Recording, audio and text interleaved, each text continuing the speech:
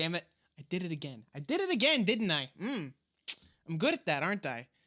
I looked at the Stream Deck and I push the button that says console and I see it light up, but I don't push the button that says unmute and watch that light up. Why do I keep doing that? Thank God Shy is here to tell me, hey, moron, unmute your goddamn microphone. But yeah, hi everyone, how's it going? Anyway, as I was saying, which you didn't hear, but as I was saying, I am staring at my Steam library, and I am looking at the What's New section, and I am staring directly at Echoes of the Eye. Let me read this out loud for you, real quick. Let me see. Let's see. Outer Wilds Echoes of the Eye is now available on Steam. Let me see. This, yeah. Hang on. Actually, wait. I can.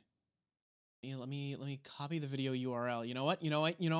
We're okay. I'm gonna I have no idea if this is like spoilers for the Outer Wilds. It might be. So if you haven't played the Outer Wilds and you're trying to avoid spoilers for the Outer Wilds, maybe just look away from the screen for like 2 seconds, okay?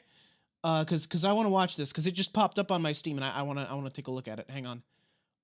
Where's Fox? Where's Firefox? There's Firefox. Yes. Pop. What? Go away, Eve. No one gives a shit. This game is shit. You're not. This game is not shit.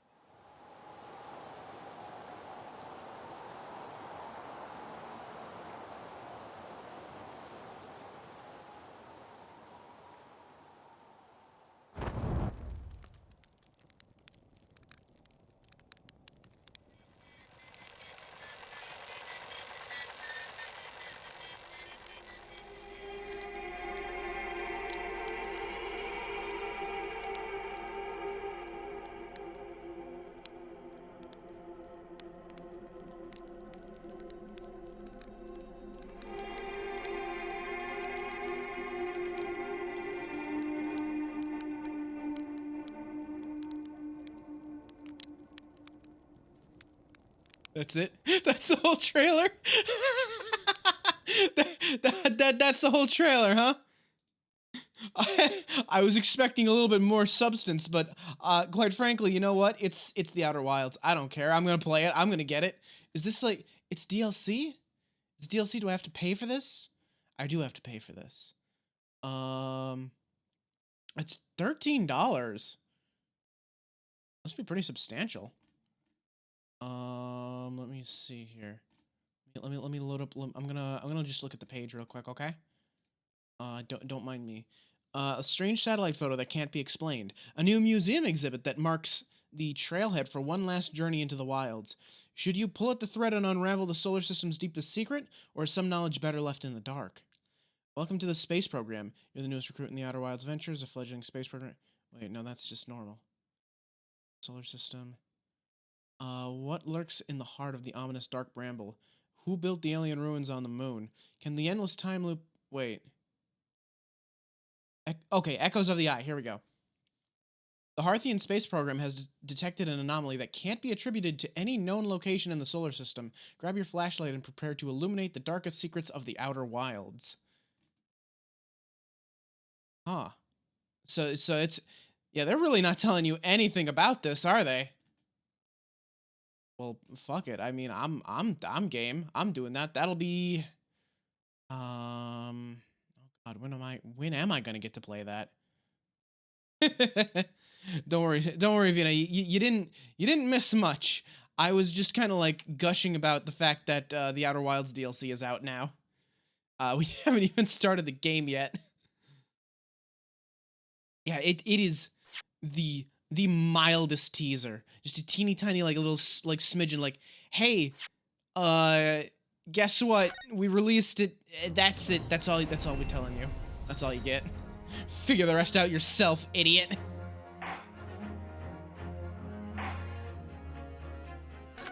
I mean, it truly ballsy to release a DLC with pretty much a non-trailer, but also fitting because, you know, you wouldn't want to give anything away. Aha, right. Okay, we got the box from the Okay, it's time to remember what the hell happened last week. We got the box from the pawn shop, which supposedly contained something that was important to McGilded, that was likely stolen either by the McSkulkin brothers or by our new friend Egg Benedict, or no, Benedict Egg. What did he say his name was again originally?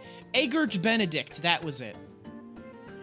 You put the egg in the basket, and the old egg in the box, and the box in the ocean. Let me see here. So, let me go to the court record. I gotta remember what his new name is. I'm still just kind of sad that his name just isn't actually Eggert Benedict. Ashley Graydon. That's right. That's right. And then we got these two here, Tweedledum and Tweedlestupid. Ringo and Nash Skulkin. And then the boy that everyone's here for, of course. Wait, how old is he? 32. Okay. Huh. You don't look 32. He looks like he's a little bit more on in years. But I mean, ain't no one complaining about that. Then we got, right, Pop Windabank, who popped off and died. Tobias Gregson. Right, Maelstrom. Why is he even here? Is he important to this case at all? I wonder if he's important to this case. Also, Sholmes is still in a coma, I think.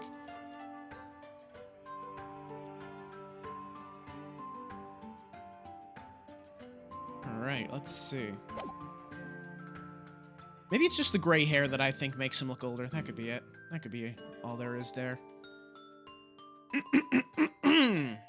So, this is the article in question, is it? The small box deposited with the pawnbroker by Mr. McGilded 2 months ago. And on the night of Mr. Windabank's murder, the only item on the shelves that was touched by whoever broke into the shop. Quick, quick! Let's open it and see what's inside!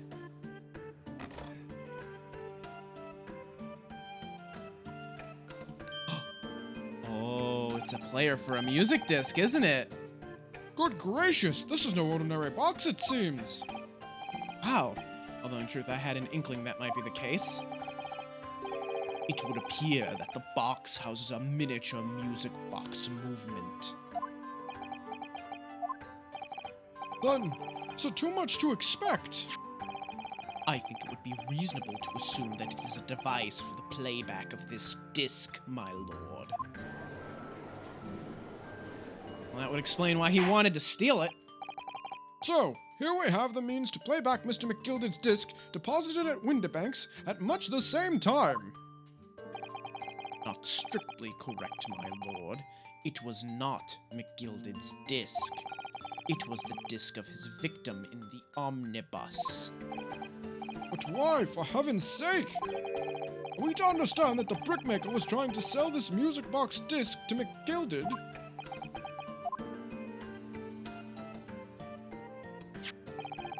I believe the answer will become clear if we listen to the music on the disc, my lord.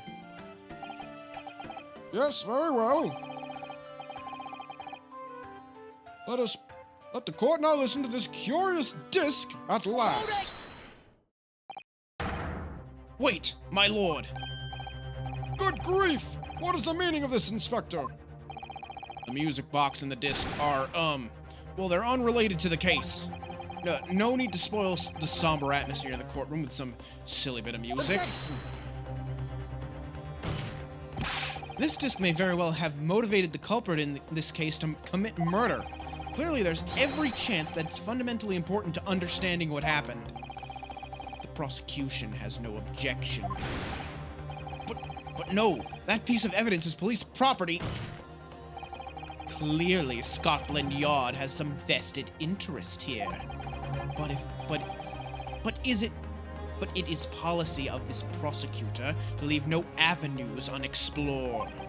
And you, Inspector, have no jurisdiction here to prevent that from happening. No further delays, please. Play the disc! Is this like a voice recording?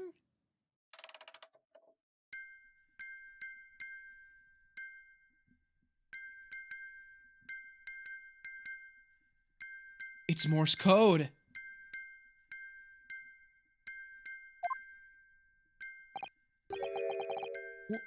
What on earth? That's certainly not what I would call music. No. It's just the same note playing over and over again in an irregular sequence. And we just so happen to have someone on the jury who is quite good at telegrams and Morse code. So she's going to be able to tell us exactly what it says.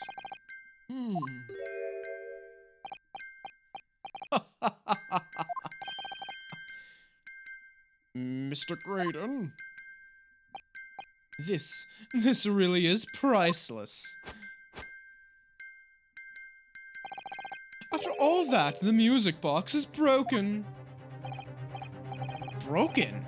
It can't be, can it?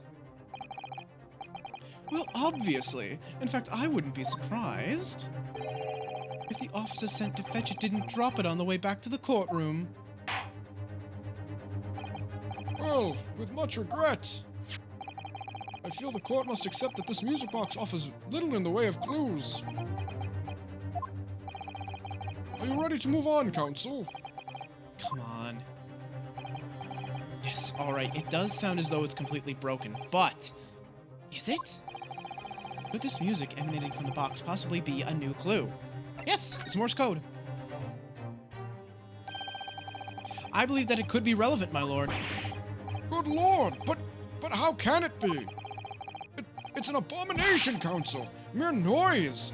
I fail to see how it can have any meaning whatsoever. It does sound strange, I agree, but there's one thing bothering me. While Graydon stands there chortling victoriously, the inspector beside him has a rather telling expression on his face. It's as if Gregson recognizes the sound, as if he's familiar with it somehow. And that's making him appear extremely on edge.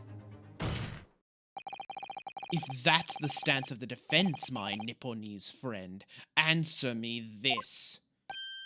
Oh.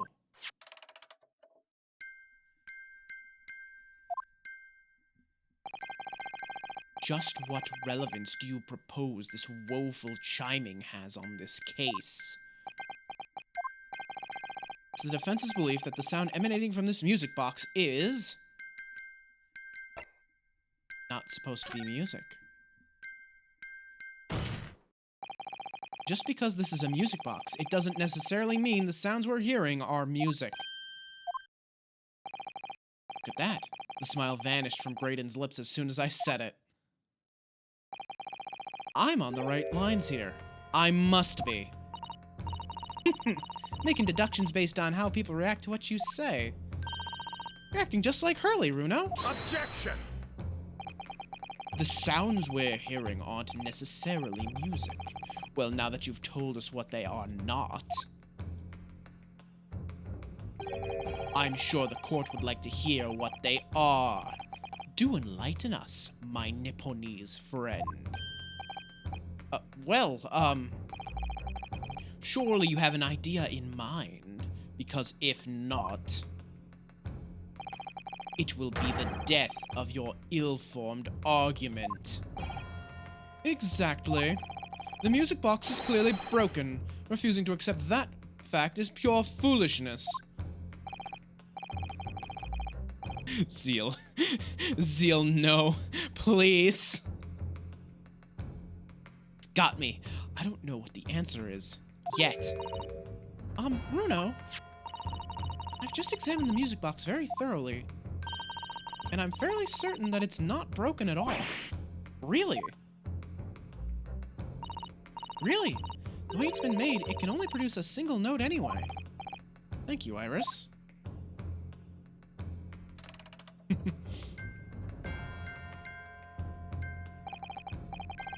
Alright, well, if the music box isn't broken, it must mean that the sounds it's producing have some significance that isn't musical.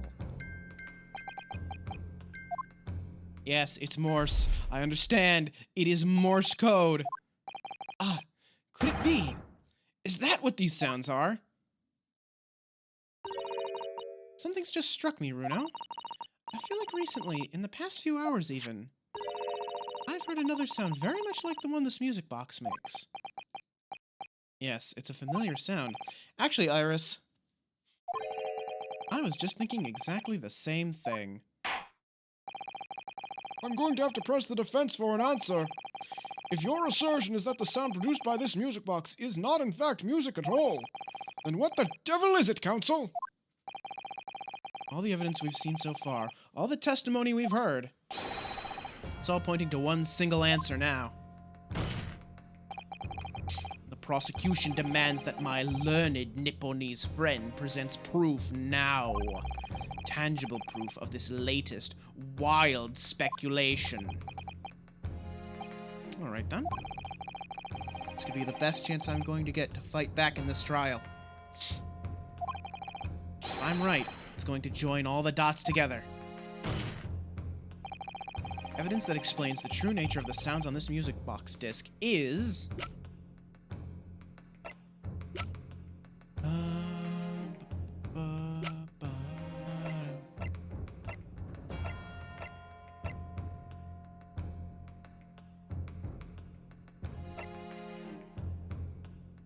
Let's see here.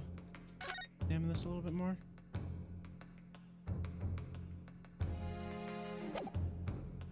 So I need something that has to do with, like, telegrams or Morse code or something, I think. On.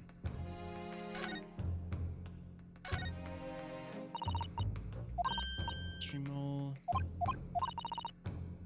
Secret communications between Great Britain and its allies. Apparently they're being intercepted by hostile nations.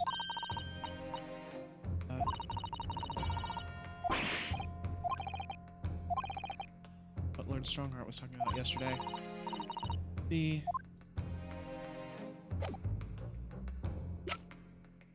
I mean, it could be that. It is a form of communications. Scope, push, graph. I can't think of anything else it could be. Gilded's case notes, our story manuscript, blood samples, pawnbroker's ticket, Asian papers. Mabel, hello, how's it going? This? Take that! Today's paper, Counsel. The headline is Pawnbroker Perishes in Pickpurse Plunder.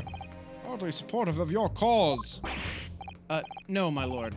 I was hoping you'd look a little further down the page. Further down, Ministry Mole. Classified secrets may have been leaked overseas from Ministry of Justice. Yes, this is a very serious matter being investigated at the highest level, I understand. I have heard that international transmissions along supposedly secure lines are somehow being intercepted and leaked to various other countries. Van Zyke's cured your sickness? I mean, I can't blame you. He's a very good man. He's a very good-looking man. Yeah, I'm doing okay. I had some stomach troubles earlier today, but I'm feeling better now. I took some medicine and cleared most things up.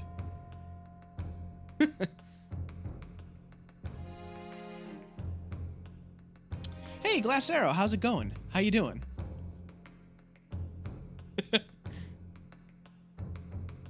And presumably those transmissions are in the form of wired telegrams.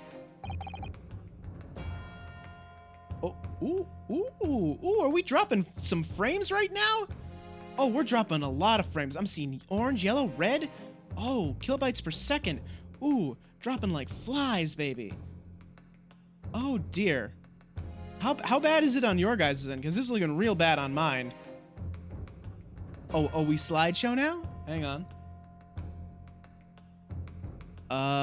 Looks like it's starting to stabilize a little bit. Hang on. Yeah. Because I glanced over and I saw, like, yellow and red. I'm like, ooh, yikes. All right. I think we're good. All right. I wanted to make sure, because if I can help it, if Van Zyke slams his leg on that desk, I want it to be, you know, in full motion. No slideshow there.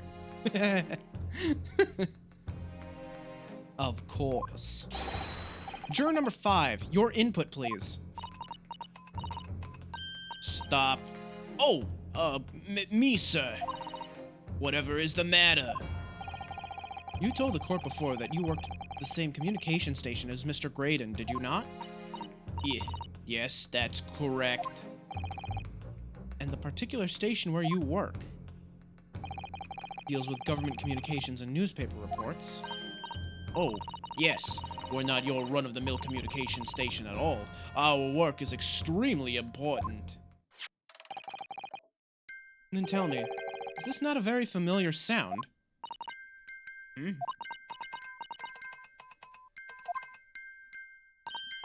You don't mean to say... Is it? That's right, madam. It bears more than a passing resemblance to the sound made by your telegraph machine as you tap it. I believe it's called Morse code.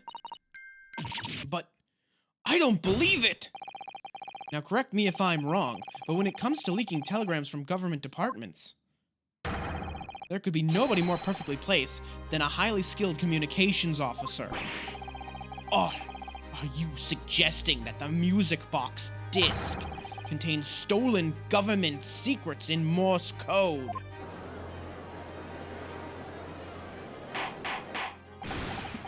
Order! Order! Order! Please, everyone, order! But this is high treason, Council, deserving of capital punishment. Too much new vocabulary. What is this treason, and what is capital punishment? Sorts of words I'd half expect you to know. For our sovereign government's confidential information, hostile nations would surely pay almost any price. Yes, and on that night 2 months ago, that was the very negotiation that was taking place inside the omnibus. But in the end, McGilded perished, and the all-important disc lay unclaimed in the pawnbrokery. My word! In which case, whoever stole that information in the first place must surely have been beside himself with worry. As if the disc were to be discovered before it found its way out of the country. It would reveal an act of high treason punishable by death! So the culprit had no choice but to retrieve it. And in order to do that, he would have to gain entry to the pawnbrokery illegally in the middle of the night. Because the article left behind by McGilded would incriminate him too much if it got into the wrong hands. Isn't that right, Mr. Graydon? You think I've been stealing government secrets? Preposterous! Absolutely preposterous!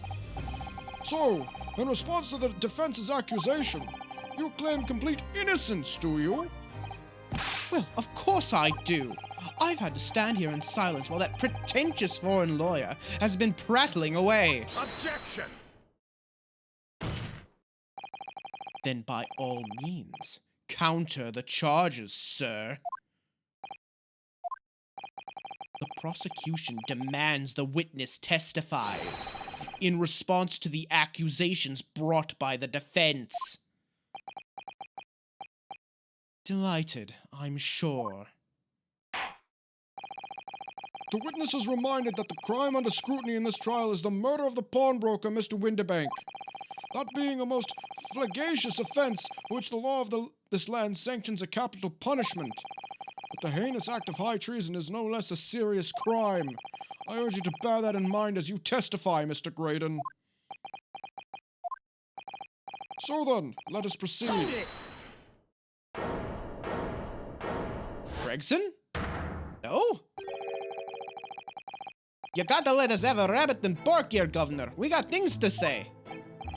Hey, I beg your pardon. Who do you think you are? Yeah, we love the little rat that the Russian guy has. hamburger with steak fries. That's a pretty good order, Glass Arrow. I'd be down for that. Name's Nash Skulkin. Occupation is professional baddie. Name's Ringo Skulkin, but we ain't baddies enough to sell out our motherland. That's right. We're what they call the Three Skulkin Brothers. They keep looking at Gregson. Bad timing, fellas. Very bad timing.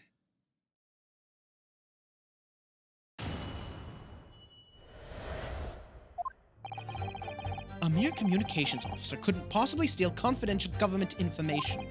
Besides, the sounds produced by that music box aren't even Morse code. It was some low-class brickmaker negotiating with McGilded anyway, was it not? I've no relation to the man. Look, all we done is break into the gaff the other night like what he told us to do. If we'd known there was dodgy government secrets involved, we wouldn't have touched it.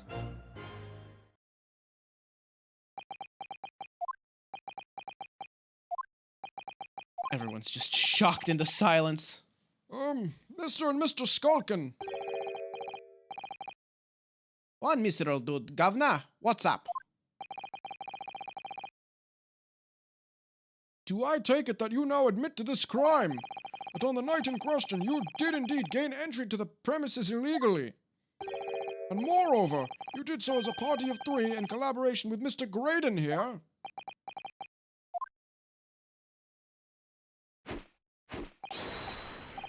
We did, Gov, we did!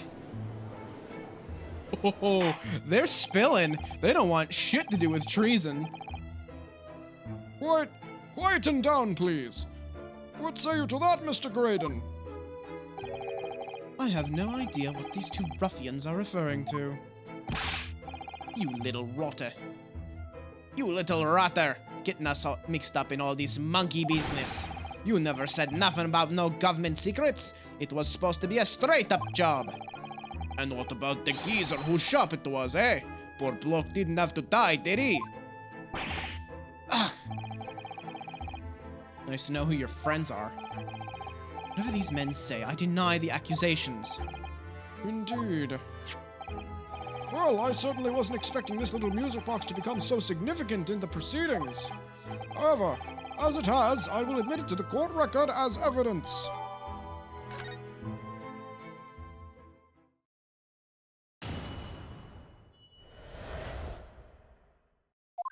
All right. So, we're poised to really like shake things up here, huh? But a funny thing is, this actually reminded me like the whole like leaking government secrets and stuff. It wasn't government secrets. Well, I guess it was kind of government secrets, but back in the Industrial Revolution, the schematics for the schematics for like water-powered machinery, like conveyor belts, factories, water mills, those sorts of blueprints, they were like invented in England, right? They were invented in Great Britain. And that's how they got like the head start on the Industrial Revolution. Well, the thing of it is, those blueprints, like America wanted them bad. Like we wanted that shit bad. And we were willing to pay top dollar to anyone who could bring the schematics over. However, you know, Great Britain wanted to hold on to its, you know, sort of trade secrets. It wanted to keep its edge and, you know, stay ahead of everyone else. So they imposed a law that, you know, those schematics could not leave the country. So anyone who tried to get on a boat and leave had all their belongings searched. And if they found schematics, you went to jail. And the guy who actually brought that stuff over, like eventually, like originally, brought him over from London, or, well, London, England. Same thing. It's... I say that being from New York State, not New York City. Same thing. London and England, that's the same thing. But whoever brought them over from England originally, don't remember his name, I'm no historian, brought them over by memorizing them. Like he looked over those schematics, looked over every last bit, memorized them, and then when he got to America, reproduced them from memory. And that's fucking impressive. That is some baller shit. And he got the money. He got paid for that shit. God damn. I wish my memory was that good. My memory's been full of holes lately. Hold it! So is this newspaper headline accurate? Government communications are being intercepted? How could I possibly know? What do you mean by that? Any important government communications are handled by high-level officers, by specialists. General members of staff in the station where I work would never be entrusted with sensitive information. Oh no! Stop. Must say something. Stop. Let me guess. Juror number 5. We regular communication station officers aren't as lowly as you're being led to believe. A team of us are responsible for setting up and testing the telegraphs used by the ministry. And Mr. Graydon is the team leader. That's fascinating. Graydon is highly skilled operator. Stop. Currently in presence of idol. Stop. Look at her face. That's the face that most of my chat makes at Von Zykes.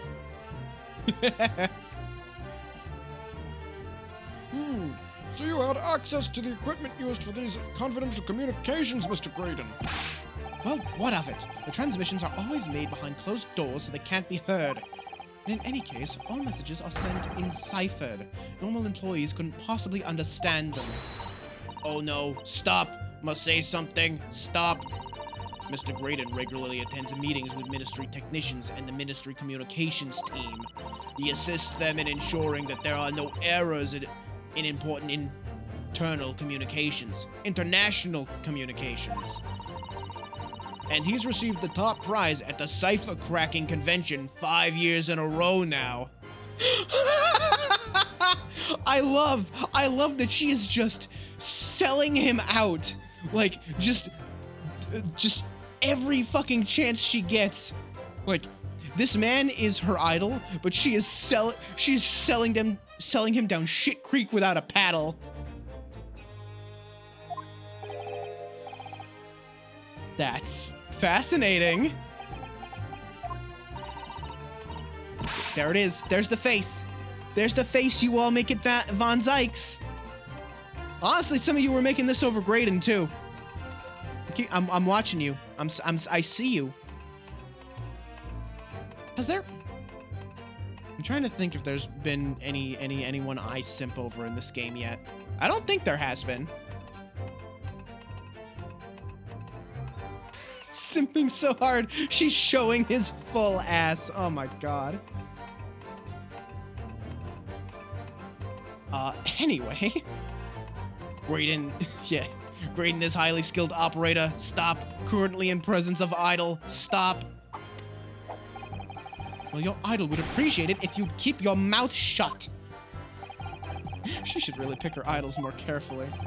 I tell you, this lawyer's accusations are completely unfounded.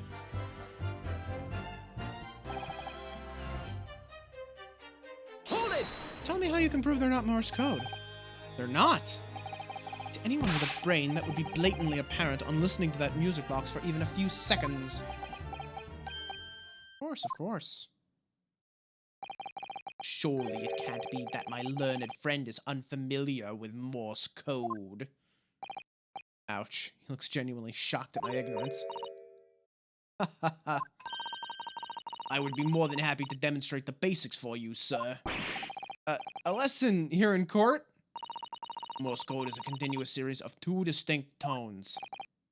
Tones, you say? Oh, we're gonna get like a full actual definition of Morse code?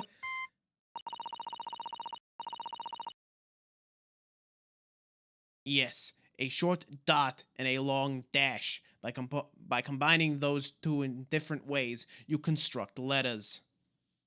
Elster not into Delphs. Not really. Not my type. Feminine. That's it. Feminine. I like feminine. Gender. Physical body equipment. I don't care too much about that. Just feminine.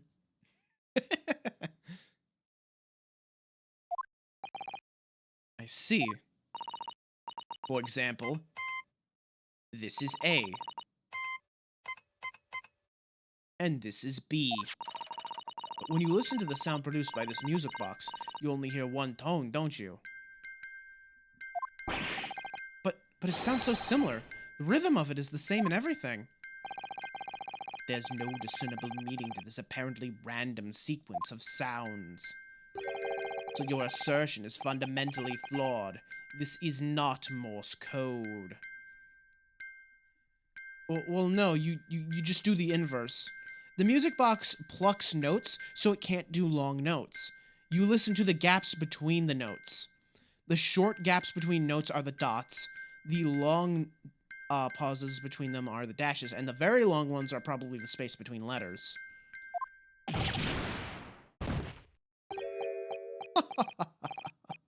Really, you shouldn't be so surprised. What did I tell you? That music box is nothing but a worthless piece of scrap. Perhaps you might consider studying your subject matter before casting aspirations in future. Ugh, stop. Nothing to say, but stop. Oh, it's so frustrating, isn't it? Iris? I mean, if the government secrets were somehow being leaked using the music box, so many other things would slot into place so nicely. There'd still be something I haven't considered. It would really be impossible to use this music box to somehow play back Morse code. Actually, I haven't actually investigated the music box closely yet, have I? Hang on. See how the 4 McGilded disc sits in the music box? Sits in the music box the man deposited at Windibanks.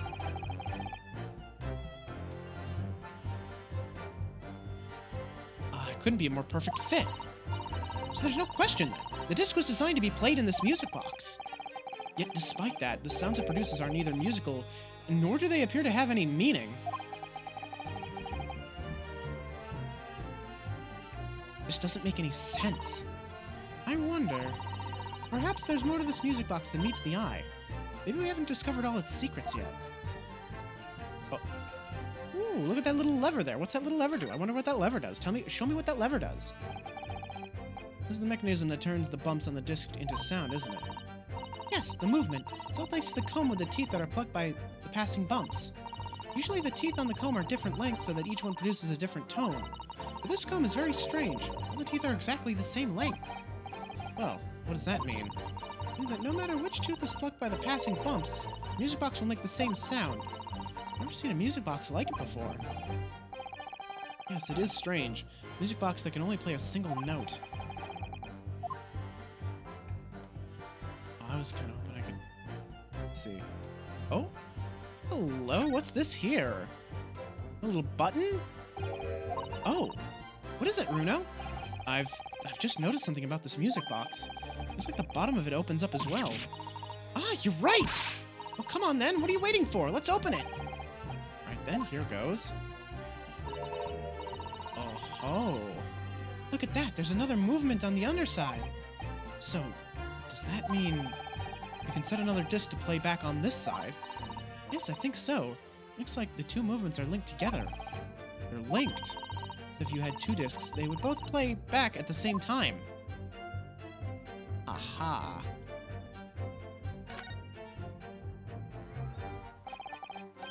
Second.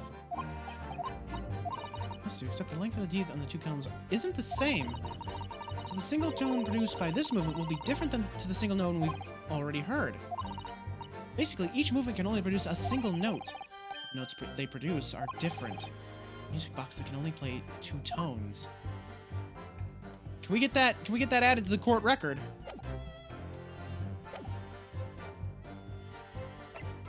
Give it a try.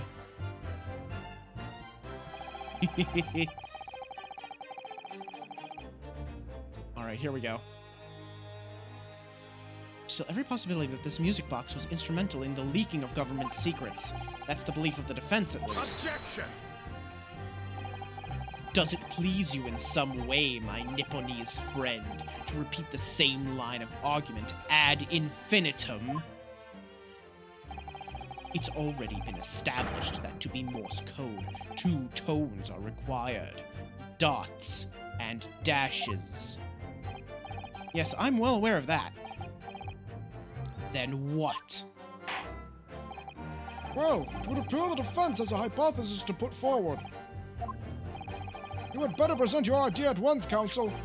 How do you propose that this music box, which appears to produce only a single tone, would have been used to cipher secret messages into Morse code? Ba, ba, ba, ba. It's right here, you big, dumb, stupid idiots. There it is. Got it! Pop. I think I have a second disc, yeah. A second disc has been mentioned, at least, if I recall. Let me check the record real quick. Okay, so we only have... Let's see. Is that the same one? Let me examine this real quick. Is this the McGilded? Yeah, this is the same one. But there were 2 music discs. They were mentioned, at least, I remember.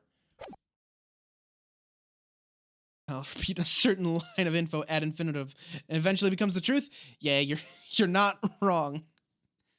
Hey, Liprat, how's it going? How you doing? Graydon was... Yeah. Starborn's got the right of it.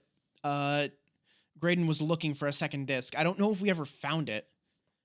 Oh, maybe Gina pocketed it. Maybe she managed to, like, hide it on her person or something. Another movement on the underside of the music box. What? It appears, my lord, that the 2 movements are linked together. In other words, you can put 2 discs in this music box, and the sounds of both will play back at the same time. Good heavens! As the court has heard, Morse code comprises of 2 tones, a short dot and a long dash. With a second disc in place, this music box could be used to generate Morse code and convey a message.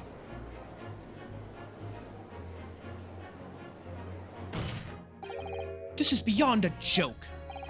I'm sorry?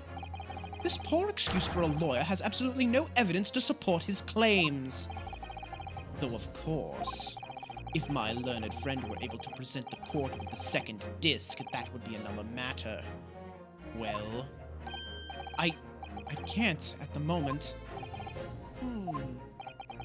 And may I remind the court that, as the witness has pointed out, he was not the one in the omnibus with McGilded 2 months ago, striking a deal over the disc or discs. Indeed, that was Mr. Mason, the brickmaker. Exactly. I had nothing whatsoever to do with it. Though it has holes, I must admit the argument presented by the defense has much promise. I believe the cross-examination should continue. Between Graydon and the victim of the omnibus case must be there somewhere. I haven't found it yet. Oh dear, looks like you need to give your argument more strength, Runo. You will reiterate your testimony if you please, Mr. Graydon. If I must, though I maintain exactly what I did at the start of this pointless cross-examination. We need... Let's see. Press this. Tell me a little bit more about Mr. Mason. So 2 months ago in that omnibus, McGilded killed the brickmaker and stole the disc. Mr. Mason was a single man with almost nothing to his name. It seems he lived in an artisan quarter some years ago, but people there remember little about him. Doesn't make much sense, though, does it? How would a humble brickmaker come to acquire secret government information? How indeed. Must have been somebody else involved behind the scenes in all this. Somebody who acquired the disc and gave it to Mr. Mason. In order to take it to the meeting with McGilded and negotiate a deal. Dear me. You may have it in for me, sir, but I assure you, I have far more class than that. An old brickmaker from an artisan quarter and this well-to-do communications officer. If only I could find some evidence to link the 2 of them together. Ooh, hold on a moment. Let me go to the court record. Hang on. McGilded case notes. Yeah, let me examine this real quick. Mason Milverton. Damn, okay. Milverton. I don't think I've seen that name anywhere else. Agnes McGilded. East End of London.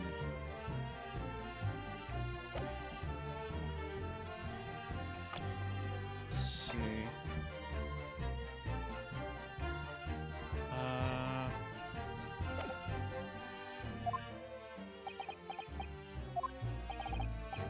You have nothing more to add on that note. Let us return to the witness testimony. Yeah, Graydon really is a JoJo.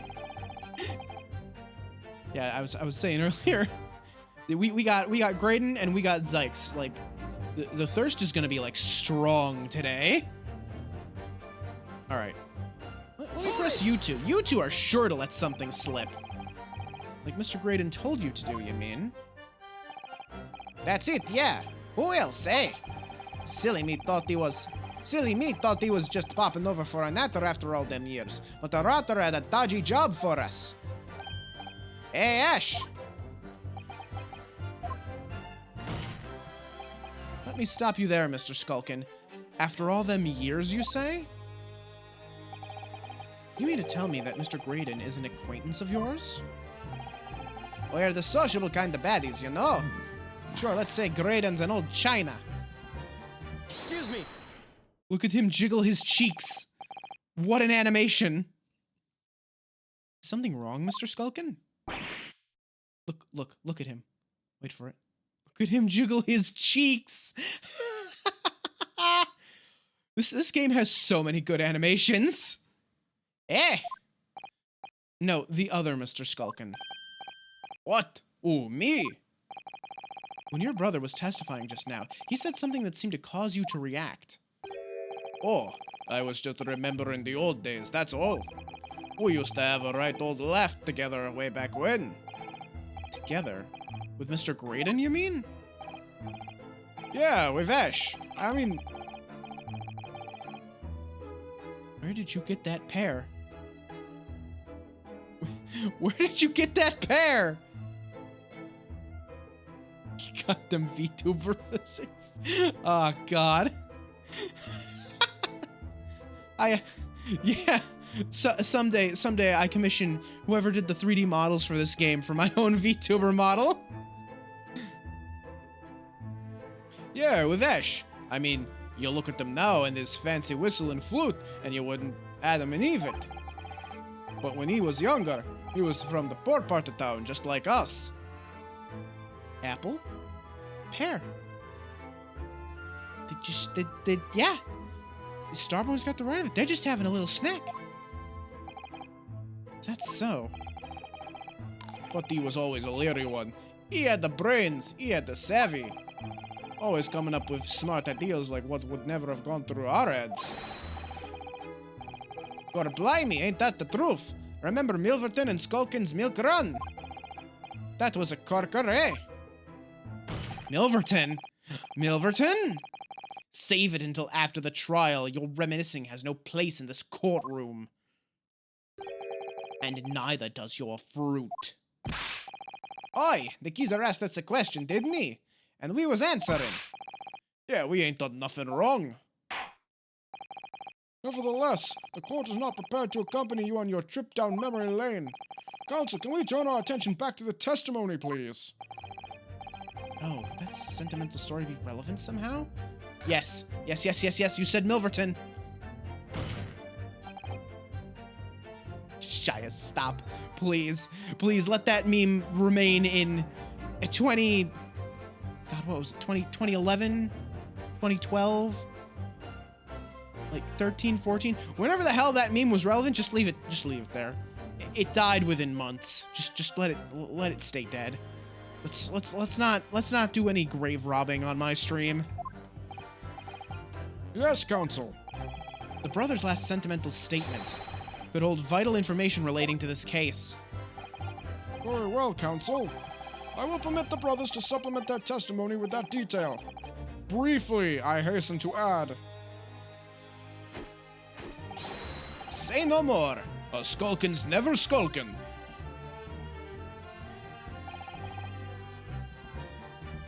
Ooh. Hold it! Press this, please. sure I'm going to regret asking, but what exactly was that? Some kind of business? Just a little scheme we had going back when we was youngsters. A bit of fun, really. Delivering fresh milk to the locals. That's what it was all about. That sounds alarmingly legitimate. There must be a catch. 2016? Really? I could have sworn pen pineapple being like a thing when I was in high school. The business name? Tell me about the business name. This business was just a bit of fun, you say. And it was just yourselves and Mr. Graydon involved. Yeah, that's it. Milverton and Skulkin's Milk Run, was it? Yeah, that's it. And where did the Milverton part come from? Oh, right. I thought the clever blogs like you'd have worked that one out. Enough of this. How much longer are we expected to listen to this drivel? Objection. I don't... Let me guess. You don't accept anything these two witnesses are saying? Tell me, why is it that only at the mention of the name Milverton that you decided to interject? Because well... It weren't the happiest of homes that one came from. Yeah. The bike disappeared! Did you see the bike disappear? Did you see the magic regenerating pear? I saw it! I'll never forget it!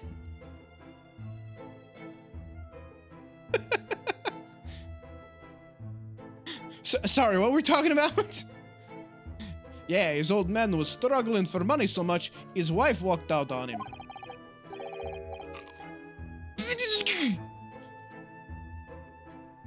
It's called the other one! The apple also regenerated. The infinite fruit! I could use some infinite fruit. If you had infinite fruit, would you rather it be an apple or a pear?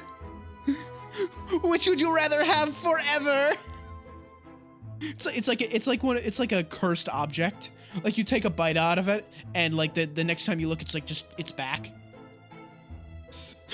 Oh my God, you're right. The infinite fish and chips. You're right. At least with the infinite fish and chips, you can argue it's hammer space, because he chomps down the fish until it's gone, and then he pops another one out of the paper. So you can argue it's just like hammer space. This regenerates. Or alternatively, and more horrifyingly, the bite you take out of it disappears from your body as soon as you swallow it, and returns to the pear. Ooh. What is it? It's like an SCP. I bet if you threw it away, if you try to like get rid of it, you try to throw it away, it just like reappears like in your hand, right? It's like the remote from Click. Remember that movie? Do you remember Click? I barely remember Click. What's the other movie where that's like really pertinent, where you like try and throw something away and it just keeps coming back? What was the other movie that was like that? I can't remember. There was like another like comedy movie or something that had something like that. The guy just kept trying to throw a thing away and he couldn't get rid of it. Kept appearing in his hands. I want to say it was like a Jim Carrey movie? The Mask? Oh, it could be The Mask. That's entirely possible. Like, there's also like a different movie. Maybe the other one I'm thinking of was a horror movie where you can't get rid of it. It was like, it was about like a wishing box. There was this other one about like a wishing box where they tried to get rid of it and it would just reappear. And the whole plot was, if you make too many wishes, you unleash the end of the world, and also every wish you make kills someone. Like every time you make a wish, you get your thing, but a person dies. It's usually someone close to you. Wishmaster. Yes, Wishmaster! You're right. Holy shit. God. Oh my god. That's what it's called in Portuguese. It might be. Wait, hang on. Now I'm just curious. I've gotten completely sidetracked here. Wishmaster, hang on.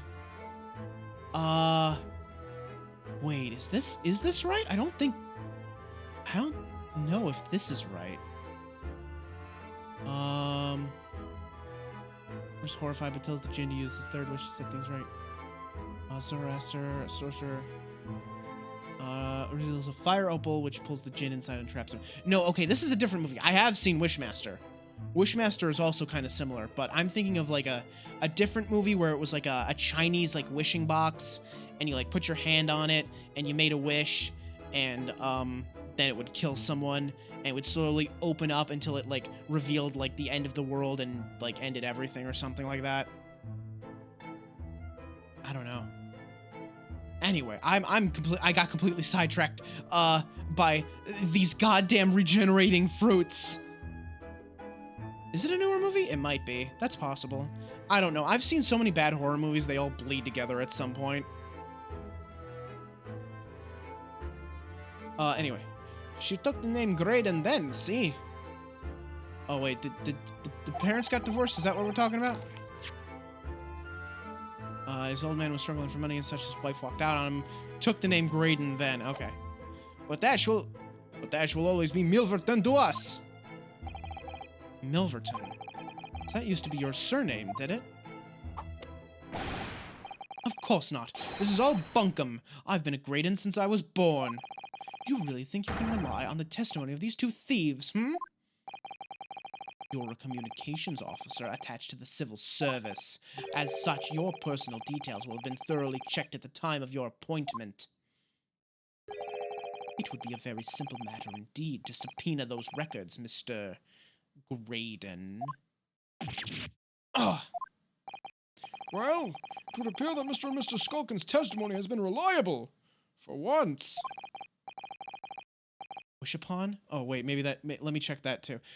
I am continuing on my tangent of weird, bad horror movies about wishes.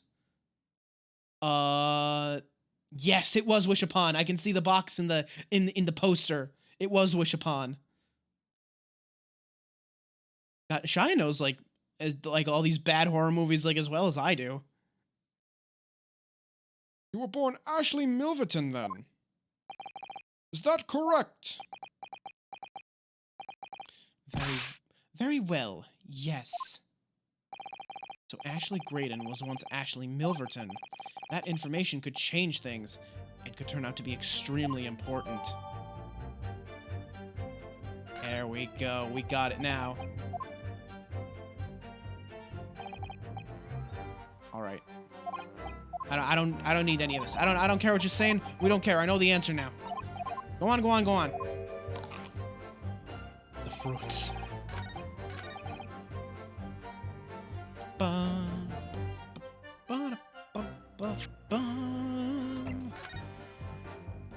me just save this because I don't know whether it wants me to present the file or if it wants me to present his own like face. Oh no, I can't present people, so I can just... Objection! Go fuck yourself. Mr. Ashley Milverton. Tell me, why did you try to hide your former name from the court? Because I haven't gone by that name for years. It means nothing to me. No, I don't think that's the real explanation at all. The truth is, you had a reason to hide that name. Explain yourself, please, counsel. I have here the notes from the omnibus case, my lord. And as we all know, the victim, the man who we now understand to have been negotiating with McGilded. Yes, Mr. Mason, the brickmaker. That's right. Only Mason wasn't his surname at all. It was his given name. His full name was Mason Milverton. Milverton?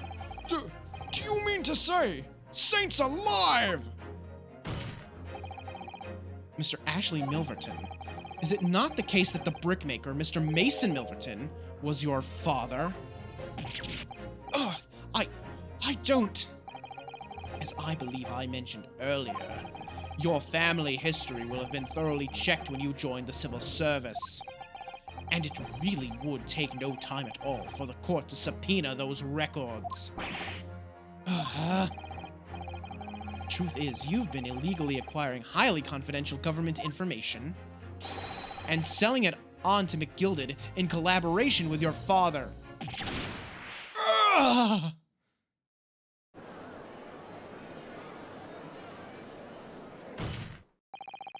The new facts and evidence unveiled by the cross-examination of this witness all come together to reveal the truth. The truth, you say?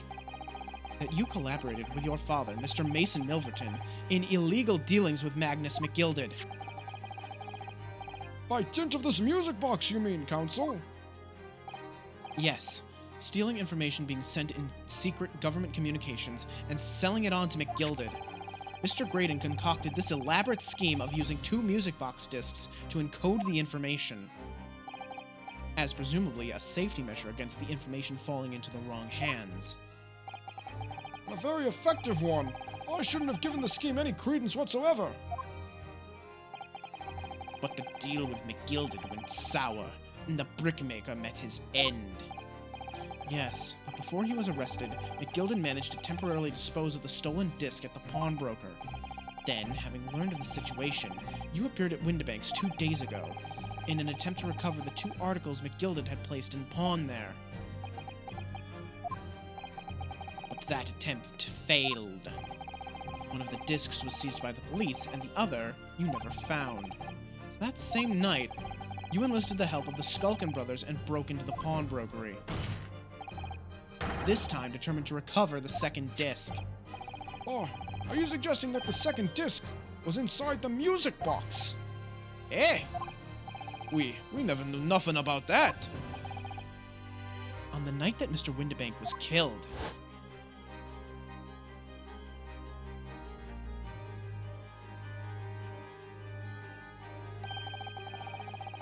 the intruder to the pawnbrokery touched one item and one item alone, the music box. That's rather ingeniously demonstrated by using the 2 prints from the security camera. Indeed. So, the question that naturally begs answering is this: why was only that one article disturbed? The answer is obvious, because it contained the second disc, which the intruder was desperate to retrieve. Since, if it were to fall into the hands of the police, it would be proof of high treason. Well, Mr. Graydon, do you deny that all of this actually began on that fateful night 2 months ago?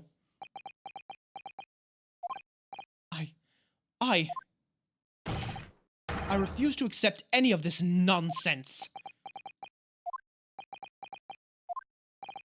Sir, there appears to be blood seeping through the sleeve of your jacket.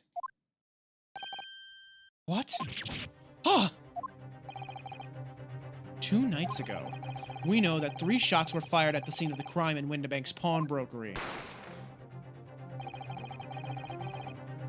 1 took the life of the pawnbroker himself. 1 struck the pouch around Mr. Sholmes' waist. And the final bullet struck the calendar on the wall of the shop, having first pierced the arm of one of the intruders. Mr. Graydon, that wound on your arm that you seem to be trying to hide, it's a bullet wound, isn't it? He's got you now, me old China. Time to call it quits and croak, I reckon.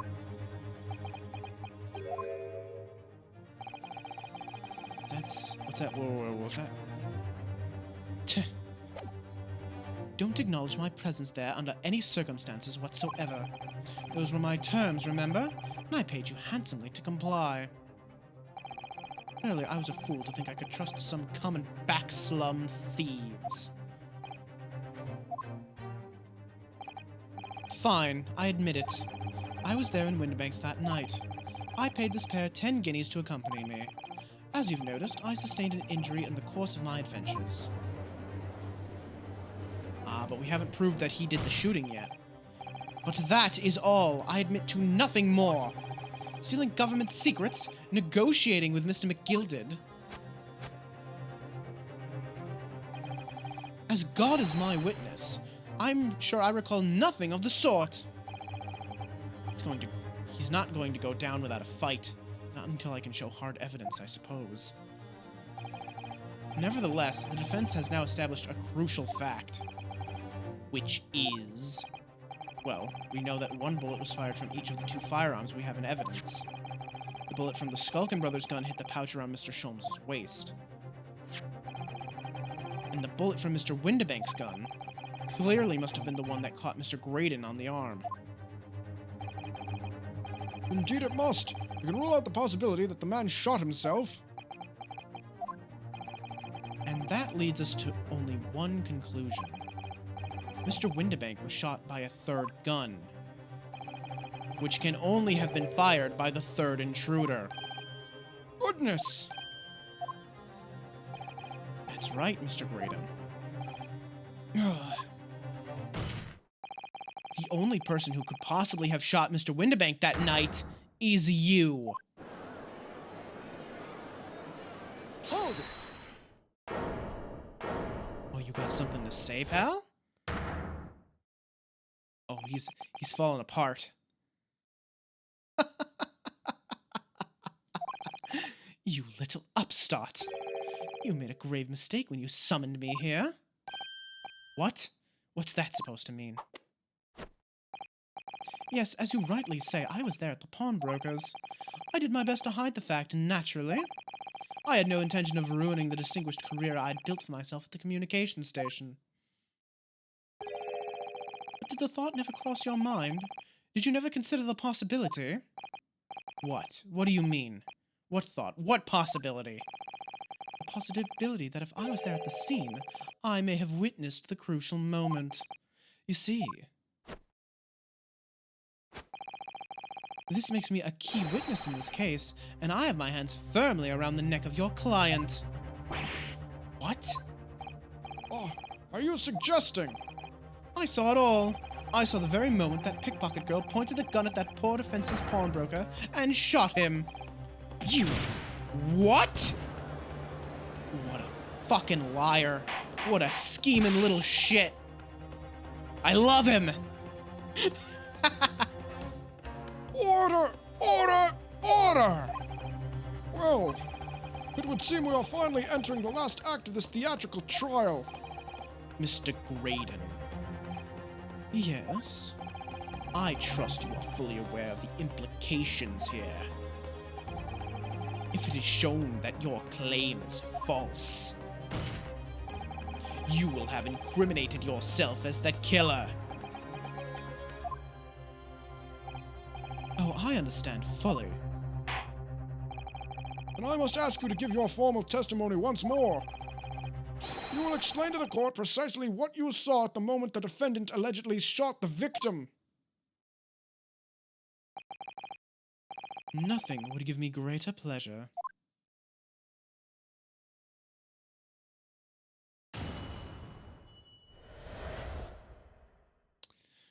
What did the two munchkins say? Oh, I'm very curious to see what the Skulkins have to say about this.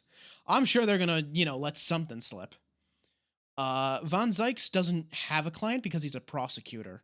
His job is just to, I guess you could say his client is like the government. His job is just to, prove that Gina killed the man. While these ruffians were jostling with the broker, I was still near the entrance of the shop. When Windibank threw Nash over the counter, I felt a sharp pain in my arm. I pursued the man, but he shot himself in the storeroom. I could see him through the peephole in the door, though. The accused in a black coat shot the man in the back as he was trying to flee to safety. I saw the blood spatter all over that wretched girl. Then she tossed the gun out of the peephole, so I picked it up and made my escape. Oh, is that true? Good gracious, this is quite extraordinary testimony. You claim, sir, under oath, to have clearly seen the defendant pulling the trigger.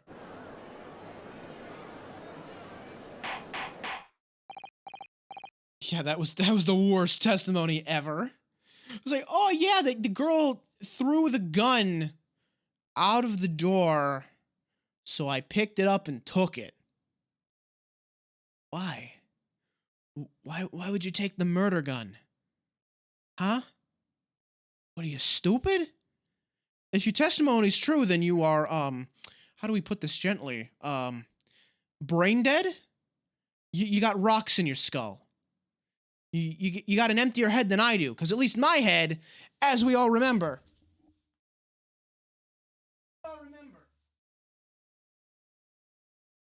Hang on. My head, as we all remember,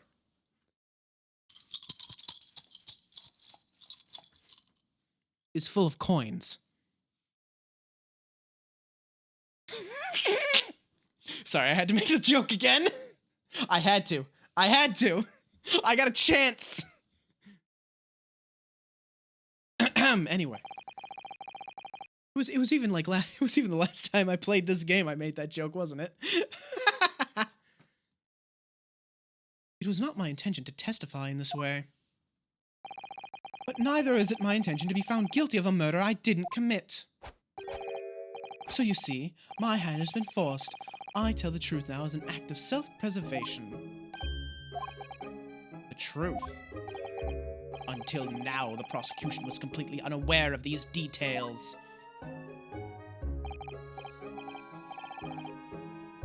Figured it out. You either put those coins in through your mouth.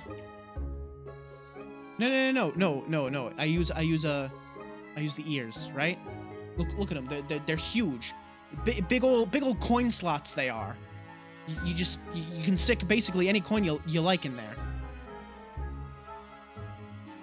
No, I mean the head's empty, so it's like a piggy bank. You stick a coin in the ear and it just drops through, and you just hear it, clink like right at the bottom.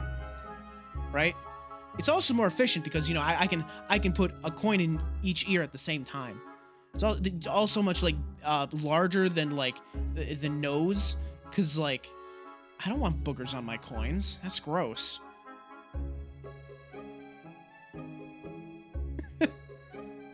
They're also just larger, so you can fit bigger coins in there, which is very important for big gold coins. Very important. Anyway. Yes, well, sorry about that. Having shot me in the arm, the pawnbroker was then shot in the back by the accused. And as I said, she was showered in his blood. You say the blood spattered over the accused's coat. Are you sure on that point? Oh yes, quite sure. All over the black overcoat that the pickpocket girl was wearing at the time. Really? If her coat could somehow be shown to harbor vestiges of blood, that would certainly be conclusive evidence here. Oh no. Oh, he's laid a trap. Such an investigation is entirely possible, my lord. What? Only very recently, a German scientist has developed a technique to identify human blood. So here's to true science, not some amateurish detective's dubious foray into the world of chemistry. There's nothing dubious about Hurley's work. His ideas are all sound. Ideas are no use to us here. In science, as in law, theories must be proven before they stand. In Germany, the technique has already been employed in the courtroom as the basis of evidence. Scotland Yard has a small quantity of the chemical reagent used, with your lordship's permission. We could shatter all vestiges of doubt within minutes. This doesn't look good, Runo. Why not? Well, we know, don't we, that there's blood all over the front of Ginny's coat. They test it with their chemicals. Oh, help! You're right! I was forgetting what happened yesterday.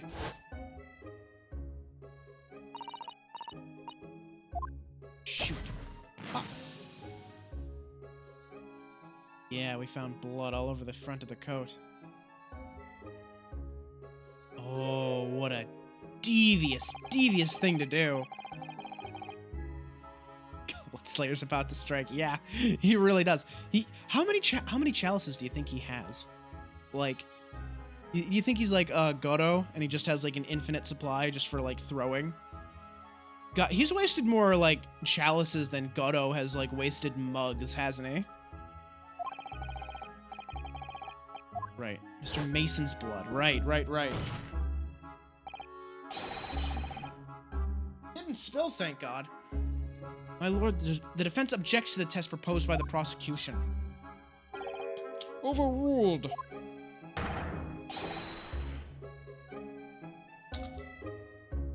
Lord Van Zykes, make it so at once. With pleasure, my lord. And while we await the results, the defense may proceed with the cross-examination. As they find blood on the overcoat, Gina will be... Counsel, Yes, my lord. your cross-examination. Of course, my lord. This cross-examination doesn't go well. I don't manage to uncover some decisive evidence or a really compelling clue now. I have a very bad feeling about the outcome of this trial.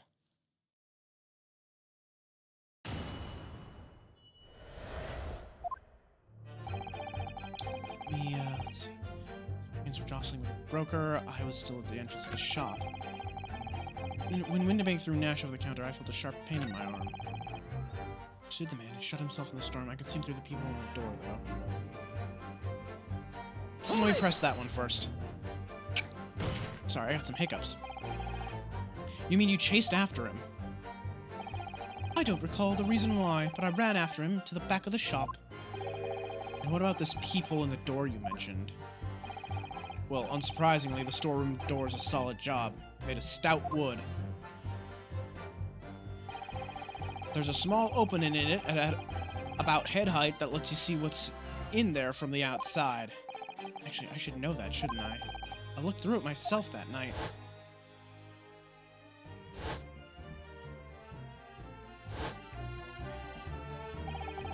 And what about you burgling brothers? Did you see what went on through this peephole as well? Not likely, Gov. They didn't see nothing of the sort, Gov. I doubt these two buffoons were even aware of the people's existence. The Skulkin brothers were there, but they didn't see the killing of Mr. Windibank take place. Inside the storeroom, I could see the broker and that young girl standing there. The defendant. Yes, though neither of them noticed that I was looking. The girl raised her gun and pointed it straight at the man. And then, what did you see next? Hold it! Yes, when the crime was discovered, the defendant was found with a gun in her hand. That was Mr. Windibank's gun, from which only a single bullet had been fired. And as we've already established, Mr. Graydon, that bullet was fired at you. Ah, but no, it wasn't the broker's gun that the pickpocket girl had when I saw her. Yes, the bullet fired from Windibank's gun grazed my arm, and yes, the Skulkin's gun grounded the detective. This was another gun entirely, a third gun. The broker's gun was not the murder weapon, so clearly there had to be a third firearm involved.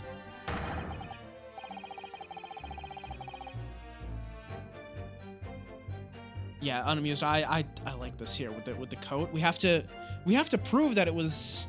I think the basis here is that we have to prove that this was McGilded's coat, because that's who it was. It belonged to McGilded, and it got splashed with blood when he killed Mr. Mason. So we have to find some way to link that in order to like try and, you know, shake this off. In other words, the accused must have had her own gun with her at the time. But no other gun was found at the scene. Calm yourself, counsel. Sorry. You must consider that the events in order.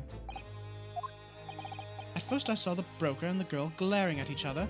Then all of a sudden, the broker turned to run. And it was at that moment that the little gutter rat shot him in the back. A chilling image, I must say.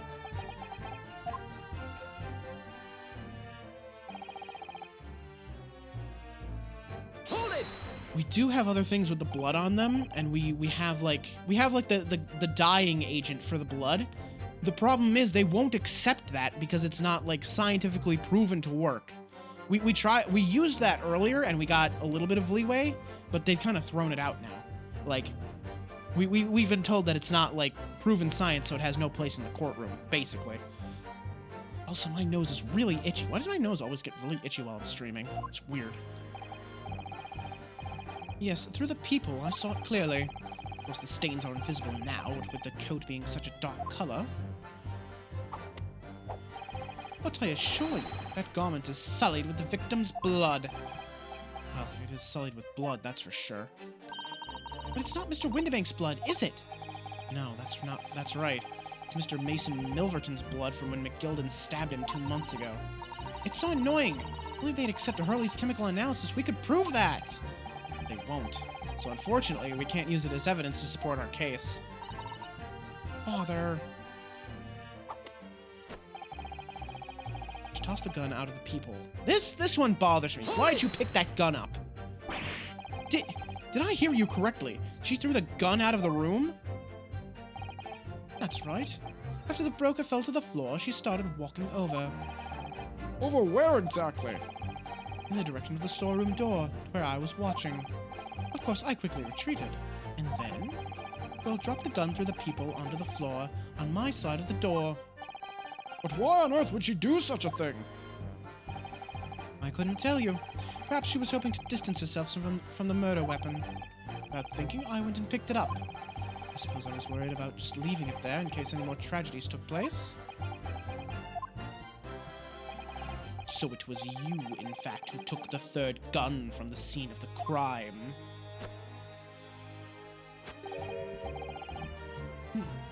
Yes, it was yours truly.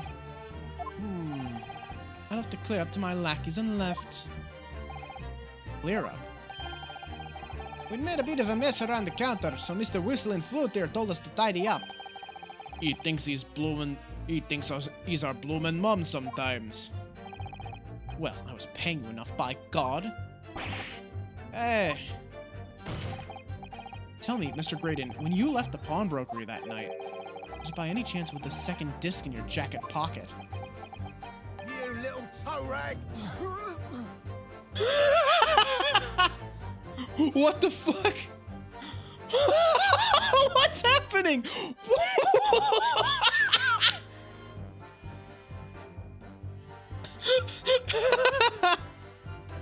Holy shit. Can we just appreciate what's happening right now?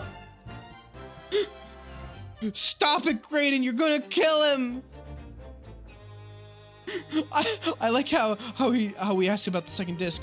Graydon's like Gregson's just like, you little toad rat. It's Ellen Birdley all over again. What?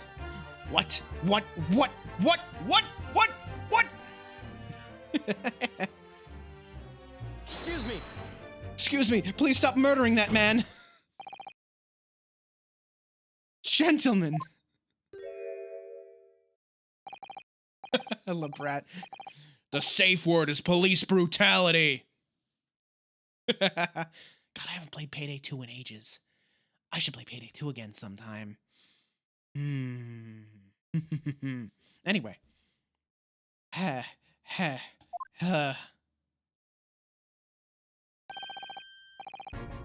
Something wrong, Sunshine? That should be my line. You do realize you were just violently shaking Mr. Skulkin. Blimey, this D's a bit of a hooligan, ain't he? What was going on just now? You saw him. He grabbed me whistle.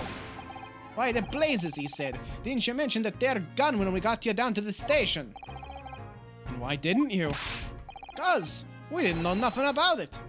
Or that flaming people in the door. Oh, sorry about that. I can be prone to losing my rag sometimes. Not hurt, are you? Oh, blimey. See the way he's looking at me? I'm telling you, this D gives me the willies.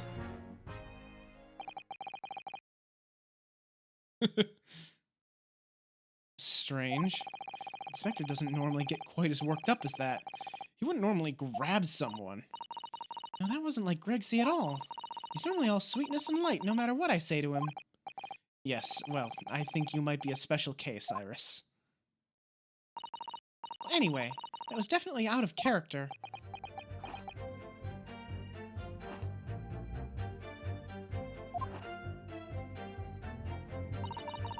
What's your feeling, Runo?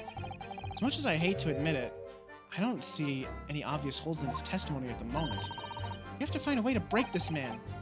Quickly, too, because once they discover the blood on the overcoat Gina was wearing. It's strange that he's so sure of himself about seeing this blood splatter over Ginny's coat. It doesn't strike me as the sort of thing you'd claim if you hadn't genuinely seen it happen. But we know that Gina didn't shoot Mr. Windibank, so what's going on? All I know is it's very unfair. Why should some German scientist's test be acceptable as evidence when mine and Hurley's wasn't? Detectives can use test tubes too. Never mind that. I have to find a really stark inconsistency in this testimony somewhere. Just find it before the prosecution discovers the blood stain on Gina's coat.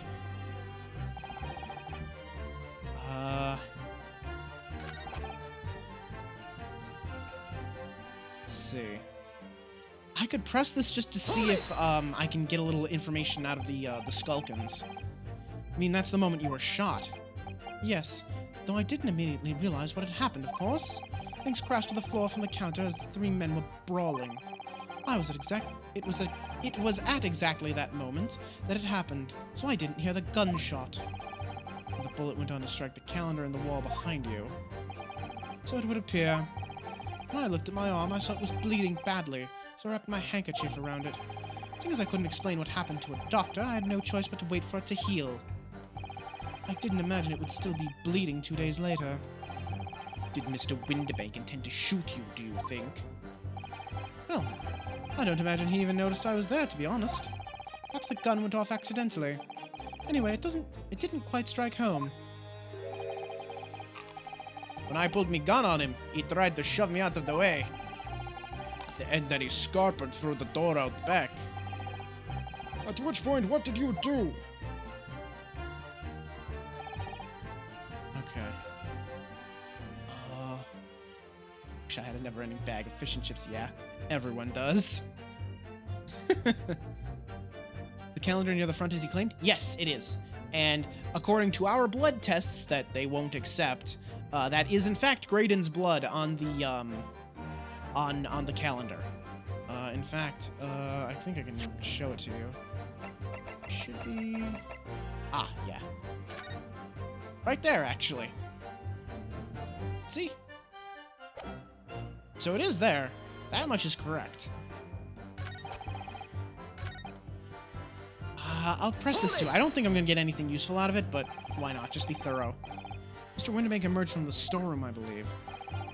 Ringo and Nash were scouring the counter when he suddenly appeared and flew at them. He already had the revolver in his hand. Fortunately, I wasn't too close. I've never been so scared in all my life. Yeah, we're just your regular mild-mannered burglars, that's all. We don't like violence. Says the pair who carry a gun. What do you mean when you say you were near the entrance to the shop? I was in the doorway, running my eyes over the shelves of forfeited items. The music box, of course. The broker went for Nash in the first place, and Ringo joined in, making it 2 against 1, so I assumed they could handle the situation. But I was wrong. I was trying to help me a little bruv. The old geezer chucked me over the bloomin' counter. So I pulled me gun on the old fella, and that soon made him scarper. The pair of you sitting upon the board of fenceless pawnbroker together? Shame on you! Sorry, Gov. Oh. Uh-oh. My lord. Requesting your lordship's permission to interrupt the cross-examination. Explain yourself, officer. I have the results of the test that was ordered earlier, my lord. Ah, the blood on the accused's overcoat. Thank you, officer. Very well. The cross-examination is hereby temporarily suspended. I presume you have no objection, counsel? No, my lord.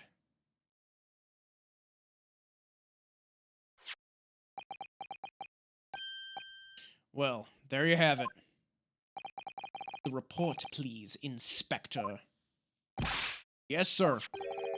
Traces of human blood were found on the overcoat of the defendant, Miss Gina Lestrade. From the extent of the stains, it would appear that they were the result of spattering following a gunshot wound. End of report. Goodness me!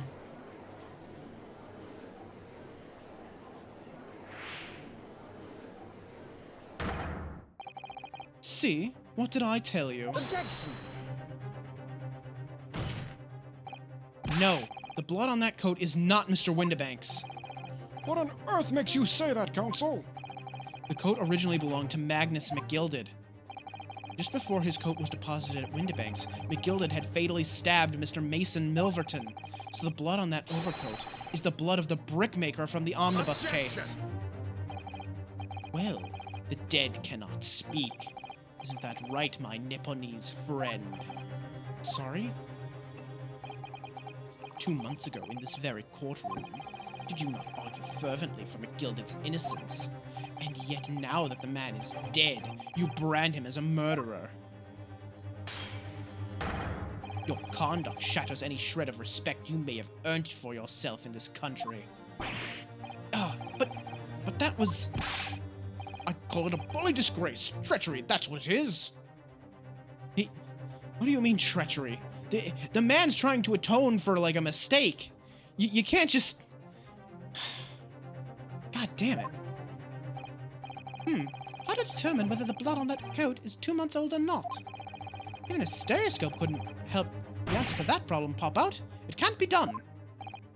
But, we use Mr. Sholmes' specially formulated chemicals. Mr. Sholmes is a detective, not a chemist! Would you put such faith in a chemical formula devised by me, for example, when I'm a communications officer? I held out Pirosky to starving boy, and he ran away crying.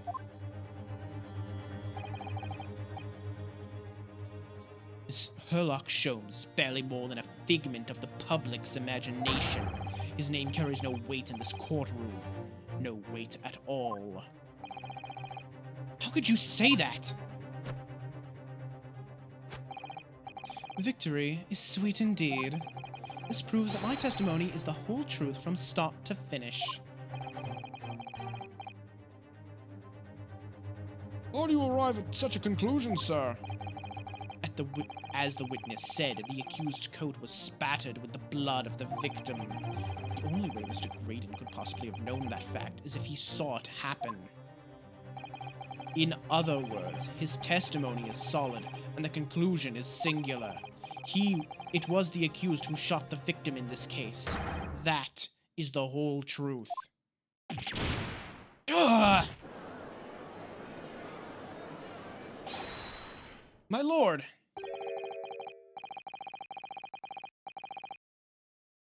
The guy in the jury who has the headband with papers, that's a stereoscope. He's obsessed with stereoscopes because they're the coolest thing ever. As for why Von Zykes is allowed to drink wine in court, to be fair, most of the time he doesn't drink it. He has taken a sip from that chalice probably, I could probably count on one hand, considering how many times he's crushed the chalice, or thrown the chalice into the candles, or just grabbed the whole bottle of wine and tossed it into the gallery. He really doesn't drink it much. Been a long battle, this one, but this old warhorse has something to say now, if you please. Mr. Foreman? As of this moment, sir, the squadron has reached its final decision. Ready, men? All for one now. Sir! Guilty. Guilty. Oh my god. Guilty. We're gonna have to do another one. Guilty. Guilty. We're gonna have to do another jury examination, right? Oh my god. Well, it would appear the ladies and gentlemen of the jury have reached a unanimous verdict. There! He finally takes a sip! Just a little teeny tiny sip. The defense has consistently failed to unpick this witness's testimony. Here's to any attempt you may make at unpicking the juror's decision being equally successful. I don't believe it. After I've come so far, how is it all unraveling on me so fast?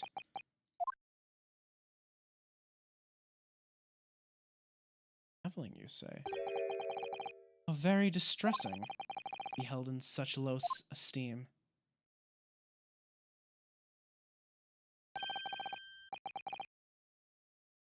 Wouldn't you agree, Mr. Naruhodo? Officer, deliver the report now. That will be all. Thank you.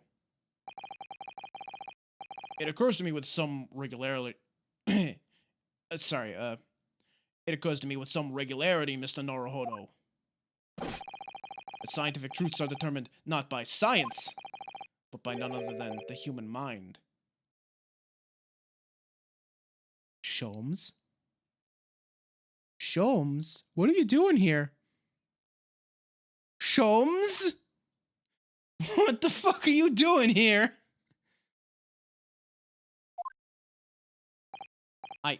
I know that voice. Am I going mad?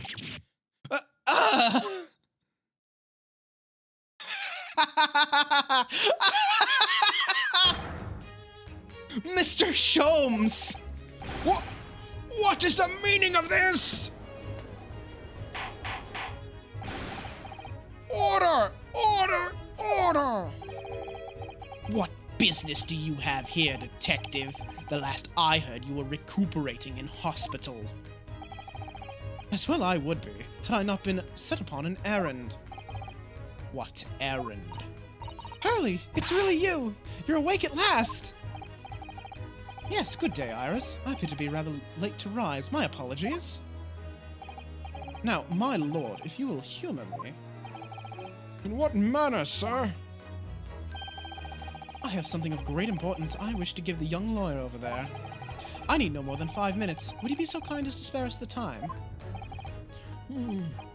What say you to this, Lord Van Sykes? This trial has undertaken many hours of the court's time, having spent so long already.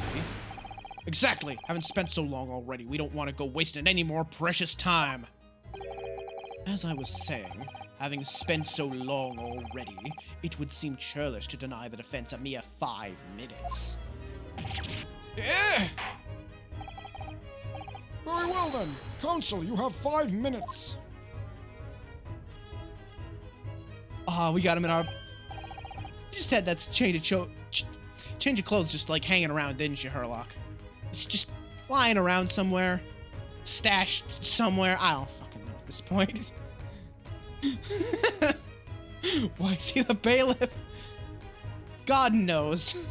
God knows, Starborn. My dear fellow, I apologize for my tardy arrival.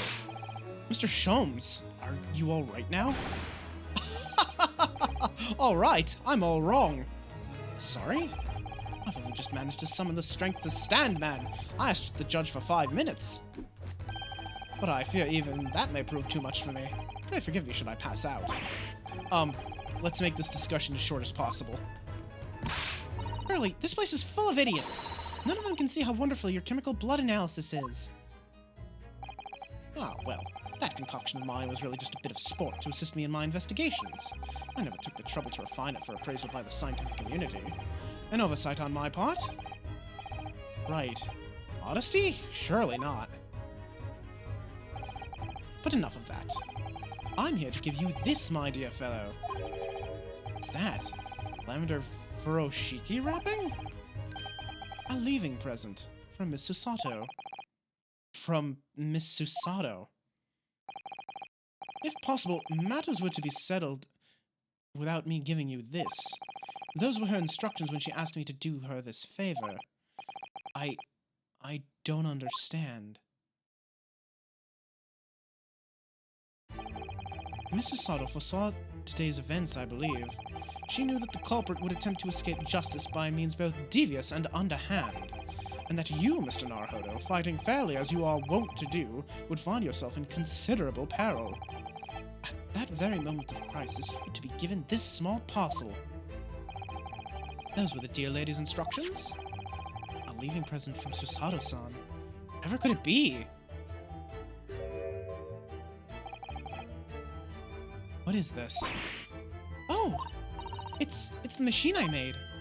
Ah.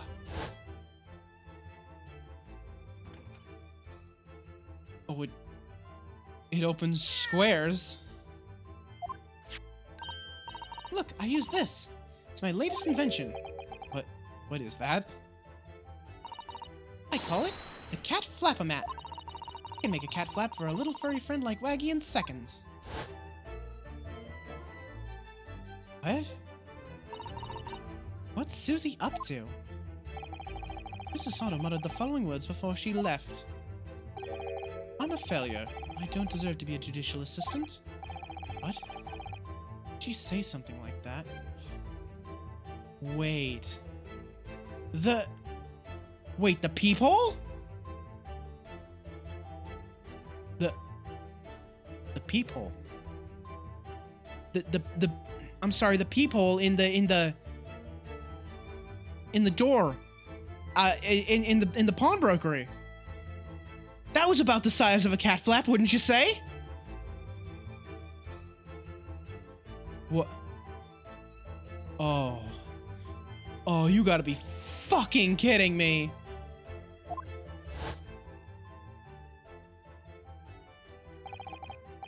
You really are the best judicial assistant in the world.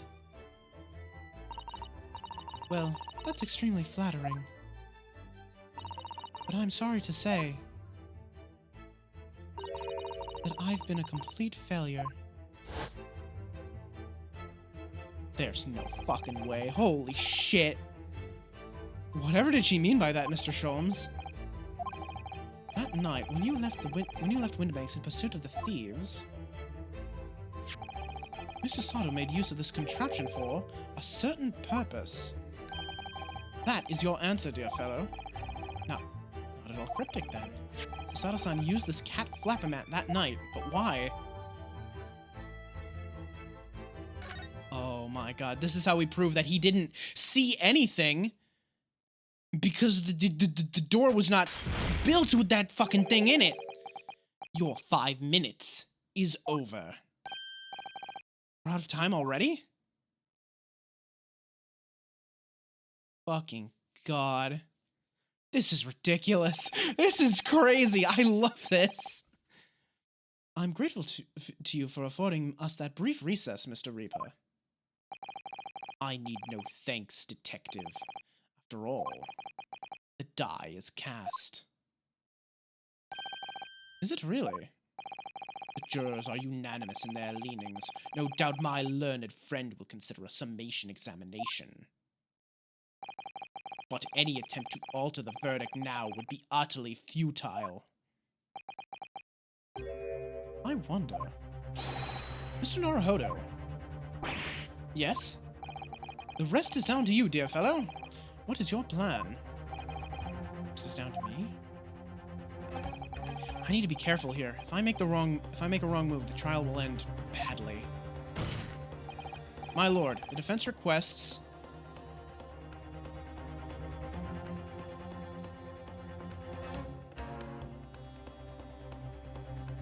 I'm pretty sure I know the answer here, but...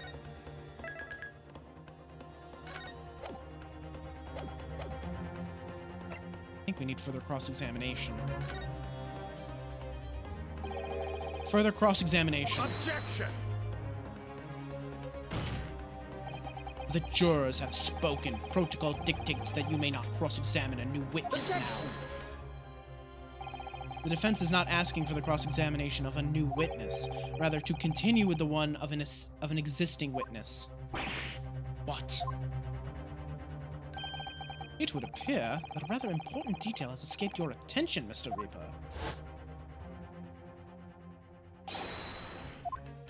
Yeah, our cross-examination was interrupted.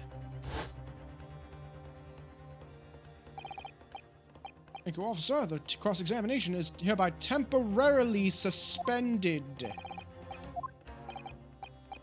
Yep. So nobody can say anything then. Bruno asked to resume his cross-examination of Mr. Graydon. The court is obliged to allow it. This is absurd.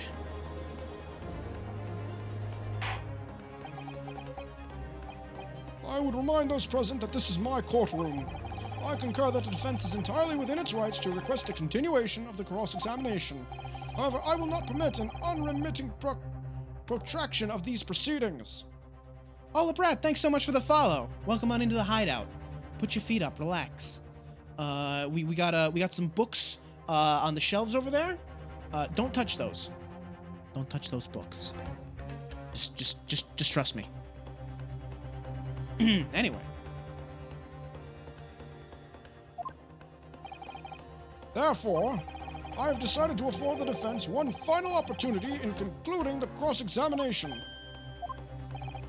Counsel, you must choose but one statement from the witness's testimony and but one piece of evidence to present in support of your argument against it. Single chance to present evidence? If following that the situation remains unchanged, I shall move to adjudication. Is that clear, counsels? You will not press the witness any further.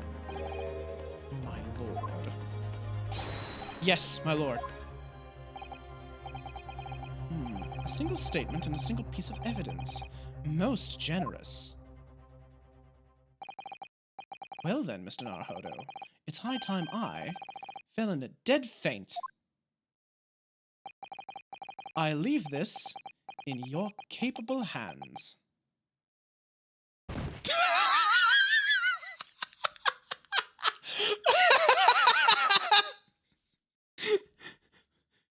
Godspeed, Herlock. Mr. Sholmes! I like how that wasn't even like just like a waiver and then like he didn't just go like, oh, like hang on, wait, I gotta he didn't just go like, oh, like that, right? He didn't do that. No, he went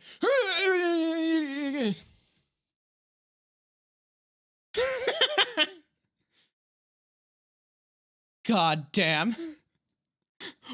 What a legend, fainting with full force. He yeeted himself backwards. Wait, hold on.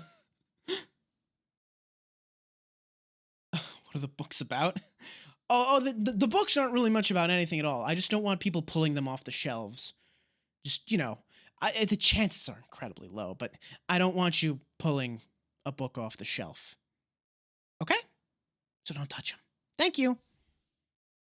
If you want a book, ask me and I will get you the book. Okay?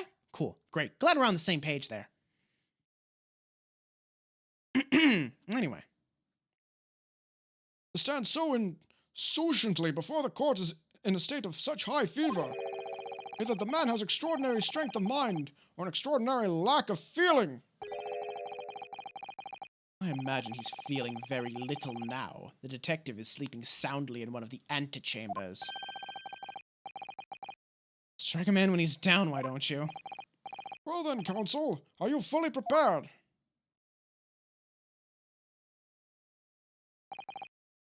Yes. One statement, one piece of evidence. I won't let Mr. Sholmes down. Or Iris. I won't waste this final chance that Susada-san has given me. This is going to decide the entire outcome of this trial. Very well then. Under the terms I've outlined, you may resume the cross-examination.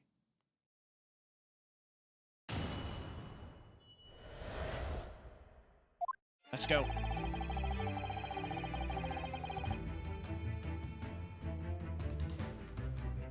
Oh, this music though. That's good. I like that. I like that a lot, actually. Oh, hang on. Am I lagging a little bit again? Seems like it. Hey, VTube Studio, what's up? What's wrong?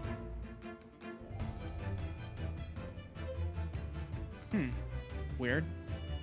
Strange. Things should be fine. Very strange. Alright, whatever. Fine. Rushing with the broker. I was assuming the entrance of the shop. That's fine. Sharp pain in my arm. That's fine. Pursue the man, but he shut himself in the storeroom. I could see him through the people in the door, though. So, to be very, very careful here. Very careful.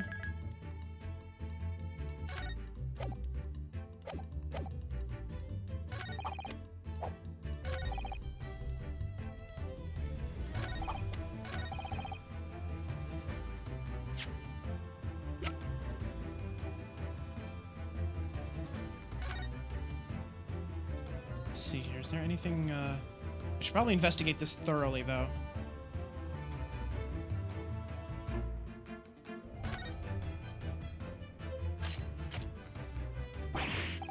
Ooh, those vicious teeth look like they could rip through almost anything. They're good, aren't they? They're made of a special alloy I developed just for this job. The cutter rotates 10 times per second, so it can get through any kind of door in no time at all. And what are the two parts at the top there? Ah, those are for attaching hinges to the section of the door that gets cut out. Right, of course. Nothing can match this machine for power. It can make mincemeat of even the toughest of doors. Sounds so charming and friendly when you say what it's for, but it feels like the reality of the cat Flapomat is that it's a grim weapon of door destruction. Lagahai's so adorable, there's nothing I wouldn't do for him. Even developing deadly weapons! God bless. Let's see, is there anything else we can investigate here for this? Is that really it? I guess that really is it. Huh. Yeah, I'm putting my cursor over like everything, but it's not doesn't appear to be anything else. If there's any angle I haven't considered yet. Alright.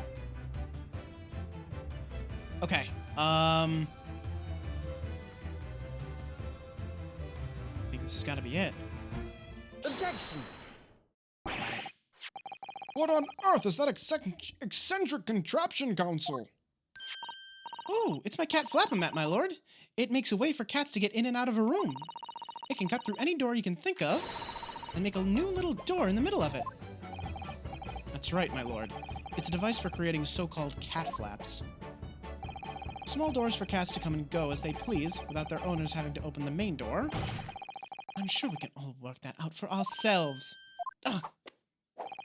But that cat lover's contrivance has no possible relevance to this case. Oh, really? Of course it doesn't. To start with, there was no cat flap in the pawnbroker's door. Not being a keeper of cats myself, I'm afraid I fail to see what this has to do with the matter at hand. Perhaps it would help if I described its function another way, then. This contraption is able to create a peephole in any door you can imagine in practically no time at all. I beg your pardon. A peephole, you say? 2 nights ago, we arrived at the scene only minutes after the murder of Mr. Windbank had taken place. That's right. According to the paperwork at the yard, it was you, your Japanese assistant, and Sholmes. Yes, the 3 of us were together. It's recently come to my attention that my assistant made use of this device at the time. Your assistant did what?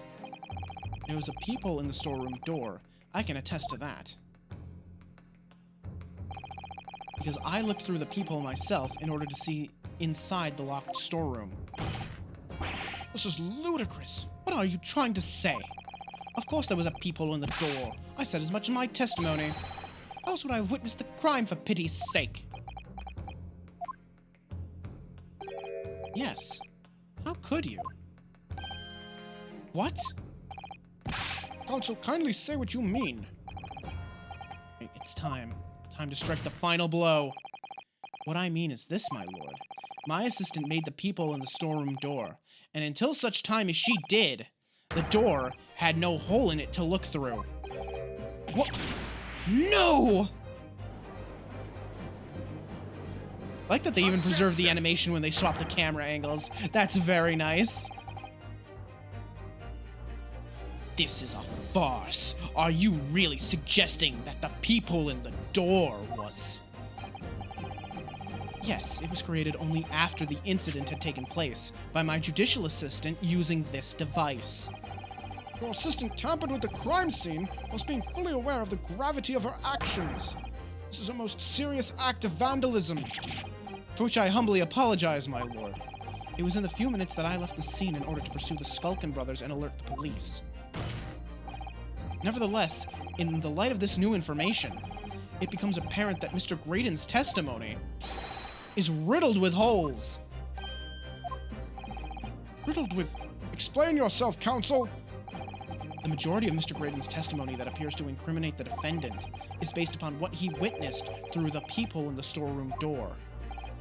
Yes, that filthy girl shooting the man in the back. However, if at the time of the incident, that peephole did not yet exist in the door, there's no possible way that you could have seen what you claim to have seen. In short, your entire testimony is a pack of lies. Ugh.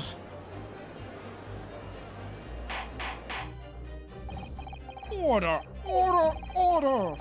Is there any credence in this revelation? Objection! None whatsoever, as my learned friend must surely realize. Exactly. This is just some cheap trick designed to discredit me. I'm afraid not, sir.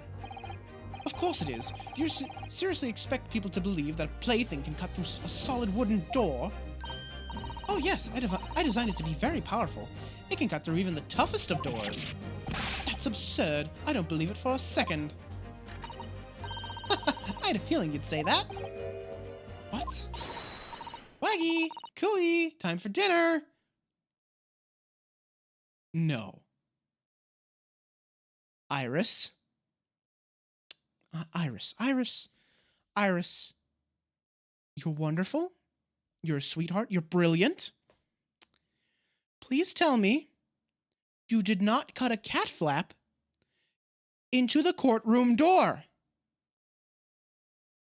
Please tell me you didn't do that.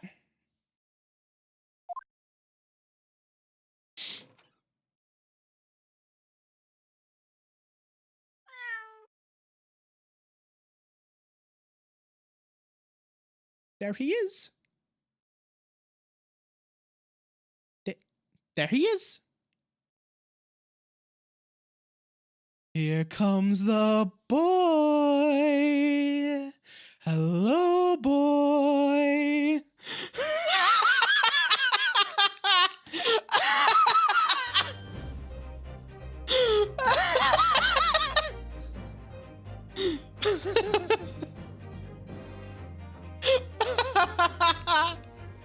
Iris, that's vandalism on government property.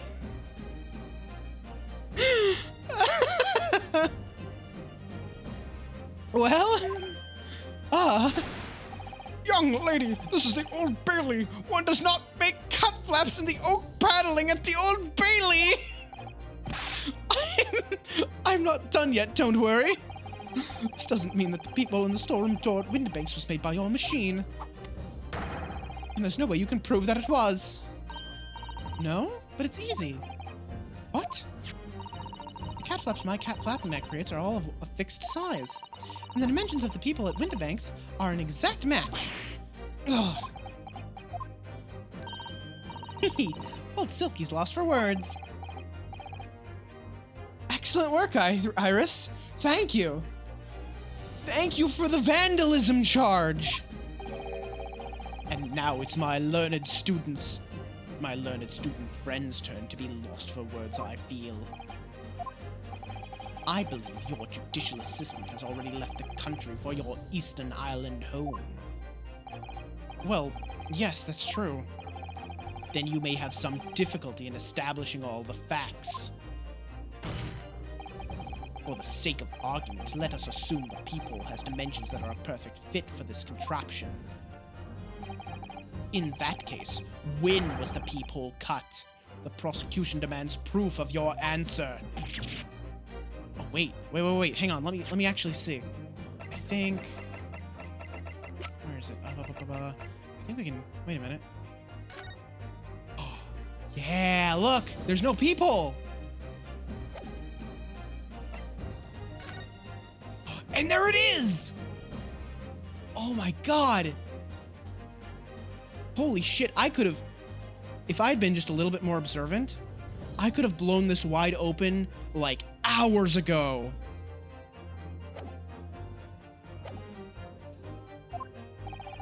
What is the purpose of your line of inquiry, Lord Van Zykes? It's very simple, my lord. The defense argues that the peephole was created after the incident using this device. But now that the perpetrator has returned to her native land, she cannot testify to the fact. There is no proof.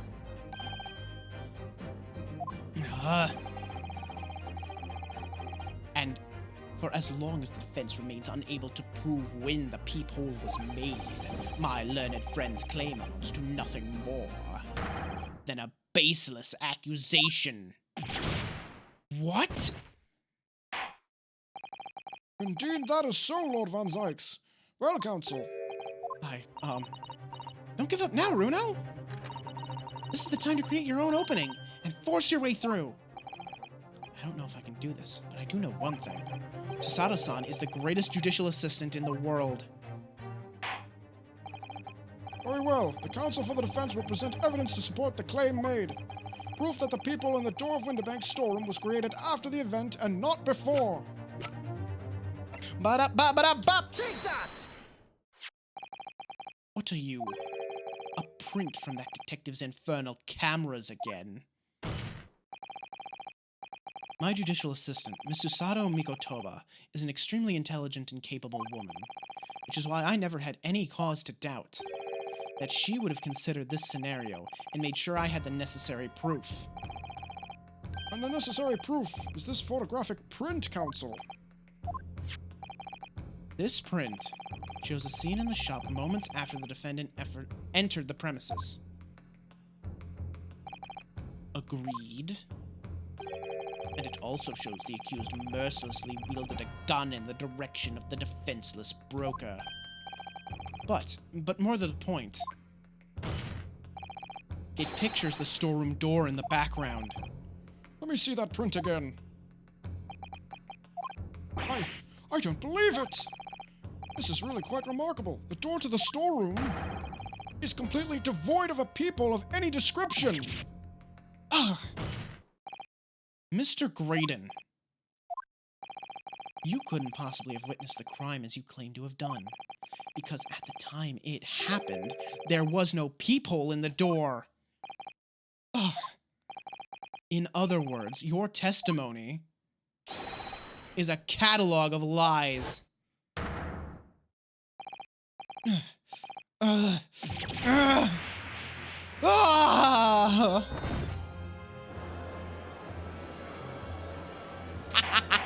We got him! Order! Order! Order! I am satisfied that the defense has substantiated its claim beyond all reasonable doubt. This witness's testimony was entirely fallacious. That's not the only thing we now know beyond all reasonable doubt. My learned friend's assistant's guilt can no longer be denied. The woman tampered with a crime scene. But more importantly, Good lord, there's more, Lord Van Zykes. the defense may have established a reprehensible instance of perjury. But that is no proof that this man is the victim's killer. Yes, that's right. What? I was there at the scene, it's true. And I was shot in the arm, it's true. But that's all. Yes, in fact, if you look at the circumstances, I am the victim here. Oh, please, no. I don't believe this, but they're right. As it stands now, I don't have any definitive proof that he is the culprit. Still, he can't worm his way out of it now. Iris? You know what they say. There's no point in locking the cat's door after the cat has bolted. There he goes. Isn't that right, Runo? Shirley always says, one lie begets another. No, wait. That might have been a line I wrote for him in one of my stories. Well, no matter who said it first, you're right. Mr. Graydon, not only did you give false testimony to the court, the lies you told make no sense. Yeah, here's the thing. Here's the very important thing. Right? So, he said he saw the blood splatter all over the coat, and it was in fact revealed that the coat had blood splattered all over it. And the court assumed that Mr. Graydon was telling the truth because how else would he have known that there was blood all over the coat if he hadn't seen it? I mean, if the blood had had a chance to dry and was actually from 2 months ago, he would never have known because he wouldn't have seen the blood on the coat. But now, we know that not only did he not see the blood splatter on the coat, but he still somehow knew that there was blood on the coat. Which is interesting. Make no sense? What do you mean by such a remark? What you said in your testimony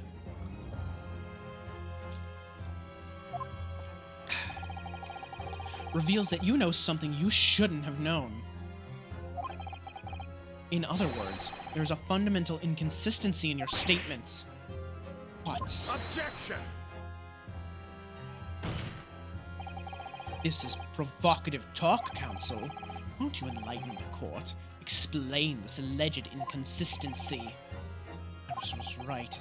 One lie begets another. The inconsistency is revealed by the lies in the witnesses' statements. They show that Mr. Graydon had knowledge of something he shouldn't have known anything about. Namely, the bloodstains on the coat.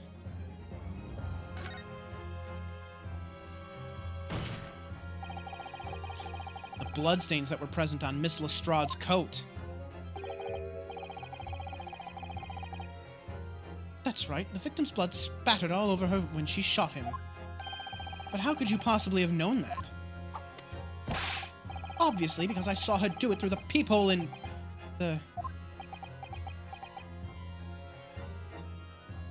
Gun through the peephole?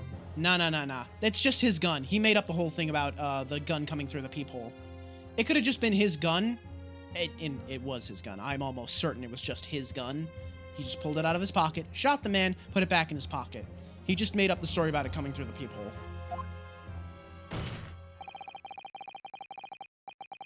Although that is another thing that probably should be brought up. Yeah, you're right. That's what you were trying to say. Sorry. I had it all backwards in my head.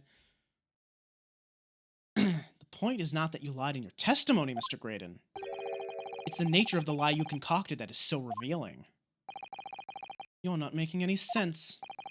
Then let me ask you a simple question. How is it, Mr. Graydon, that you knew of the existence of the peephole in the storeroom door? What? Well, obviously,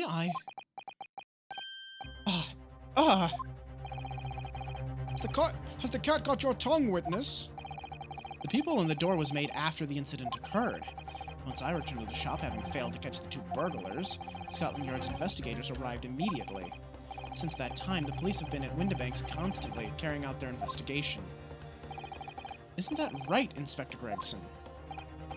Oh, well, yes, of course. The place is chock full of pawn articles, and my lads have to thoroughly examine them all.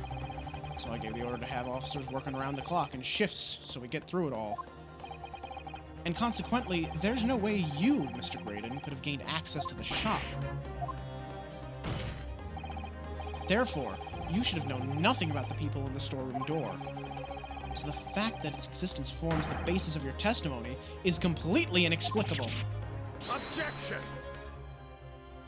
And yet, the fact remains that Mr. Graydon did maintain that he witnessed the crime take place through the peephole in the door. How on earth is that possible? Could I have a word, please, Lord Van Zykes?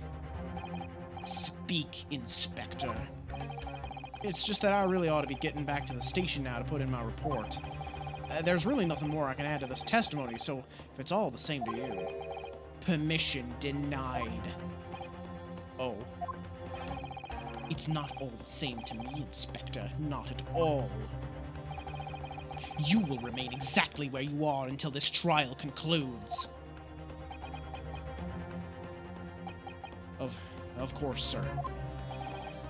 Mr. Graydon. You shouldn't have known about the existence of that people. Which can only mean that you must have been informed about it by somebody else. Objection! Stop there, my learned friend. You realize I trust that the words you just uttered have extremely serious implications. Yes. But the defense believes that the details about the case that Mr. Graydon claims to have seen must have been revealed to him by a certain person before his testimony. And in fact, considering the particular clue we have, there's really only one person that could be. Who's the person in question, counsel? Who gave this witness details of the crime scene to facilitate his false testimony? Oh my fucking god! No wonder he was sweating bullets this whole trial. I knew he was up to something, but to go this far? Take that! The truth is, it can only have been you, Inspector Gregson. Me. Objection! You had better have some proof to substantiate such a rash claim, my learned friend. Consider the fact that we have only been aware of Mr. Ashley Graydon's identity for the last few hours. We learned of it only during the course of the trial today. Indeed.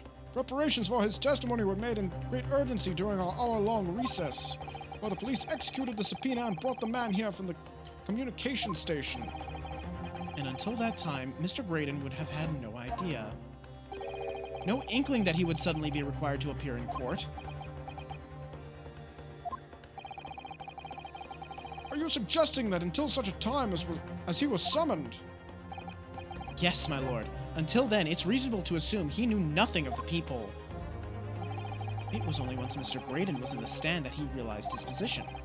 That he would have to defend himself against the accusation that he was the third intruder. You were suggesting to the court that it was while this trial was in progress that he received the information? So that he could commit perjury in order to save his skin. Exactly. And the only person with knowledge of the investigation that he had any contact with is you, Inspector Gregson. This is a bloomin' outrage. Why would I be giving away details of our investigations to this fella, eh? I was summoned to his lordship's chambers during the recess in any case. Had you forgotten that? Quite true. I had a number of questions regarding the events that had transpired at the pawnbrokery. Which means... first time these two laid eyes on one another was after proceedings resumed following the recess.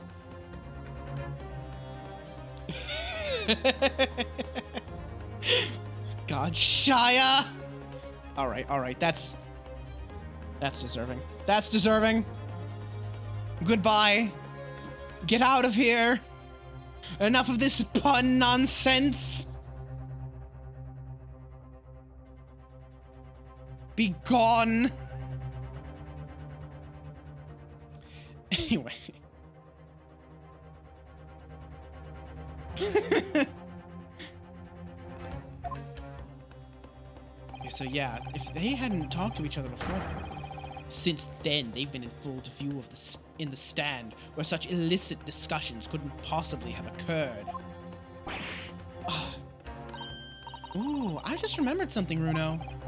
What is it, Iris? There was one time before, wasn't there? I think it was when Ginny was testifying. Oh, that's right! They were conspiring! Oh, yes, now that you mention it. When the bailiff was dispatched to retrieve Mr. McGilden's music box from the scene of the crime, that's it! It was during that testimony! I remember finding it strange at the time. Mr. Graydon and the inspector seemed to be having some kind of secret discussion. It would have been possible for you to give Mr. Graydon the information he needed then. You little toe rag, you're making all this up. I'm a respectable Scotland Yard inspector, for crying out loud. Why would I do something like that? Why would I be giving away confidential details to the likes of this bloke? Admittedly, you wouldn't have had any reason to do something like that for no gain. But perhaps it was part of a deal of some kind. Then it starts to make more sense. What deal, Counsel? I wonder if perhaps in exchange for details about the people at the crime scene, Mr. Graydon agreed to give a certain something to the inspector.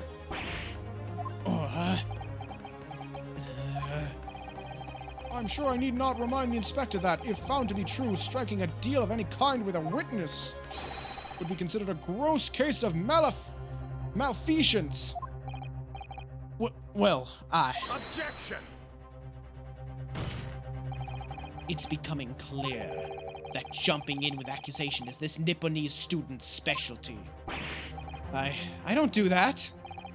But with the stakes so high, the prosecution is not prepared to listen to baseless charges. It is incumbent on the defense now to present evidence in support of this diabolical claim. Evidence?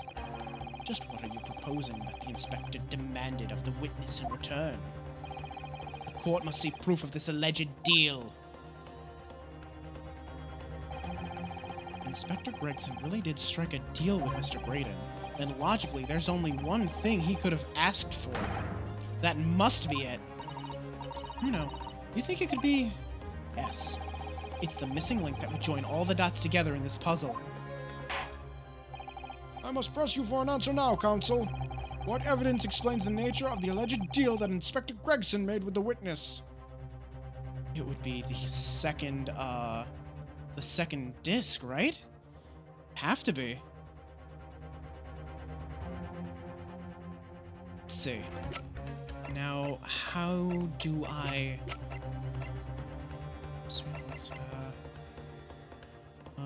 So it's either this. I don't think presenting this is going to count. Might have to be presenting this. Let's see here.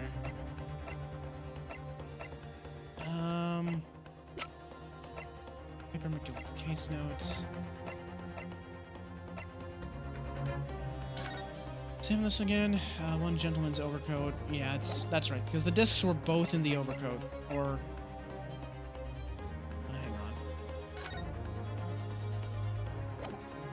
Yeah, either both discs were in the overcoat, or one disc was in the overcoat and one was in the music box already. So I don't, accidentally present the wrong thing. I think it's got to be the music box that'll count it. Because that's the only one that actually brings, has any mention of a second disc. Take that! Inspector Gregson. Besides this murder, is it not true that you've been working on another very important case? What are you getting at now, sunshine? Is it possible that this other top secret case is what's alluded to in this newspaper article here? The classified secrets being leaked overseas from the Ministry of Justice. How the bleeding Nora could you? We discovered during the course of this trial the music box deposited at Windibanks by Magnus McGilded, a special music box designed to play 2 discs at once. It would seem very likely now that encoded on the pair of discs that were in McGilded's possession are the leaked classified secrets. So I put it to you, Inspector, that in order to recover the second of the discs containing those secrets, you covertly made a deal with Mr. Graydon in which you exchanged the disc for details of the case. You little... Ugh. Got him now. Order! Order! Order! On the day of the incident, when we met you at Windibanks, you said this. I'll be taking that whatever it is of McGilled's down to the yard. Thank you very much. So hand it over. No, don't give it to him. It's mine, that is, mine. I'm sorry, miss. anything belonging to McGilded has to be taken in as evidence now.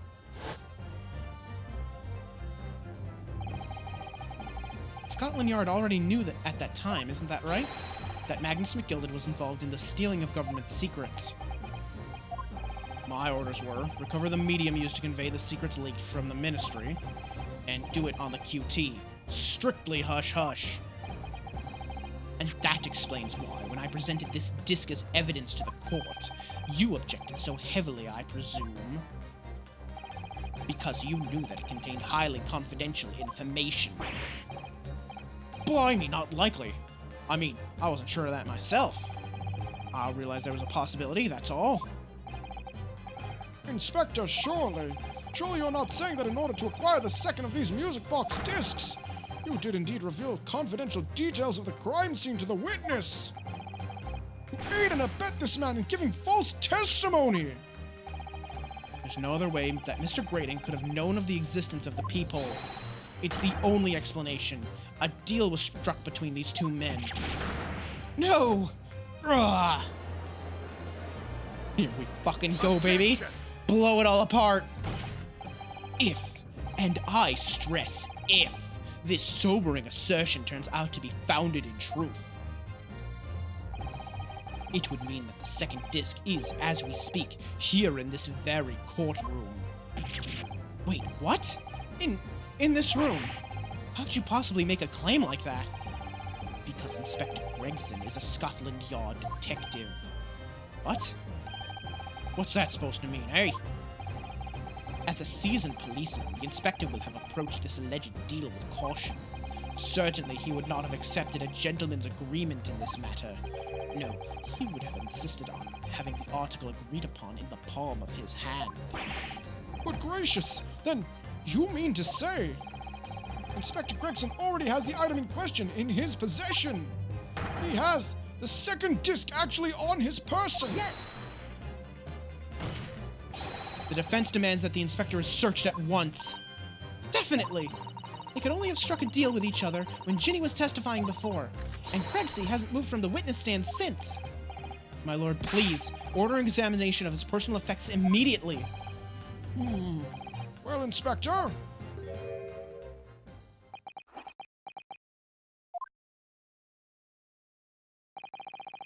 This young lad wants to tone down his imagination. He's insulted me and my profession quite enough. However, if it'll put this matter to bed and dispel any doubts about my involvement, then I'll happily submit to a body search. No! He put it on the McSkulkin brother! When he was shaking him! Sleight of hand! A thief's greatest tool, sleight of hand! My God! A man after my own heart. Holy shit! What? He's going to agree to it? I presume you're aware of the precipice on which you now teeter, my learned student friend. You've made a most serious allegation against Scotland Yard here. If, following the search of the inspector's personal effects, no disc is found, you will be deemed unfit for court service. This trial will end, and my country's government will formally demand of yours that you are severely reprimanded. That sounds serious. indeed, to have a visiting student make such defamatory remarks about our country's most senior police force is not something Her Majesty's government will be able to overlook. You're just threatening Reno because you're scared. The accusation is beyond serious. You must be prepared for grave consequences. It's true. I can't imagine Gregson would have accepted a gentleman's agreement for something so critical. The disc must have physically changed hands, which means the inspector should have it. But somehow, something doesn't feel quite right here. Very well, counsel. You know the implications, so let me ask you one final time. Yes, my lord. Do you still persist in formally requesting a search of the inspector's personal effects? Search someone else. Yes, the defense formally demands the search be conducted. Well, Don't say you weren't warned.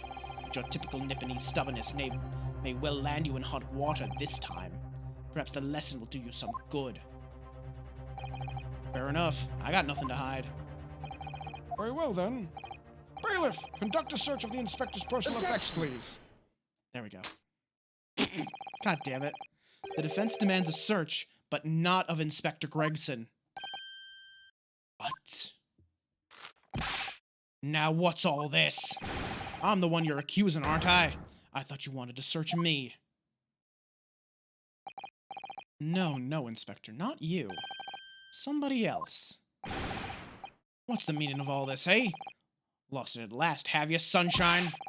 The court shouldn't have put up with this nonsense. You're being completely irrational. Be quiet, all of you.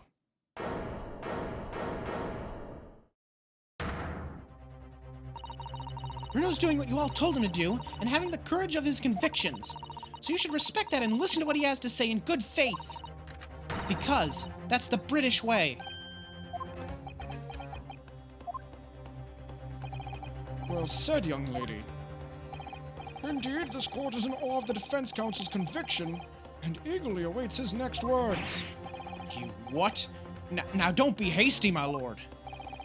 If I'm not mistaken about the things I've seen in court today, I'm fairly sure I know who has that disc at the moment. There's only one person it can be. Counsel, of whom do you request the search now? Take that! Yeah, here we go. Of, my lord, Mr. Nash Skulkin. Well, I never! Blimey! Me! Him! Very well, then. Bailiff! Restrain the witness and conduct a thorough search of his personal effects. Hold it! Please, my lord. Inspector! Scotland Yard, has to object to this search. Objection! Unfortunately for you, Inspector, your objections carry no weight here. Eh? In this courtroom, only the prosecution and the defense have the authority to object. But Lord Van Zykes, I have no idea what forces are in play that might influence your actions. But personally, I have no intention of obstructing the course of this trial. Ugh. Bailiff, carry out the search! Here we go, baby. Now, hold on a mo. I don't know nothing. Nothing about no disc. Cut it out!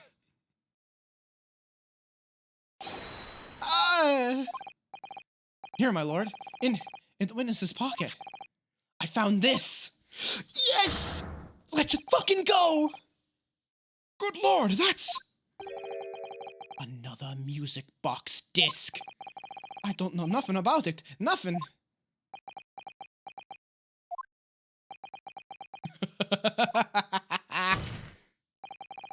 That is the second music box disc left behind by Magnus McGilded. Is it not, Inspector Gregson?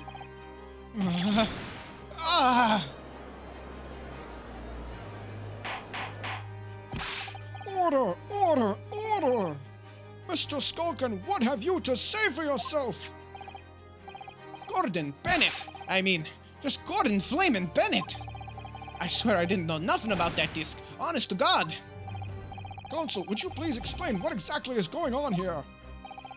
The alleged deal that was struck between this witness and this detective, no? Without question, my lord. Then, for pity's sake, why on earth was this man in possession of the disc that the inspector traded for information? Inspector Gregson is a shrewd, calculating man who rarely loses his composure. But at one particular point in this trial, he exhibited some unusual behavior for a brief moment. I don't recall. What unusual behavior?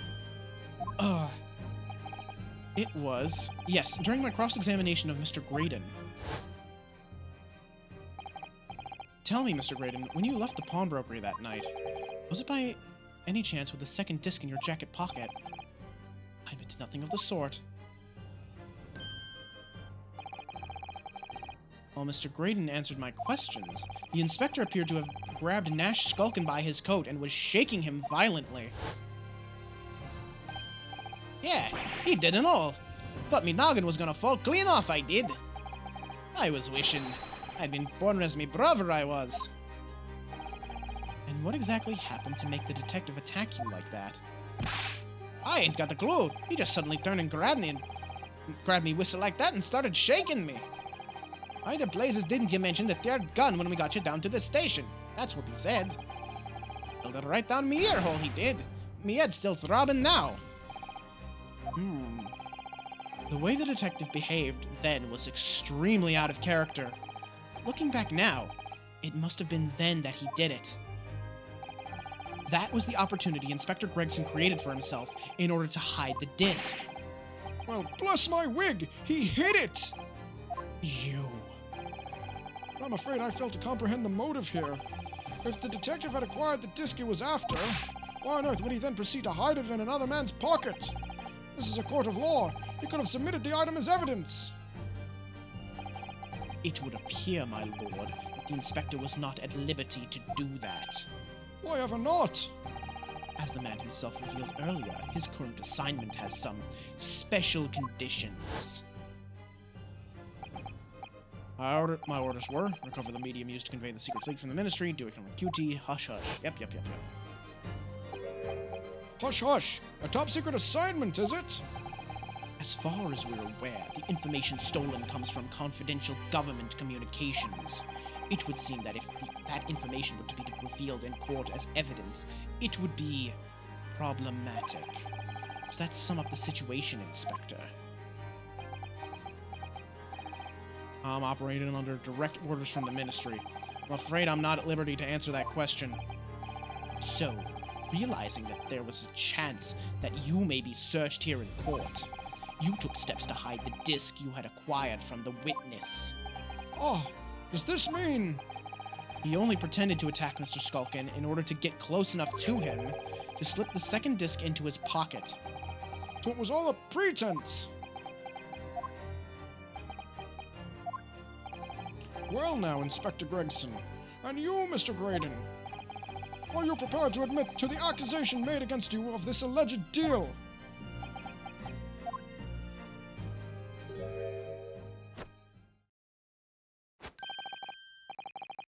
Admit to it, yours truly, please. Mr. Graydon, clearly our Eastern visitor has an uncommonly active imagination. However, there's no proof that I passed that disc to the inspector. Objection! But then, how do you explain the reason why you knew about the peephole? I'm under no obligation to explain. What? Yes, I lied in my testimony. That I admit, so sentence me accordingly. But that is all I admit. Murder? Leaking government secrets? Striking a deal with the detective? All of it is this young man's fantasy. All of it is this young Eastern man's fancy. I have no idea what any of this is about. You... What?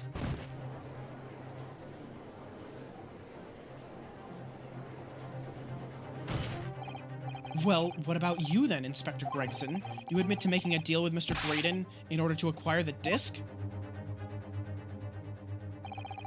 Ladies and gents of the jury, as a Scotland Yard inspector, I will declare this and nothing more. I am acting in the best interests of the country. Whatever I've done, it's been in the name of justice. Oh, no. So, as members of the public of this fine country, I'd like to think that justice will be your guiding light when you're making your decisions. That's a dirty fucking move! Holy shit! That's disgusting! This is quite a quandary indeed. Rarely have I encountered such extraordinary tumultuousness in the concluding of a trial. Nevertheless, in the absence of any further evidence to be presented, I believe it is time that we put the matter to the jury for their final leadings.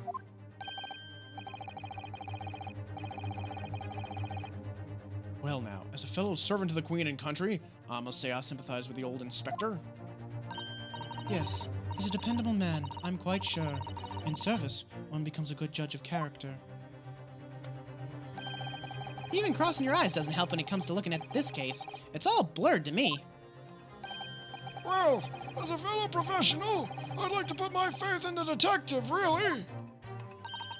Graydon is highly skilled operator. Stop. Currently in presence of idol. Stop. Detective has very much trusting eyes. More than this, I cannot say. I don't believe it.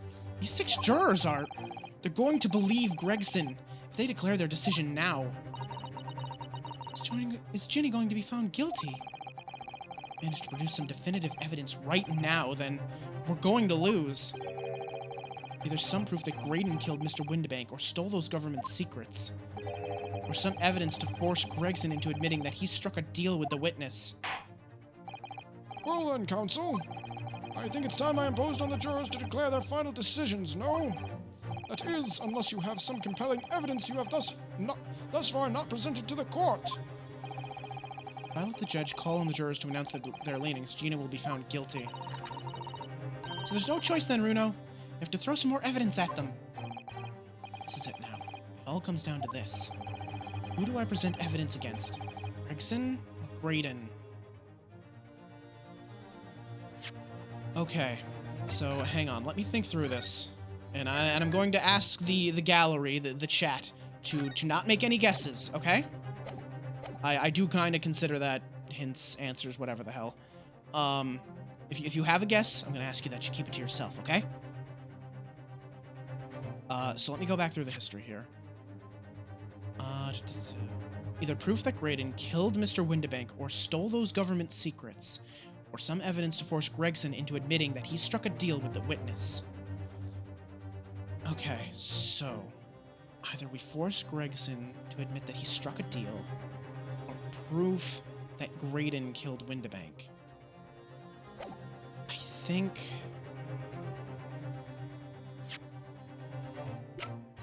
Let's see here.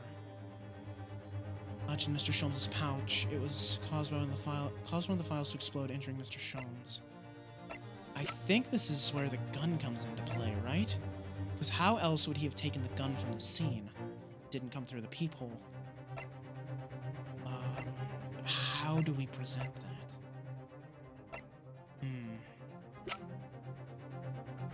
Report prepared by Scotland Yard. Single bullet wound in the man's back. Single discharge, single discharge.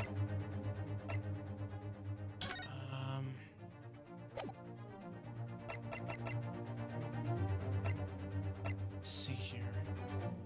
Shooting photograph. Let me examine this one more time.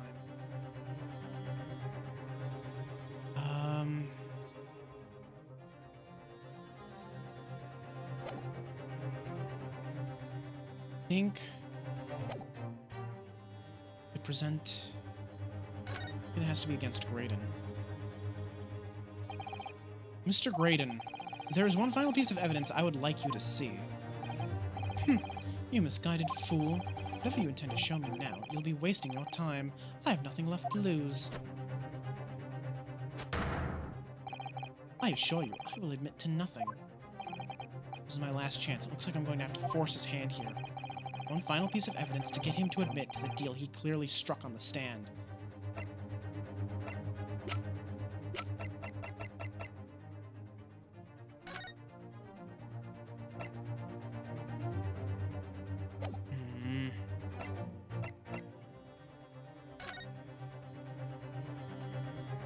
Baskervilles.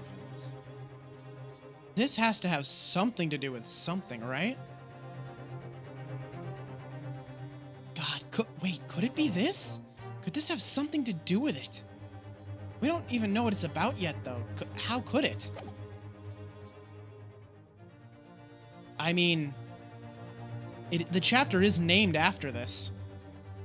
It's the adventure of the unknowable story or something like that.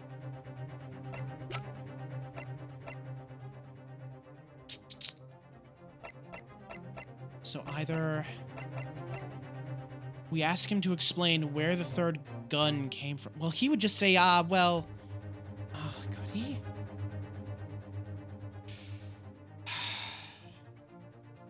Take that! What on earth is this, counsel?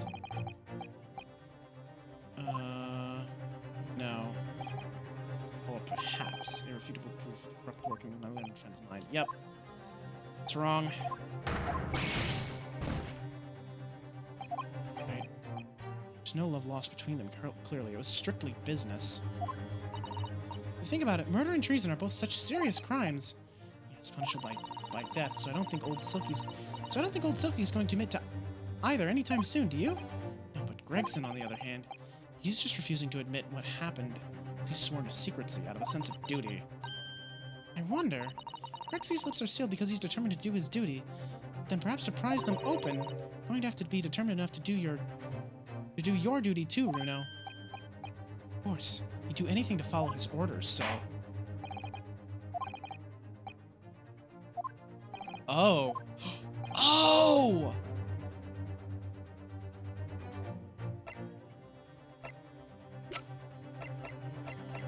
That would be... We play the music discs, right? Take that! Oh, there we go. That's what they meant. Okay. Is that McGilded's peculiar music box, Council? Yes, with a disc already in place, ready to play. I think perhaps now would be a good time to listen to the sound produced by the music box again. Only this time... with the second disc we've just discovered set in place as well. Goodness, this disc, Council! No, wait, I can't let you do that. Why not? But because it's got nothing to do with this case. That's why. Objection! Not true, Inspector. Huh? The defense has already proposed that the sounds heard by the court earlier from this music box were part of a Morse code message. We know that Morse code comprises of two distinct tones. The defense believes that the second disc contains the second tone needed to complete the message. And now we have a chance to confirm that theory. For crying out loud, Sunshine, we're talking about state secrets here! If you go letting the whole courtroom your confidential information like that, it's treason! Then do you admit to the charge? That in order to protect those state secrets, you engaged in unlawful dealings with the witness? You're mad. If you let that secret information out into the public domain, you'll be making an enemy of the entire British government, you idiot! Objection! Let's not forget, Inspector, that you, a Scotland Yard officer, leaked confidential case details to a witness. That you continue to lie in court, and all because, by fair means or foul, you're determined to do your duty. Well, by fair means or foul, I'm prepared to do mine. Don't you dare! I will stop at nothing to protect my client. I don't care who I make an enemy of.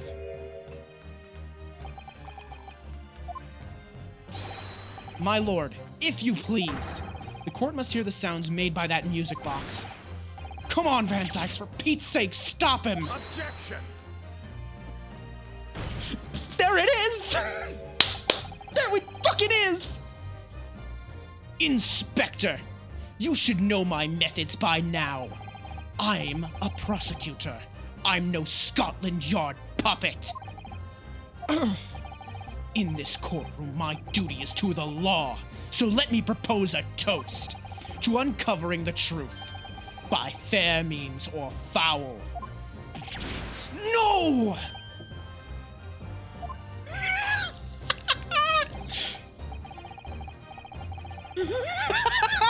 Mabel with the perfect timing, as fucking always!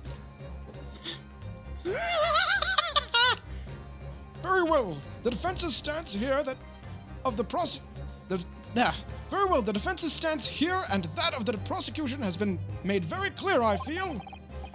Therefore, in accordance with the defense's request, the court will now listen as this music box is set in operation once more.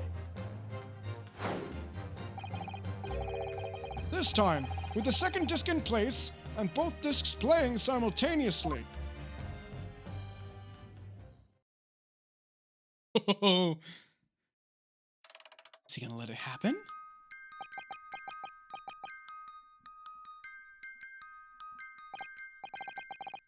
Oh, listen to that. It's unmistakable now. It's Morse code. All right, I admit it. Whatever you want. But for the love of God, shut that bloomin' box up.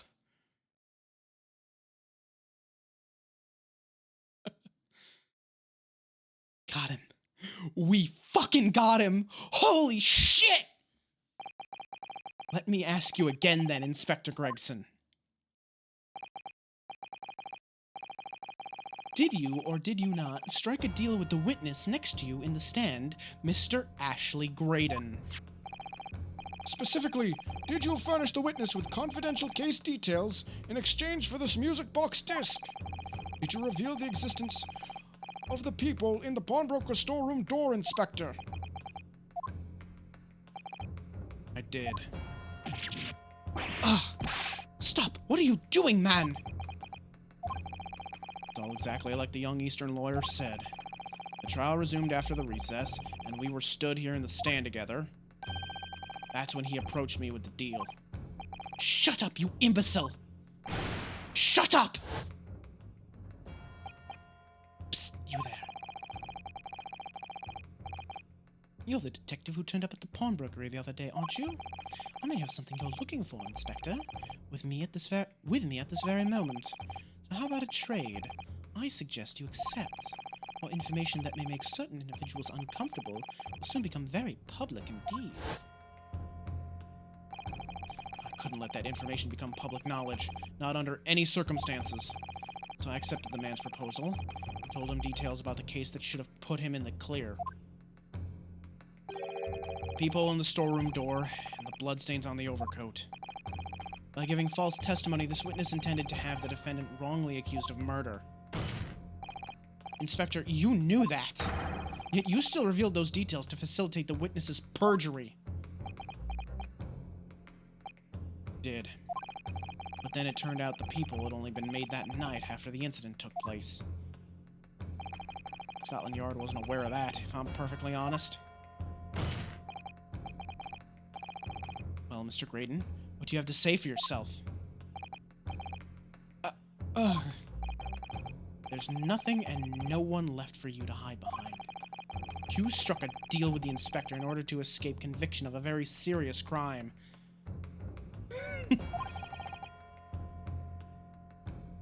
Namely this. You are the third intruder who broke into the pawnbrokery on the night in question.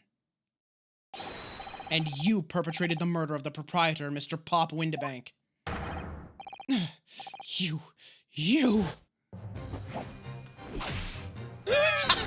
Traitor!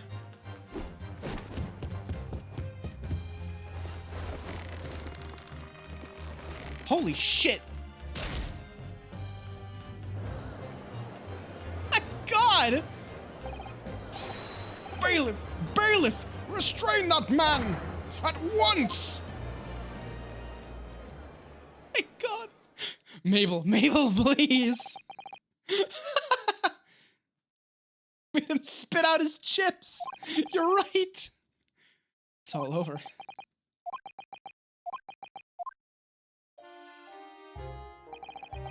I despised my life growing up. Those slums are vile places. I was cursed from birth, born into poverty, the son of a penniless artisan. My parents did nothing but quarrel all day long. What little money they had was never spent on me.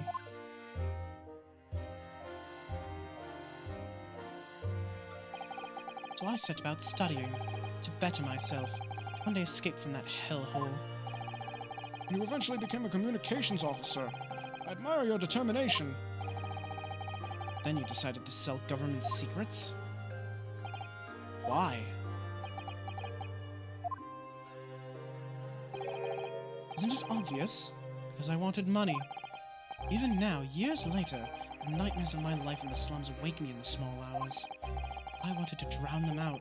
More money than anyone who lived in that squalor could ever imagine.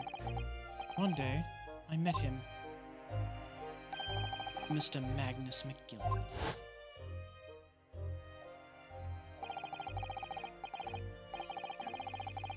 You're a fiend with a queer talent, so you are. I've money to throw your way if you're interested. All you need to do is go along with me little plan now.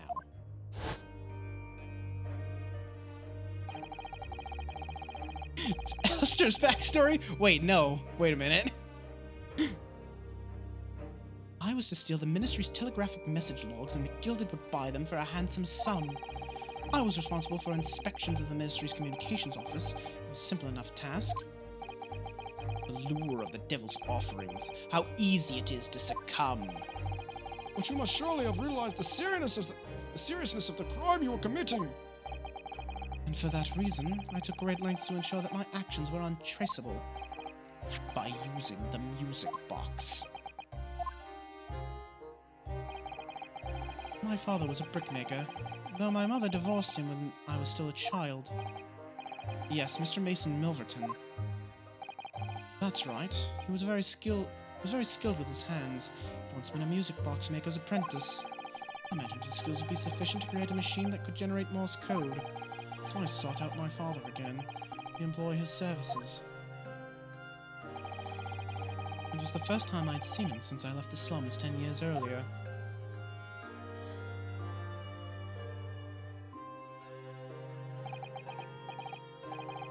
Look at you, Ashley. What a fine gent you've become, eh? He was a different man to me than the one in my memory. A thin, frail old man. Poverty had never broken him, never corrupted him like it had me. I was sure that he wouldn't help me if I told him the real reason, so I made up a story. I've got some work for you, Father. I need some music box discs made. Music box discs, eh? A musician friend of mine has written some music he wants to sell to the public. I brought the score with me. There are two, actually. Be delighted, son. It's been 20 years since I did any work like this, though. Fetch me my tools, would you? They're in the loft. That's how I had him make the two discs. Thereby splitting the information in two, but taking considerable precautions indeed. Just to protect myself as much as anything. It meant that I could deal with McGilded in two separate transactions. The first involved the first of the two discs and the music box for playing them. I exchanged them with McGilded for 10 guineas. Then, on receipt of the second disc, he would pay 1,000 guineas. So, what happened on the omnibus 2 months ago was the second part of a deal, the exchange of the second disc. Yes, I'd sold the man information that way a number of times already, but it seems he became reluctant to part with his money. But that doesn't quite make sense, Mr. Graydon. Well, why was it on that omnibus 2 months ago that your father, Mr. Milverton, was the one dealing with Mr. McGilded and not yourself? When I received the 1,000 guineas after my first completed dealings with McGilded, I decided to give 200 to my father for his troubles. My father realized something was amiss. In time, he worked out that I must be involved in something dubious. And when he did, he said to me, "Next time there's an exchange, you'll let your old man do it, understand? Otherwise, I won't take your money anymore."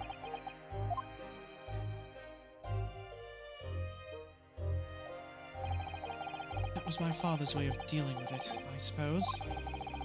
Climb into the omnibus, hand over the second disc, and take the money from McGilded. That's it. He had no idea what was actually on the discs I'd asked him to make. He never knew. Looks like I'll never know why everything went so horribly wrong that night. All I know is that the disc was taken from him, and he never returned home.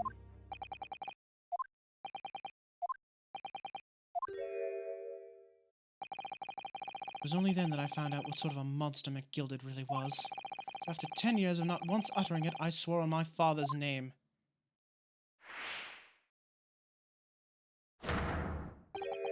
To exact revenge.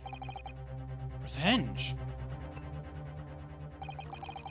As anyone with even the remotest knowledge of the man will no doubt be able to imagine, McGilded brought all his wealth and influence to bear in the most despicable of ways. To crush any semblance of justice in his trial. The crime scene was tampered with, evidence was fixed, and witnesses were bribed.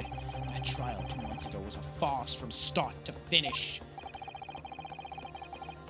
My feet had barely touched British soil back then. I walked into that hornet's nest completely unaware of the sinister background to it all. I'd made plenty of money out of my dealings with McGilded by then, so I spared nothing in my arrangements 2 months ago. I knew exactly who to hire. If you're willing to pay the price, there are people in this city willing to do anything you ask. McGilded himself had shown me that. Are you saying that... I think you have the picture now. After he twisted everything to his favor in the courtroom to ensure that he walked free, I took matters into my own hands and delivered the justice that monster deserved. He burned the omnibus. That tragic accident following the trial here 2 months ago was planned and executed by yours truly. Gilded's death that day was caused by this man.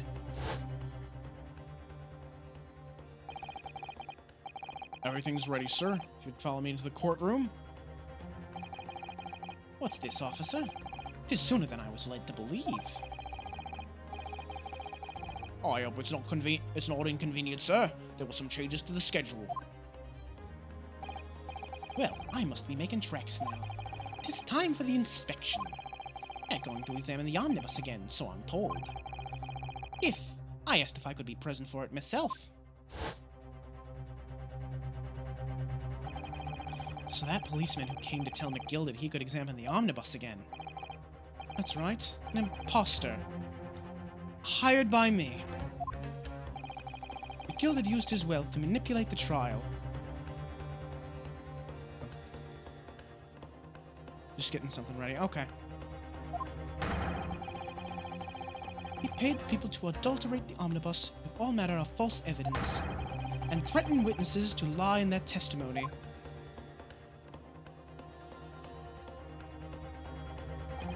So I gave the man a taste of his own medicine. Once the omnibus was doused in paraffin, one of my sham policemen ushered McGilded inside and sent him on a one-way journey to hell.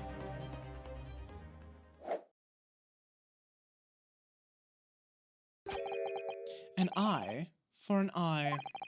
That's how I avenged my father's death. A spine-chilling account indeed. That wasn't the end of it for me. There was a loose end, you see. A loose end. Yes, I should think it's obvious. The second disc, which my father had taken to exchange with McGilded. Ah, yes. There was indeed no mention of it in the man's trial 2 months ago. Clearly because it had been removed from the scene of the crime. When I realized it was missing, I remembered something. Something from the first time I dealt with McGilded.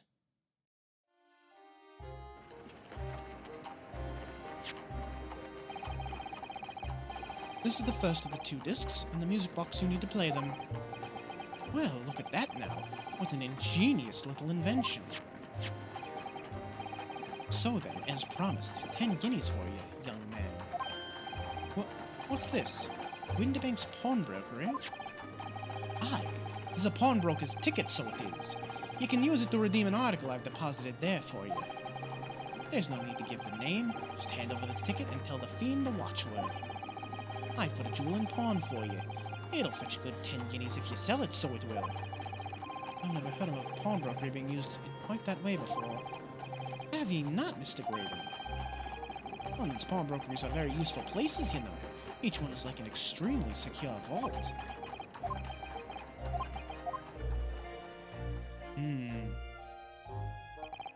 So I knew that if he'd taken steps to hide the disc, it would have been in that pawnbrokery somewhere.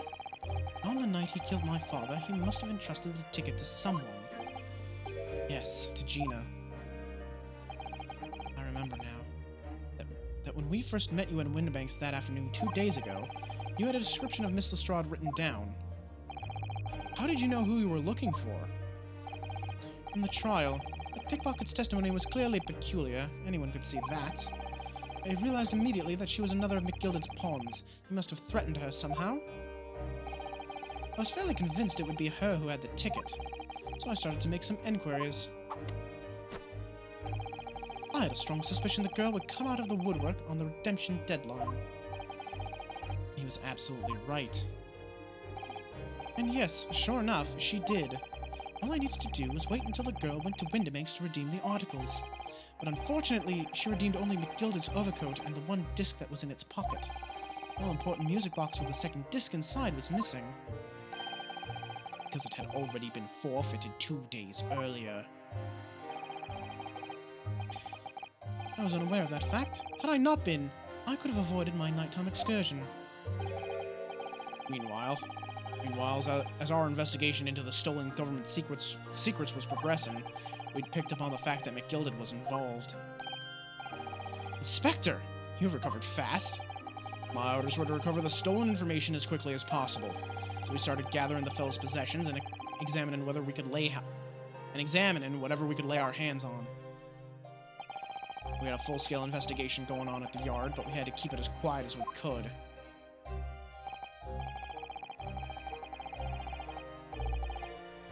Then, when the inspector took the disc from me in the pawnbroker that day, I became nervous. Manifest the chips. Is Kane's repaired? Yeah, you're right. I showed the music box, and the second disc was still there in the shop somewhere, so I knew that it was a race against time. I had to find those articles before the police did. So that's what prompted you to break into the place that same night. The help of your old friends, the Skulkin brothers.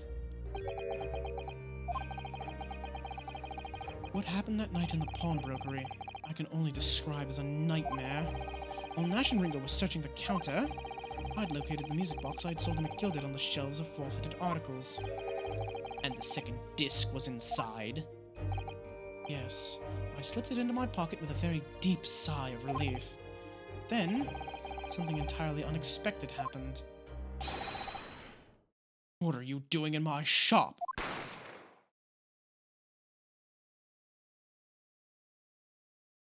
A gunshot rang out in the shop, and I felt a sharp pain in my left arm.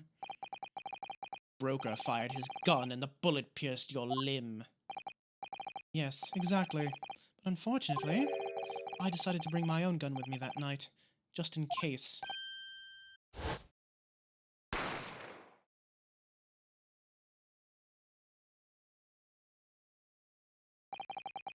Before I knew what was happening, I'd fired back. The man had already turned to flee. I hadn't intended to fire in his direction, much less kill him.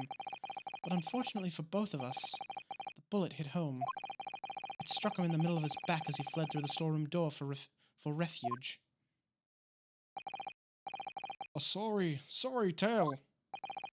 All took place in the blink of an eye. I don't imagine Nash and Ringo even realized what had happened at first. I was terrified, so I fled. And that's the whole story. It's everything that happened at Windibanks on that wretched night.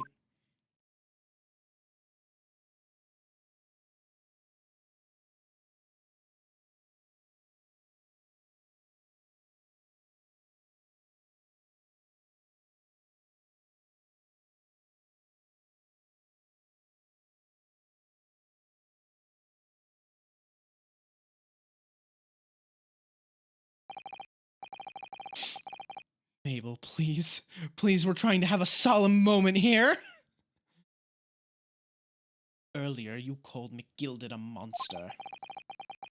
A man who used his wealth and influence to distort the facts and escape justice for the crime of murder. What tragic irony. But what you have done is exactly the same.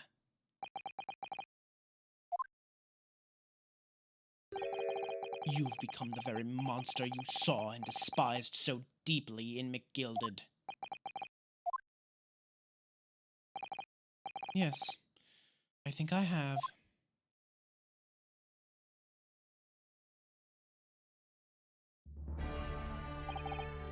Well, this has been a long and exhausting trial. However, it would seem that at last we have arrived at the truth. Inspector Gregson, what of Mr. Ashley Graydon? He's been restrained, my lord, and is being escorted to the yard. He'll be charged with the murder of Mr. Windibank, the stealing of government secrets. What about the murder of McGilded? I know McGilded was a piece of shit, but, murder's murder, right? Probably, pretty sure. Very good. And you, Inspector, Regrettably, you will have to face charges yourself. Yes, my lord, of course. It transpires that you were complicit in helping a criminal escape justice. That fact remains whether or not you were doing so in the line of duty. The crime is a serious one, Inspector, and inexcusable. Now to the defendant, Miss Gina Lestrade. Oh, yeah? It's time for the final adjudication. Is the jury ready, Mr. Foreman? Yes, sir. Daredevil Squadron standing by, sir. This is really it now. The last push, the final call, the finishing whistle. My men are ready to deliver their verdicts. Thank you, Mr. Foreman. Very well, ladies and gentlemen of the jury. You will now declare your final decisions to the court. Not guilty. Not Here guilty. we go. Not guilty. Not guilty. Not guilty. Mabel! Not guilty. No, wait. He's guilty of murder and high treason. Mabel, stop!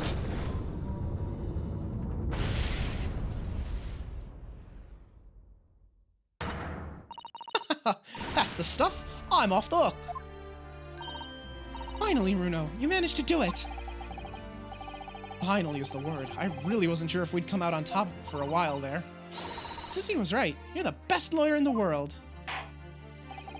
Miss Lestrade, I'm not finished with you just yet. Eh? What? What are you looking at me like that for? Before you start enjoying your freedom, there are certain other crimes to consider, Eh?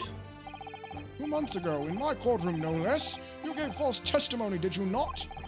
And in relation to the trial today, not only did you unlawfully enter Windibank's pawnbrokery, you also attempted to abscond with Mr. McGilded's property, it seems. Eh? I never done nothing of the sort. Of course not. It's not like you were gleefully wearing McGilded's coat in your cell yesterday or anything. Aw, just when I was getting excited about throwing a party for Ginny this evening. Turning our attention to the defense. Determining that, when played together, the music box disc contained the message in Morse code was... well, it was certainly a most unexpected revelation, counsel. Quite so, my lord. The prosecution was caught entirely off guard. In fact, I think we should applaud my learned friend's courage here today. I propose a toast to demanding that government secrets be disseminated before the entire courtroom. Very sorry about that. It was the only way I could get Inspector Gregson to admit to what he'd done, so... If I may say something on that point... Isn't that...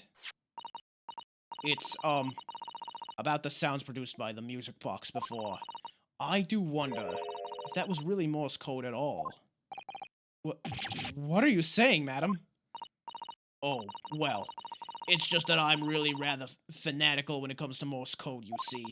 So much that the whole world seems to be covered in dots and dashes to me, in fact. Goodness, madam. An unhealthy level of obsession one feels. You know, it's kind of like how if I...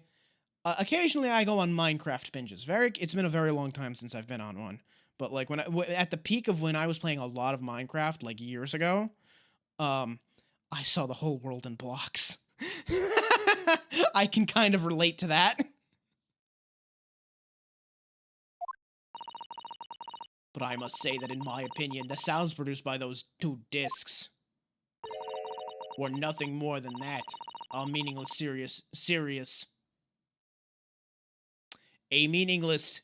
series of 2 different tones. What? Can that really be? It wasn't Morse code after all? My lord, the defense would like to listen to the music box again. Are you off your nut? How many times do I have to tell you? Those discs contain ministerial secrets, sunshine. This courtroom is not an appropriate forum to discuss the nature of government communications. We know McGilded conspired to trade national secrets with our enemies. Secrets acquired from Mr. Graydon. Now that the man has admitted... Excuse me. Now that the man has admitted to his crimes, we have no need to pursue the matter further. But it's really going to bother me. Miss Lestrade, Yeah, my lord? that which you have seen today here in this courtroom has been extremely disturbing. Falsified evidence, intimidation, perjury, a grim catalogue of depravity. An appalling experience to befall any child. Come on, it ain't nothing I don't see most days in the back slums. I beg your pardon. If you're weak, you pay for it. That's just how life goes. Gina. But look, I reckon I've worked something out today. The world ain't fair, but if you want it to change, gotta start at home. Gotta change how you are yourself. Well, that's a very laudable lesson, I would say. I eagerly look forward to the born-again Miss Lestrade never gracing my courtroom with her presence again.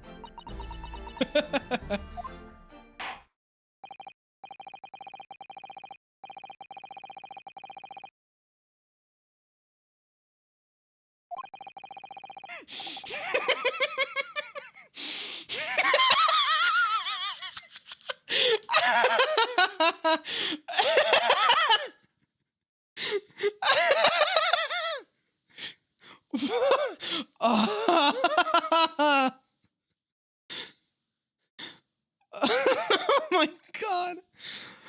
Oh. The lot of you are going to kill me. You understand this. I'm going to die, and it's going to be your fault.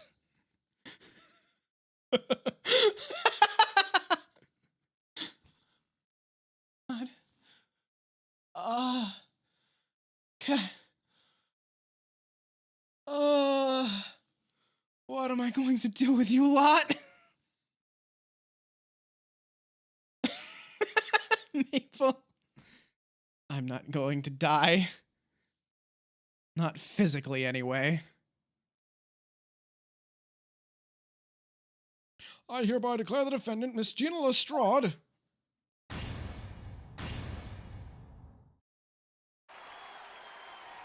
God. Oh. There it is, the indoor fireworks. Yeah!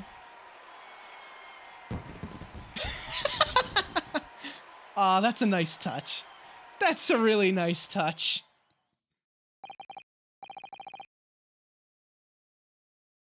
Zeal. Zeal. Look, we just get an extra wide coffin, okay? That is all. Court is adjourned.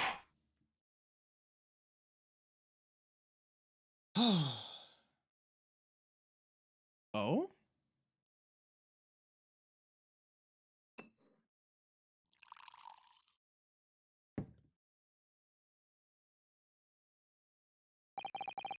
On a personal note, I must say you've surprised me, my far eastern friend. Oop. Oh. Despite being a Nipponese, you saw through the pretense to the malice that festered within that Englishman. At the same time, saw through the grime to the surprising heart of your English client. You have a curious talent for judging character, especially considering our very different cultures. I don't think there's anything curious about it.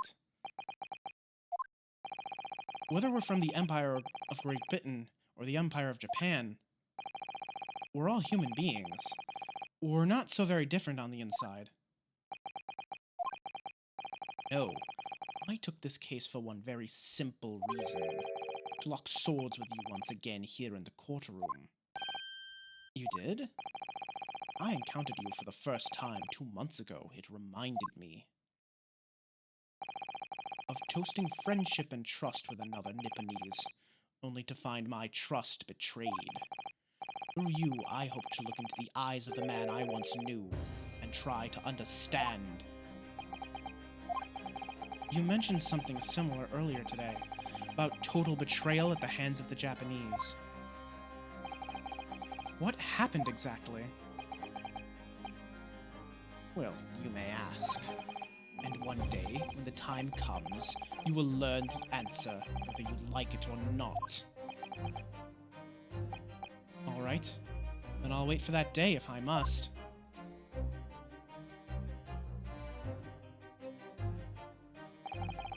Coming to be known as the Reaper of the Bailey, my retirement from service 5 years ago.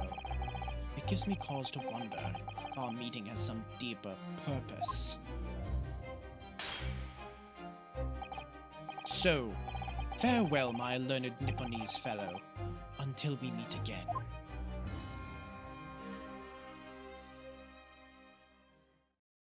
Oh, nice.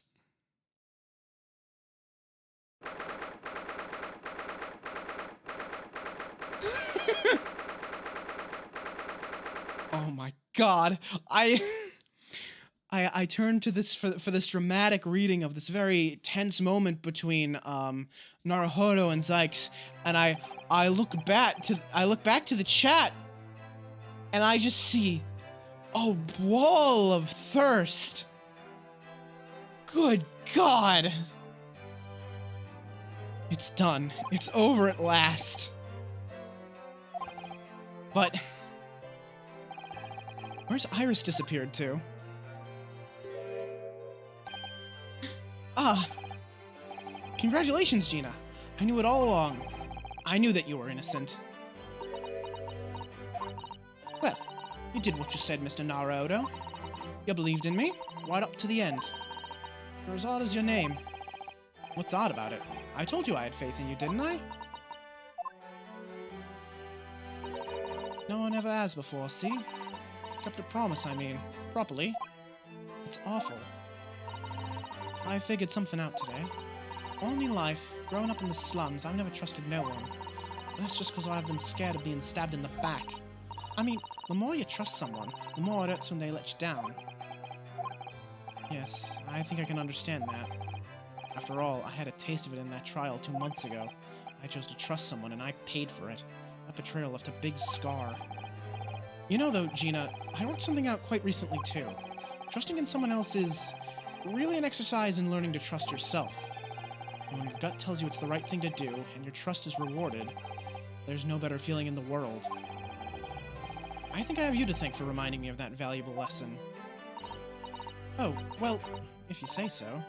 Don't make a fat lot of sense to me, though.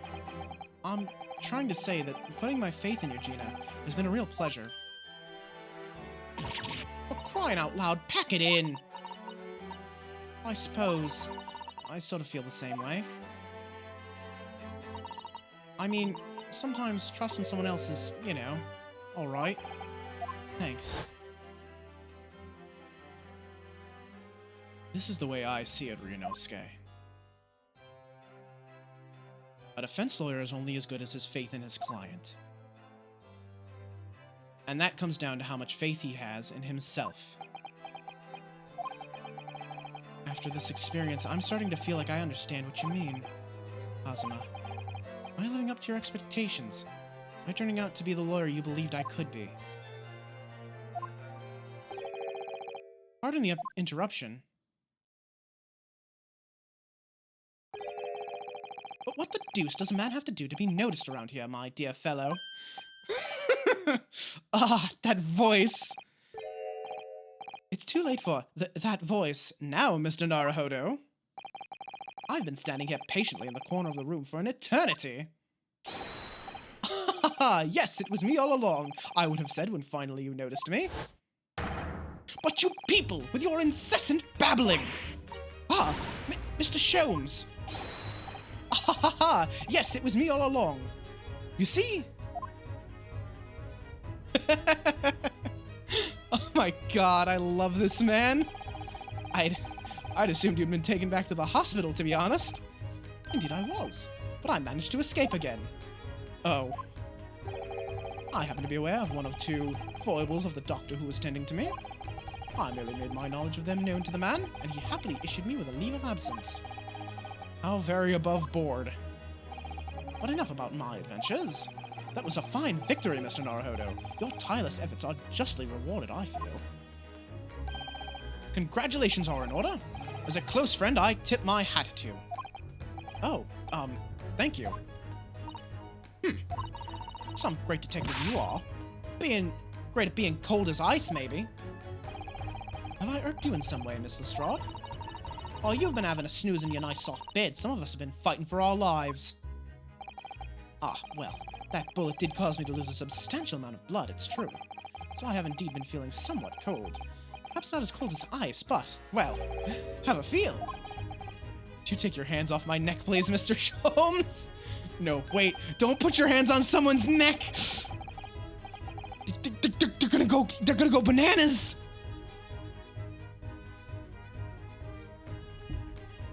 And in some way, I suppose, congratulations are in order for you too, Miss Lestrade. What's that supposed to mean? Why so half-hearted? Well, naturally, it isn't my intention to alarm you, but... An acquittal in a trial with that particular prosecutor is perhaps a little precarious. Well done, Mr. Sholmes. Not alarming in the slightest. Oh, the Reaper, you mean? Was anyone who's found not guilty in a trial he was working on winds up dead anyway? Is that it? The very point I was trying to make. As exemplified by the fate of Mr. McGilded, in fact. Ah, but of course, I pay no attention to such irrational drivel myself. Yeah, well, it don't bother me. Oh, really? Of course not. The way I see it, the Reaper's a bit like him upstairs. Him upstairs? You mean, like God? Yeah, him upstairs knows what's what, right? He knows what people are like on the inside. He won't have got the wrong end of the stick. There's some coves like that bog trotter what are rotten to the core. At the end of the day, him upstairs makes sure they get what they deserve. I suppose that's one way of looking at it. Divine justice is one thing, though.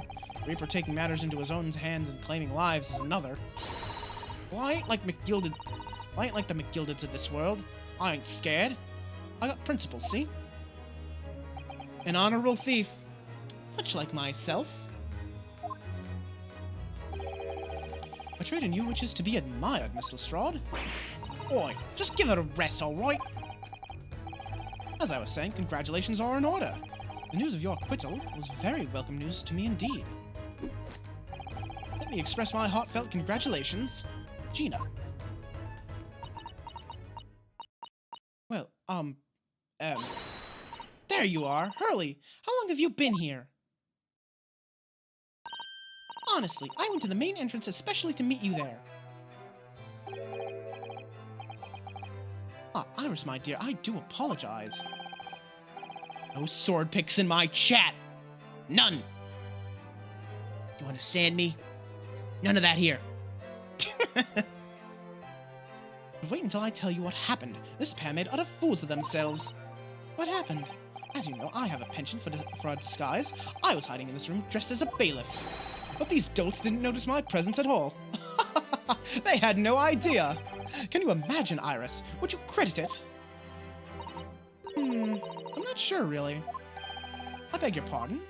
I'm sorry, Hurley. You just don't have the weighty presence you seem to think you have.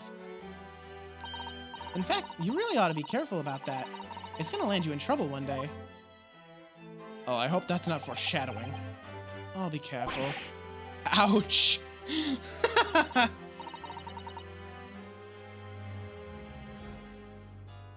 Anyway, it's such a shame. I was so hoping to throw a party for Ginny tonight. But you won't be able to come, will you? Don't look like I'm gonna be going nowhere for a while. You are the judge's patter. I got stuff to make amends for, apparently. All them offenses. What was it again? Breaking and entering, taking the bog trotter's stuff while he was in lug, blah blah blah. Yes, I think you'll find that basically being a pickpocket is the main offense. But diving ain't an offense. It's a job, isn't it? I don't think so. Still, it has got me thinking all this. Maybe I should start looking for another line of work. I mean, you didn't start off as a lawyer, did you, Otto? Well, no, but I was never a pickpocket. Well, anyway, I reckon I could make a change. I'm gonna do something for all them lot like me from the slums. Something that makes a difference for them. That's a wonderful idea, Jenny, and I'm sure you can do it.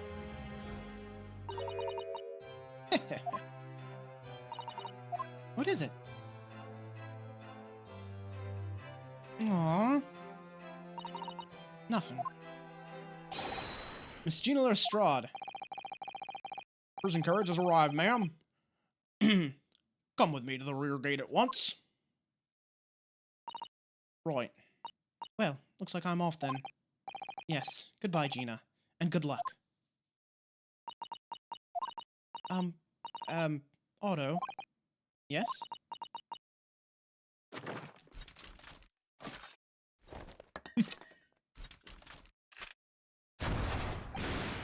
Ah!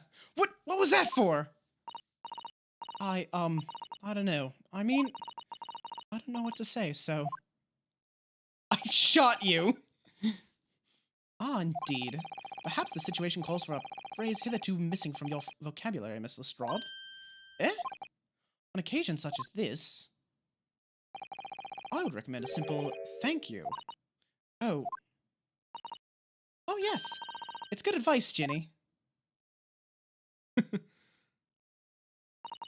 Right. I see. Well...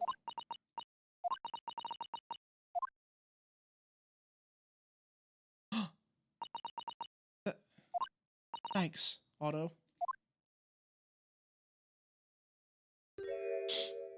Oh! Thank you for everything what you've done, for believing in me.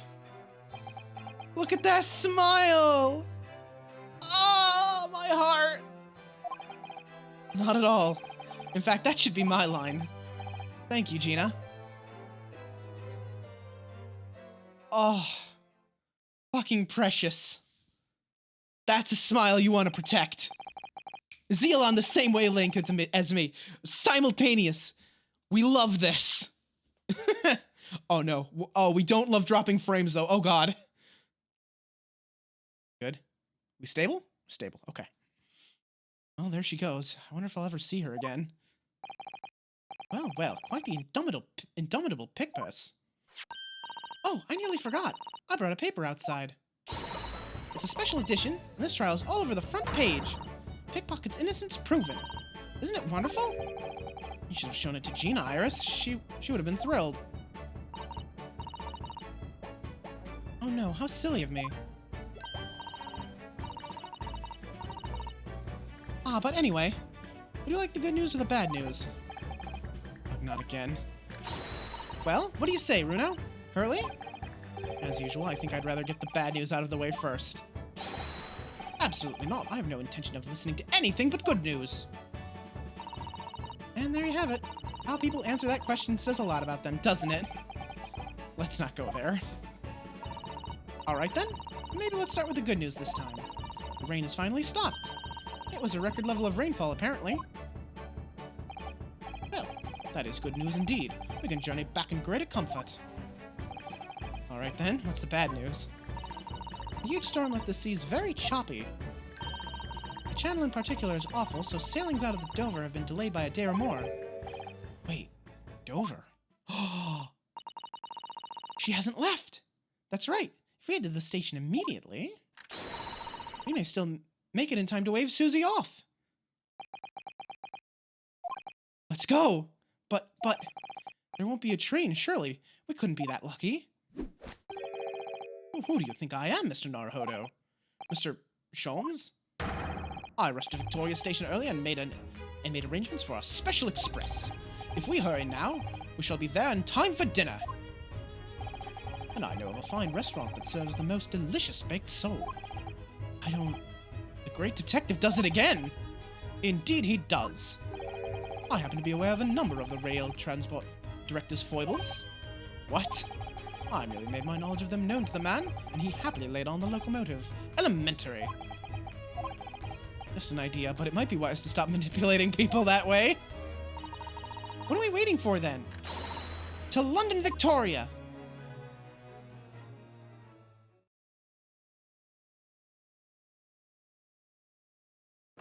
God. How many times do I have to teach you this lesson, old person?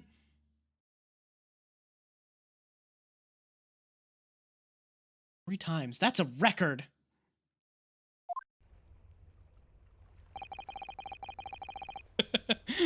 I'm sorry, Zeal. It's a mod or higher command. I have to be sure that when Shia gets yeeted, it's for, you know, due purpose. That took somewhat longer than I had anticipated. Susie's boat must be about to leave now. Mr. Sato, where are you? Over there, look! Looks like she's reading something. Hold it! Mr. Sato, wait! What are you doing? She's about to chuck that book in the ocean. Mr. Naruhodo, what are you doing here? We came as soon as we could after the trial. I mean, we heard that sailings were being delayed due to the bad weather, you see. Oh, I see. Then tell me, how did Gina's trial go? It went well. She was acquitted.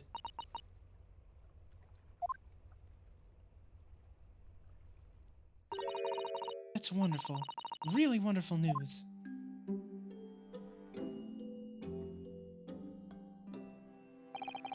The book you were about to throw into the sea was your Encyclopedia of British Law, wasn't it? Oh dear, I was hoping you hadn't seen that. I'm not worthy of practicing law in any way now, so I was saying my final farewell. You were saying goodbye to law? You, Susato-san? Would I be correct in assuming it's because of the peephole, Miss Susato? I deliberately altered the scene of a crime, and then I tried to hide the fact. What I did is utterly unforgivable. That reminds me. How did you even come to have this, Susie? On the evening of the incident, Mr. Sholmes had invited Gina to dinner, if you remember. Oh yes, we had a wonderful time. Well, Gina gave us a little introductory lesson, didn't she? The art of pickpocketing, I mean. Oh, that was so much fun! I stole Runo's armband! Yes, please don't do that again, Iris. That band's very important to me. Well, if it's so important, you should pay more attention to it. You didn't notice for ages. On a whim, I thought it would be fun to see if I could take the cat flap-a-mat, so I put it up my sleeve. Really? Then I rather forgot about it, until I found myself in Mr. Windbank's shop with it later that night. I see. And then...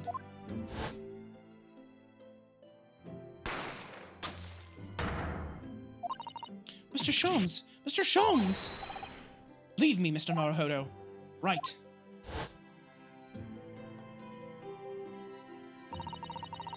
After Mrs. Susato had left the shop, I started to think. That door started to play on my mind. Storeroom door, you mean? Yes. If Gina was anywhere in the shop, I realized it could only be behind that door. At that moment, the little device that I had up my sleeve sprang to mind. I was so worried about Gina, I simply had to know. So, you used the cat flap-a-mat to make the peephole in the door. As captured in a photographic print of the shop by one of Hurley's red-handed recorders. Indeed, it was of the first importance, that point. Precisely when the peephole was made, that information would prove to be Mr. Naruhodo's greatest weapon. Though naturally without proof, it would have amounted to nothing. When I looked through the hole in the door, the sight that met my eyes made my blood run cold. Thoughts started to run through my mind. I remembered that trial 2 months earlier, the trial of Magnus McGilded. I thought about how he had manipulated the evidence and arranged false testimony to secure his freedom. It made the British justice system feel very dark and sinister to me. Yeah, her sleeves are huge. She really could hide like that huge device just up her sleeve, huh? And then a terrible thought occurred to me. What if some wicked criminal was planning to do the same thing now? Because from the appearance of the crime scene, it looked exactly as though Gina had shot Mr. Windibank.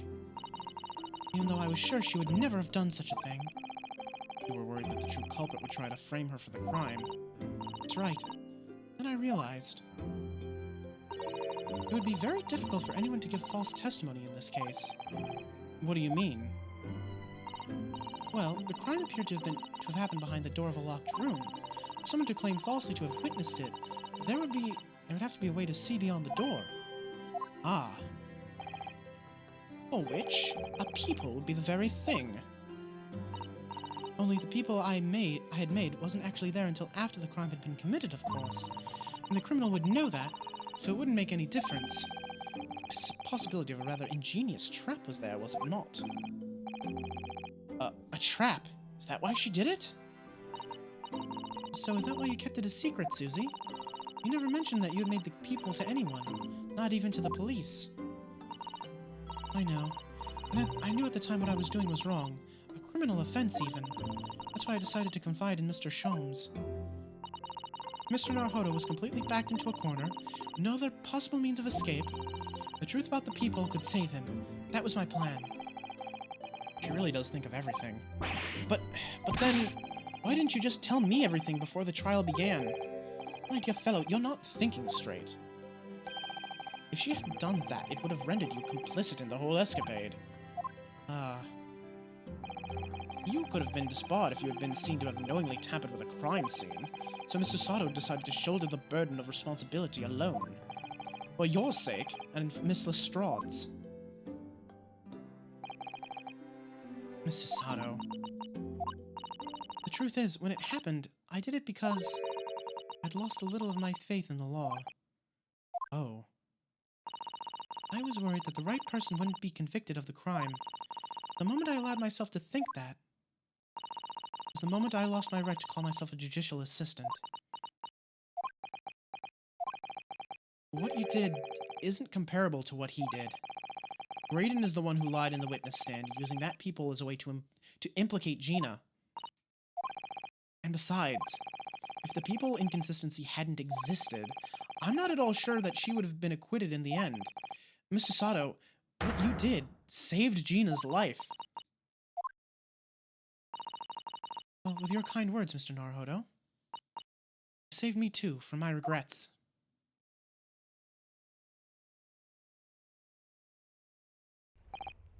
Well, we must all be thankful that Miss Lestrade's freedom has been assured. Yes, exactly.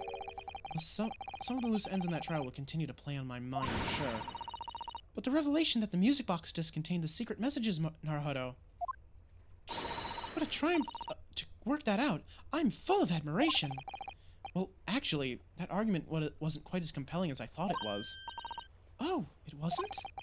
There was a communications officer among the jury members, you see. A telegraph operator. She said that the majority of the sounds on the disc were just meaningless tones. As one would expect. After all, we were talking about secret government communications.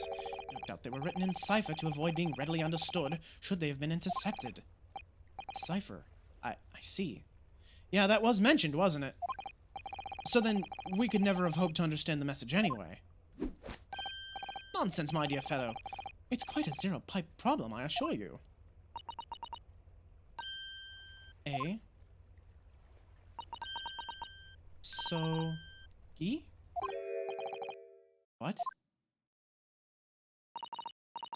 Well, that can't be a real word, can it? How funny. Wait. Iris, what did you just say? Oh, I said asogi. Does that word mean something to you? Means something. Asogi was the name of my best friend. What? But how? How do you know that name, Iris? I wrote it down during the trial before, when the message was playing on the music box. Iris, you have intercepted secret government communications. She transcribed it on the fly? She really is a genius. I thought the message probably wouldn't be written out in plain Morse code, so I tried various ways to interpret it. But whatever I tried, the words just didn't seem to make any sense. That is, in English at least. Oh. It suddenly occurred to me, you see? There's more than one Morse code, not just the English variety. Various countries around the world have altered and added Morse code to use it in their own languages. I don't believe it.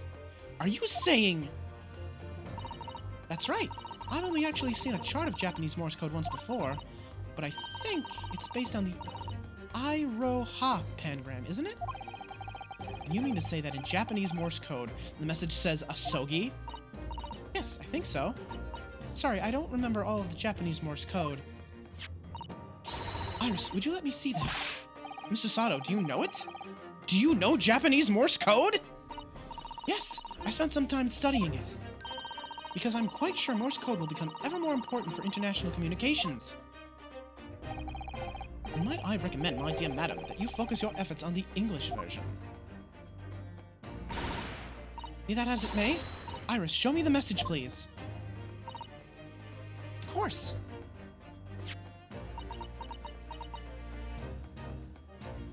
Oh, kimonos and, like, yukata are, like, very, very pretty. I love both of them. They're very cute, very pretty. But what can this possibly mean? Whatever is in that long sequence of supposedly meaningless dots and dashes, it's made the color drain from Susato-san's face. There's no doubt that this message is written in Japanese Morse code. So the British Empire has been using Japanese for its secret communications? I don't understand the reason why, but the message appears to be a list of 4 people's names. 4 names? First is Kei Asogi. Kazuma Asogi. Why? Why was his name on that disc? The second is A. Shin. Shin? I don't recognize that name. Third is T. Gregson. Tobias Gregson? Gregson?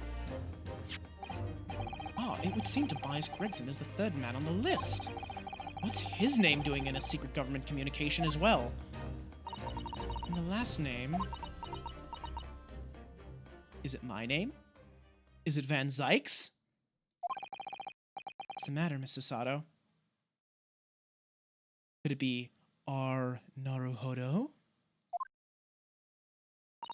It's just so strange, so unexpected. Oh, what is it, Susie? Don't keep us in suspense.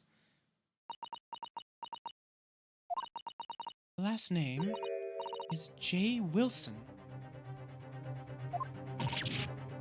What? Wait, Iris's father? Wilson? John H. Wilson? You mean Daddy? It only says J. Wilson, so I'm afraid I can't be sure. Then, after the 4 names, it reads, if I translate from Japanese, that is all 4. And that's the end of the message. Or rather, the end of what you noted down, Iris. I just can't believe it. Whoever would have thought? But those discs contain Japanese Morse code. Not to mention a strange list of some disturbingly familiar names. It would appear that this particular message is a communication of some kind between Great Britain and the Empire of Japan. So, Daddy could be in Japan then? Where Susie and Runo come from? Oh, well... no. It's not very likely, really, is it? I mean, there are thousands of people with the surname Wilson. There must be lots of J's among them. Professor John H. Wilson, visiting professor of medicine at the Imperial Yumei University. But we can't tell Iris about that now. We just can't. This is so strange. Somehow in solving the case of Mr. Windibank's murder today, I feel like I've rolled back a boulder at the mouth of a very dark cave. I do wonder if perhaps it's a dark cave that we shouldn't go wandering inside.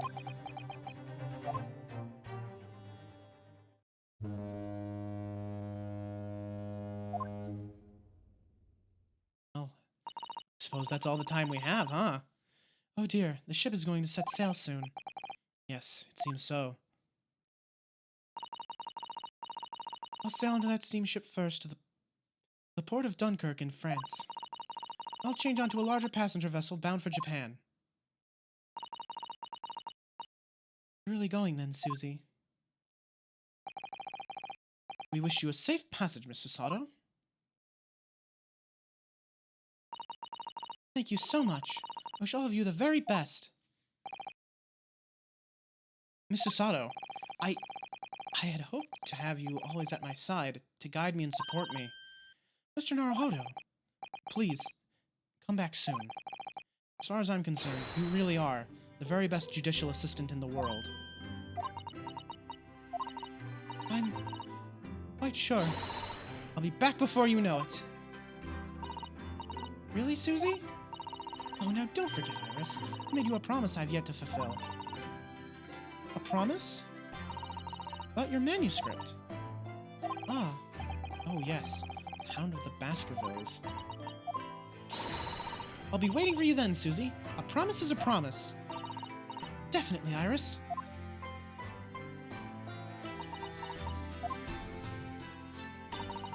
Mr. Naruhodo? Yes? You remember the first time we met? Yes, of course. On the SS Burio when I was dragged out from that wardrobe, still half asleep. If I remember rightly, you threw me halfway across the cabin with a Susato takedown. You know very well that I'm talking about after that. It's strange, but being thrown together as we were in that case, I somehow felt straight away that you were the perfect person to continue Kazuma-sama's great legacy. Mr. Sato, my instincts were right. I really want to believe, no, I'm sure that I'll be back soon. Farewell until then.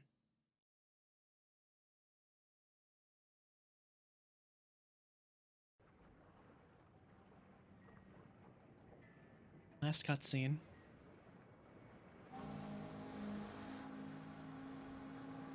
Somehow we seem to have come to the end of the adventures of Ryunosuke Naruhodo. Or the first volume, at least. Looking back now, it feels as though fate has led me on this journey.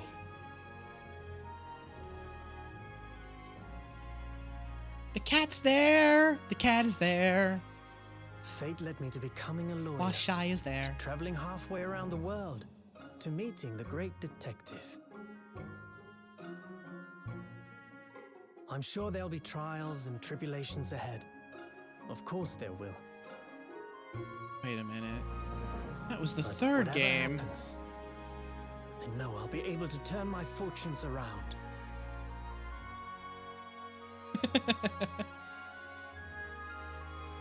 After all, I have the greatest friends in the world on my side.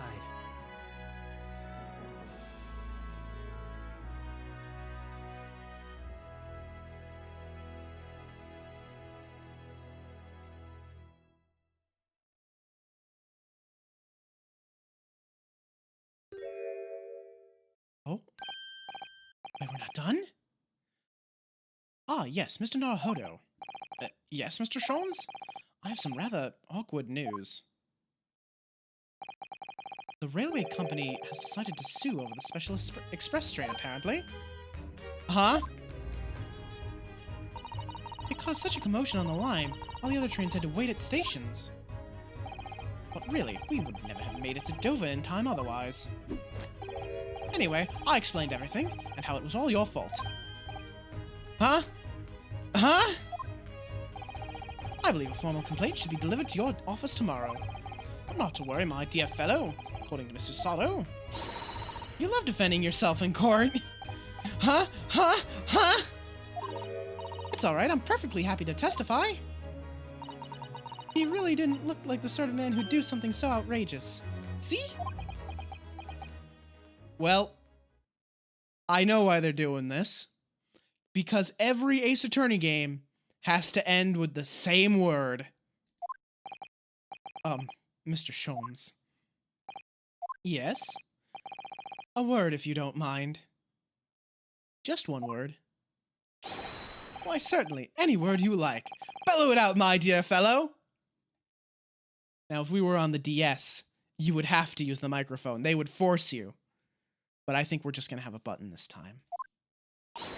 Oh yes, I love Runo's words, and I know just the one he'll use. Get ready now. We're gonna say it all together now, everyone. Then, I really must say... Objection!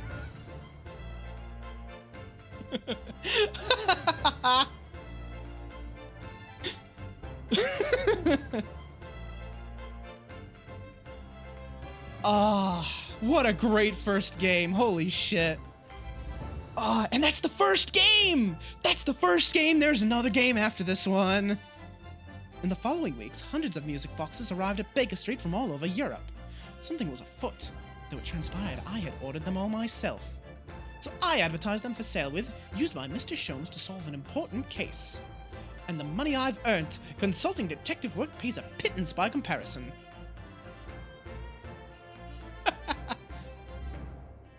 Halfway there, baby. Halfway there.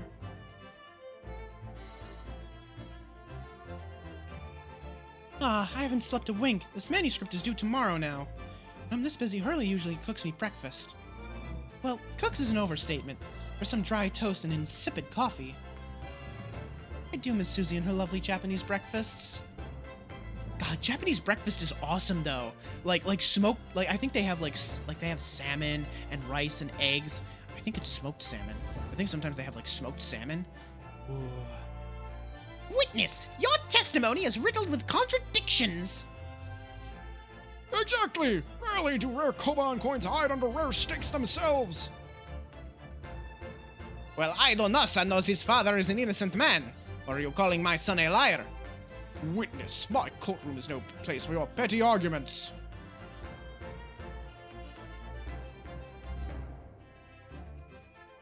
Oh, I would love some smoked salmon. Oh, that sounds great. Having delivered the Russian dancer to shore in Shanghai, I laid low on the steamship for a while. Thank you, thank you, thank you. Last night I apprehended an extremely suspicious Japanese man on board. I've done nothing wrong! All I did was give Wagai's offspring refuge in my pocket. A man brings some kittens on board and suddenly he's a hardened criminal. It's not fair!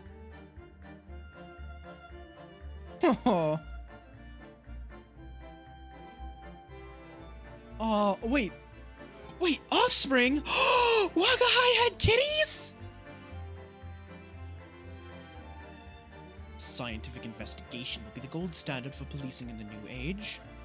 I dream of a world governed by the tenets of order and discipline, like a great clock, in fact, whose hundreds of parts mesh together in perfect unison. Now, if you'll excuse me, I have but 2 minutes and 37 seconds until my next appointment. I feel like he's going to be a villain at some point. Considering we've already seen that the law enforcement in this game can be kind of sketchy, he's going to be a villain. I would place a wager that he's going to be the final boss or something close. Latest Ransom magazine is out, and I'm in it again. Whenever I say that one line she wrote now, I get a standing ovation. Want to hear it? Not bad, I suppose, for an amateur.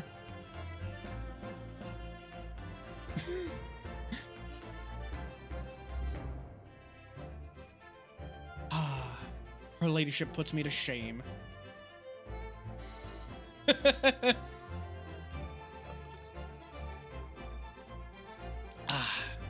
Sipping some water while we watch the credits here. But yeah, this is probably my favorite Ace Attorney game. Like, honestly. Been visiting the old girl on a daily basis, of course. Joni, my old lovebird. Must say, battling with those bully stares every day has done wonders for the dinky peg. Managing rather well with the housework, too. Got this maid business taped up, I'd say. Hope the gossiping neighbors don't realize the man of the house is his own maid.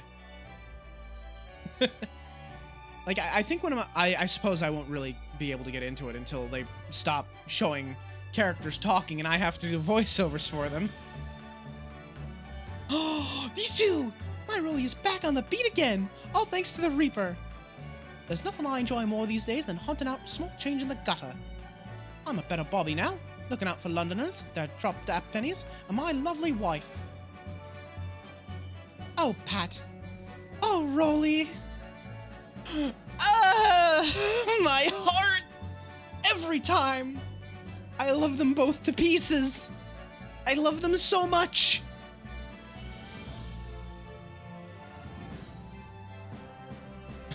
Oh no. Looks like I'm gonna be doing time for a bit now. But Iris comes every day for a natter, so it ain't too boring. She's always going on about all them cases what Sholmes is looking into. Criminal investigations are kind of interesting, when you get into them. Oh? Is the... Is the new profession? Is she gonna be a detective? Is she gonna be like a forensics investigator? Oh, come on, let her be the new Emma Skye. That'd be so cool. Yes, I renounced my upbringing and chose a life of sophisticated crime. But regrets? Please. Give over, bruv. That ain't the Ash we used to know. We got time in here to plan the comeback of Milverton and Skulkin's milk run, right? The three musket Watsits. Musket Watsits. Milking the neighborhood for all it's worth.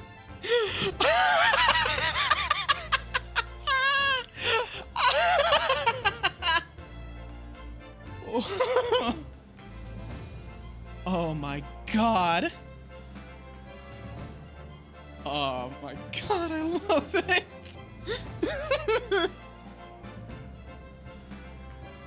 This past 6 months has been a time I shall remember forevermore. Painful goodbyes and wonderful encounters. I've come to realize that's what life is all about. Naruhodo-san, I promise, your assistant will return to you one day. But for now, I leave you with many memories and a heartfelt wish that life will treat you well.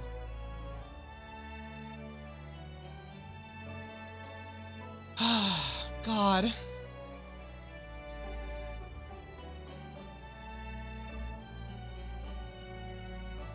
That the Dara... Oh, I thought we were zooming in on the Dharma. Oh, we kind of are, though. Aww. What a cute picture. We even got Wagahai in there.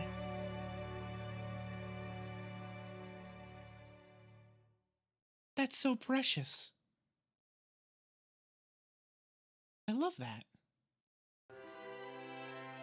Okay, these are gonna be like the proper credits now, right? I'm assuming?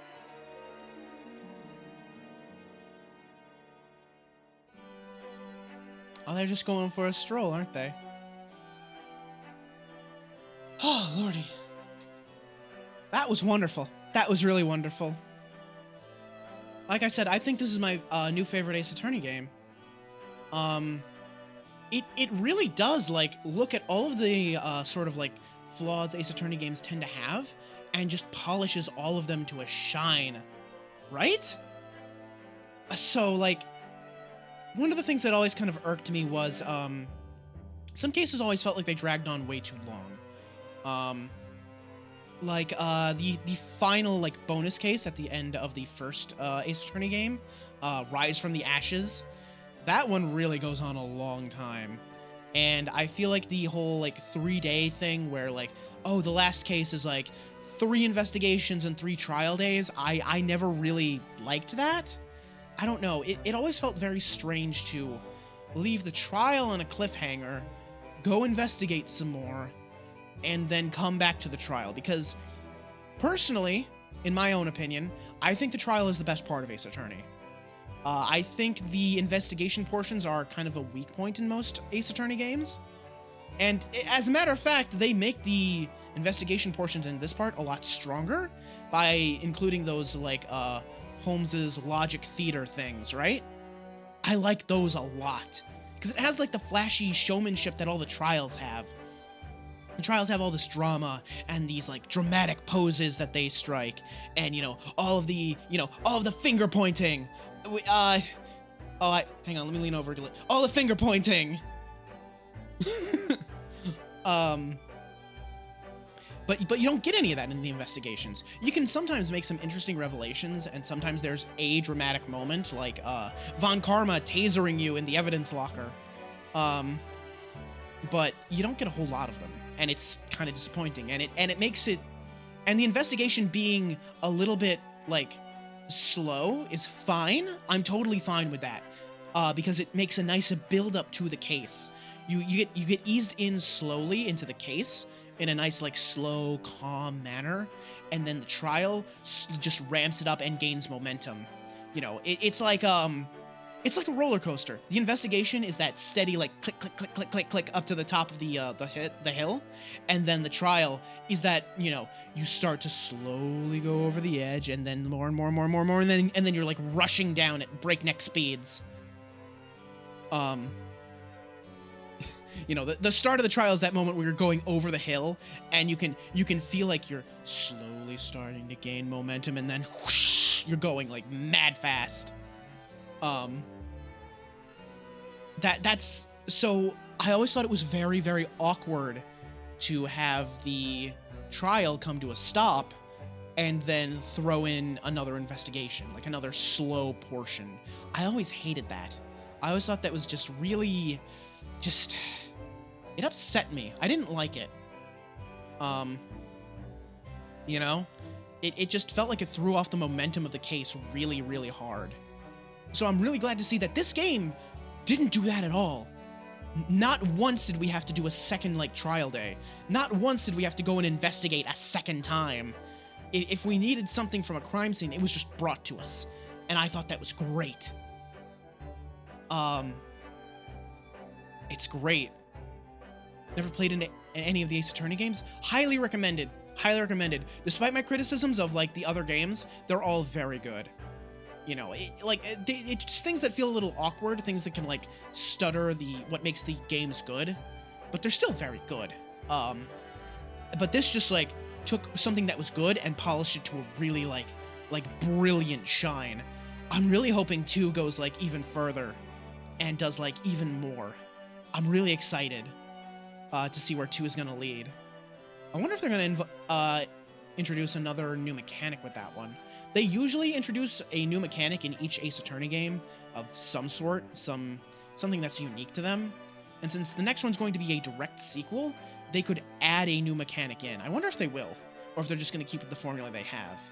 I feel like they probably would add something new. But it's the other thing that's really cool is that very often, the first couple cases are sort of disjointed and, like, picked apart from the, like, plot of the end of the game. Usually the end of the game has, like, 1 or 2 cases that are, like, tied together in some way. And, this one, like, it all felt like one cohesive story. Like, every single case has had some importance in some way. And that's wonderful. What a fantastic game, dude. What a fantastic game. God. So. Oh. It's lovely. That's very cute. Well, let's see. Tell me, game, what's next? Great Ace Attorney Chronicles. Press any key.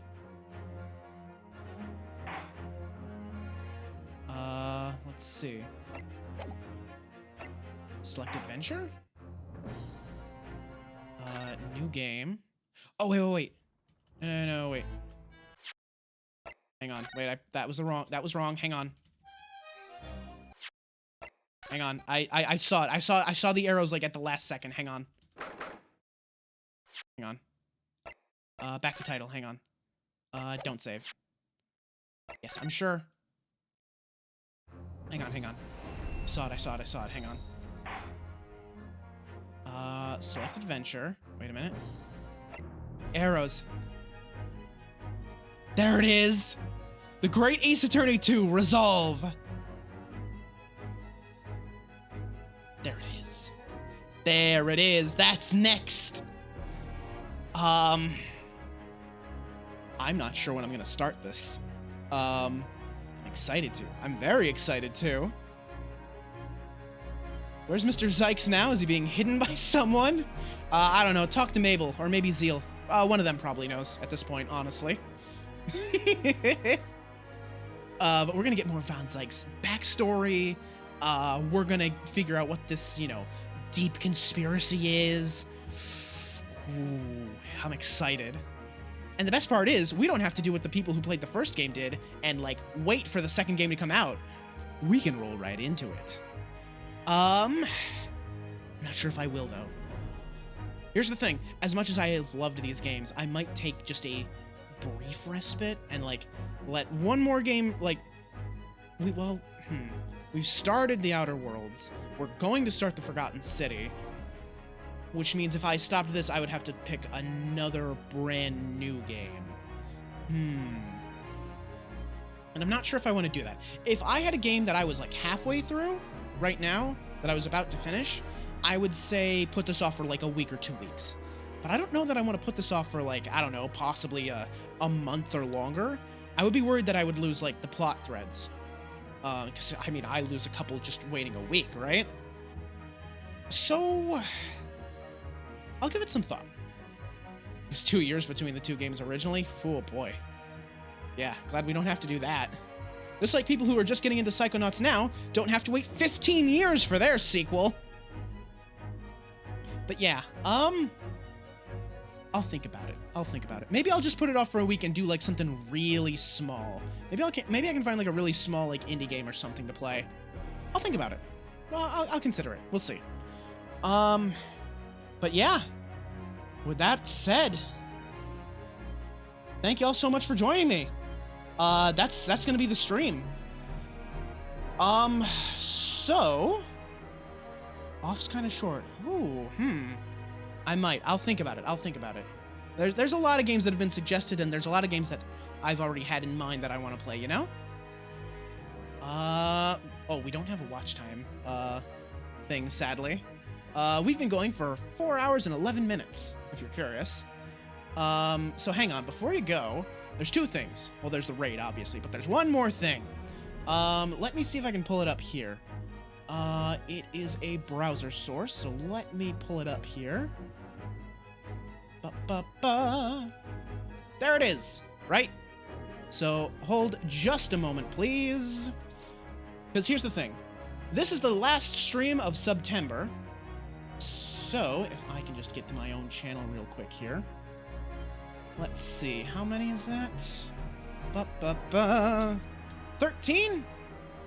Easy. And, you know, I get 20% off, so, you know. Let me just do this real quick. I want to thank all of you so much for your support over this past month. It's been really incredible. You know, I wasn't sure that we were going to get all of them unlocked, but since we were so close, I had to do it, right? We were so close. So I went right ahead and I'm filling the gap here, right? Oh, thank you so much, guys. I really do appreciate it. The fact that we were able to get all 5 things unlocked now means a couple of things, okay? The first is no more sub goals for like a long while because, as you know, I have a day job, right? So money isn't really an issue. Like, sub money is very nice, and the fact that people want to support me monetarily is absolutely wonderful. It's very, very flattering.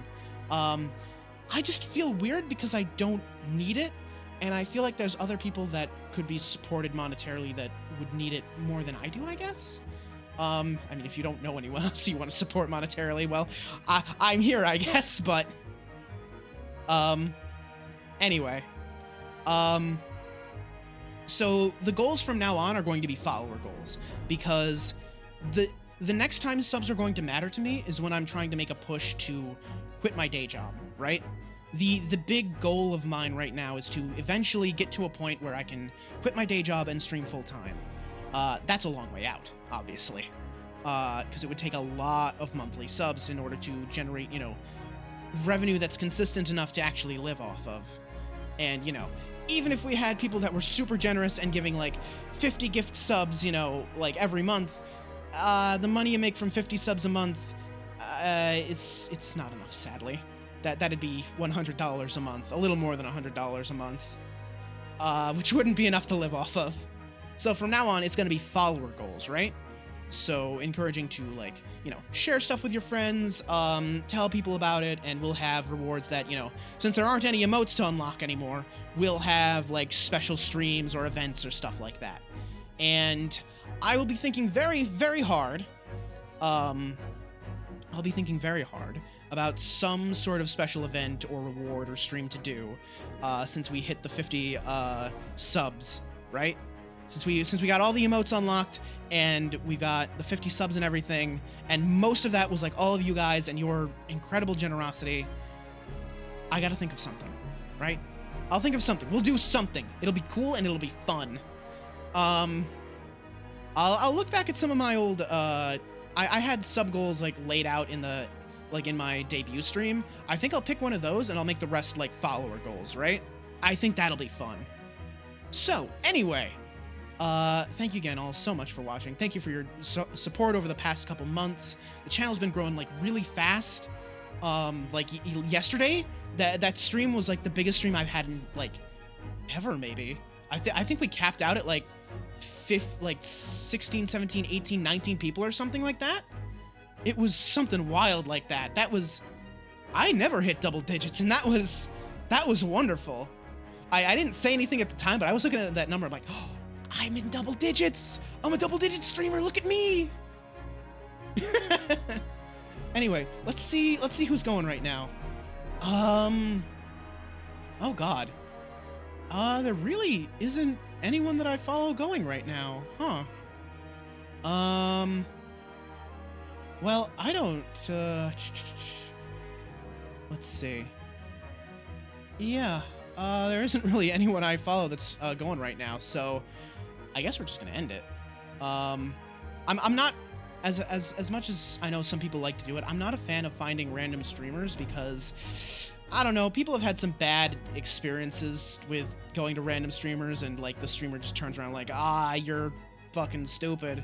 I know poor Catboy Mech had like a problem with that. That's why they don't, do random streams anymore.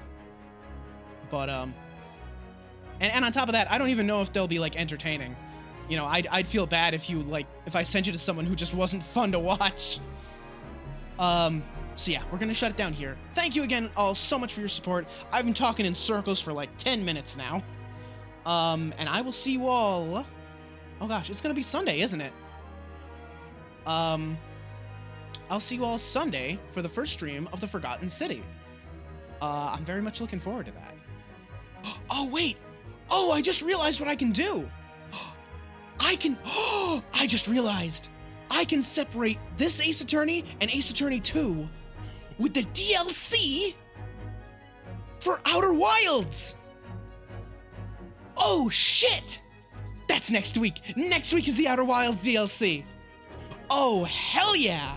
Oh, this is gonna be good. This is gonna be fun. I'm excited now. Alright, okay. Anyway, thank you all so much. Remember, if you're new around here by any chance, let me plug this real quick. We got a Discord server. Come hang out. We're all very cool. Everyone, very cool. You can also get alerts. You can see a bunch of clips that have been posted there. Fun little, community right now. Always on the grow. Let's see. What else? The links down below for the 2 YouTube channels, which is the VOD archive and the clip channel, or, well, not the clip channel, the highlights channel. Highlights channel hasn't seen a lot of use in a very long time, but new one going up sometime this week. Tomorrow, maybe? Maybe tomorrow. Depends how quickly I can get it uploaded. Tomorrow or Thursday. Expect it. That'll be the highlights video of the first Psychonauts stream. Besides that, Twitter link down there as well. And, yeah. I will see you guys Sunday. Take care, everyone. Thank you again so much. It means the world to me. Take care. Peace.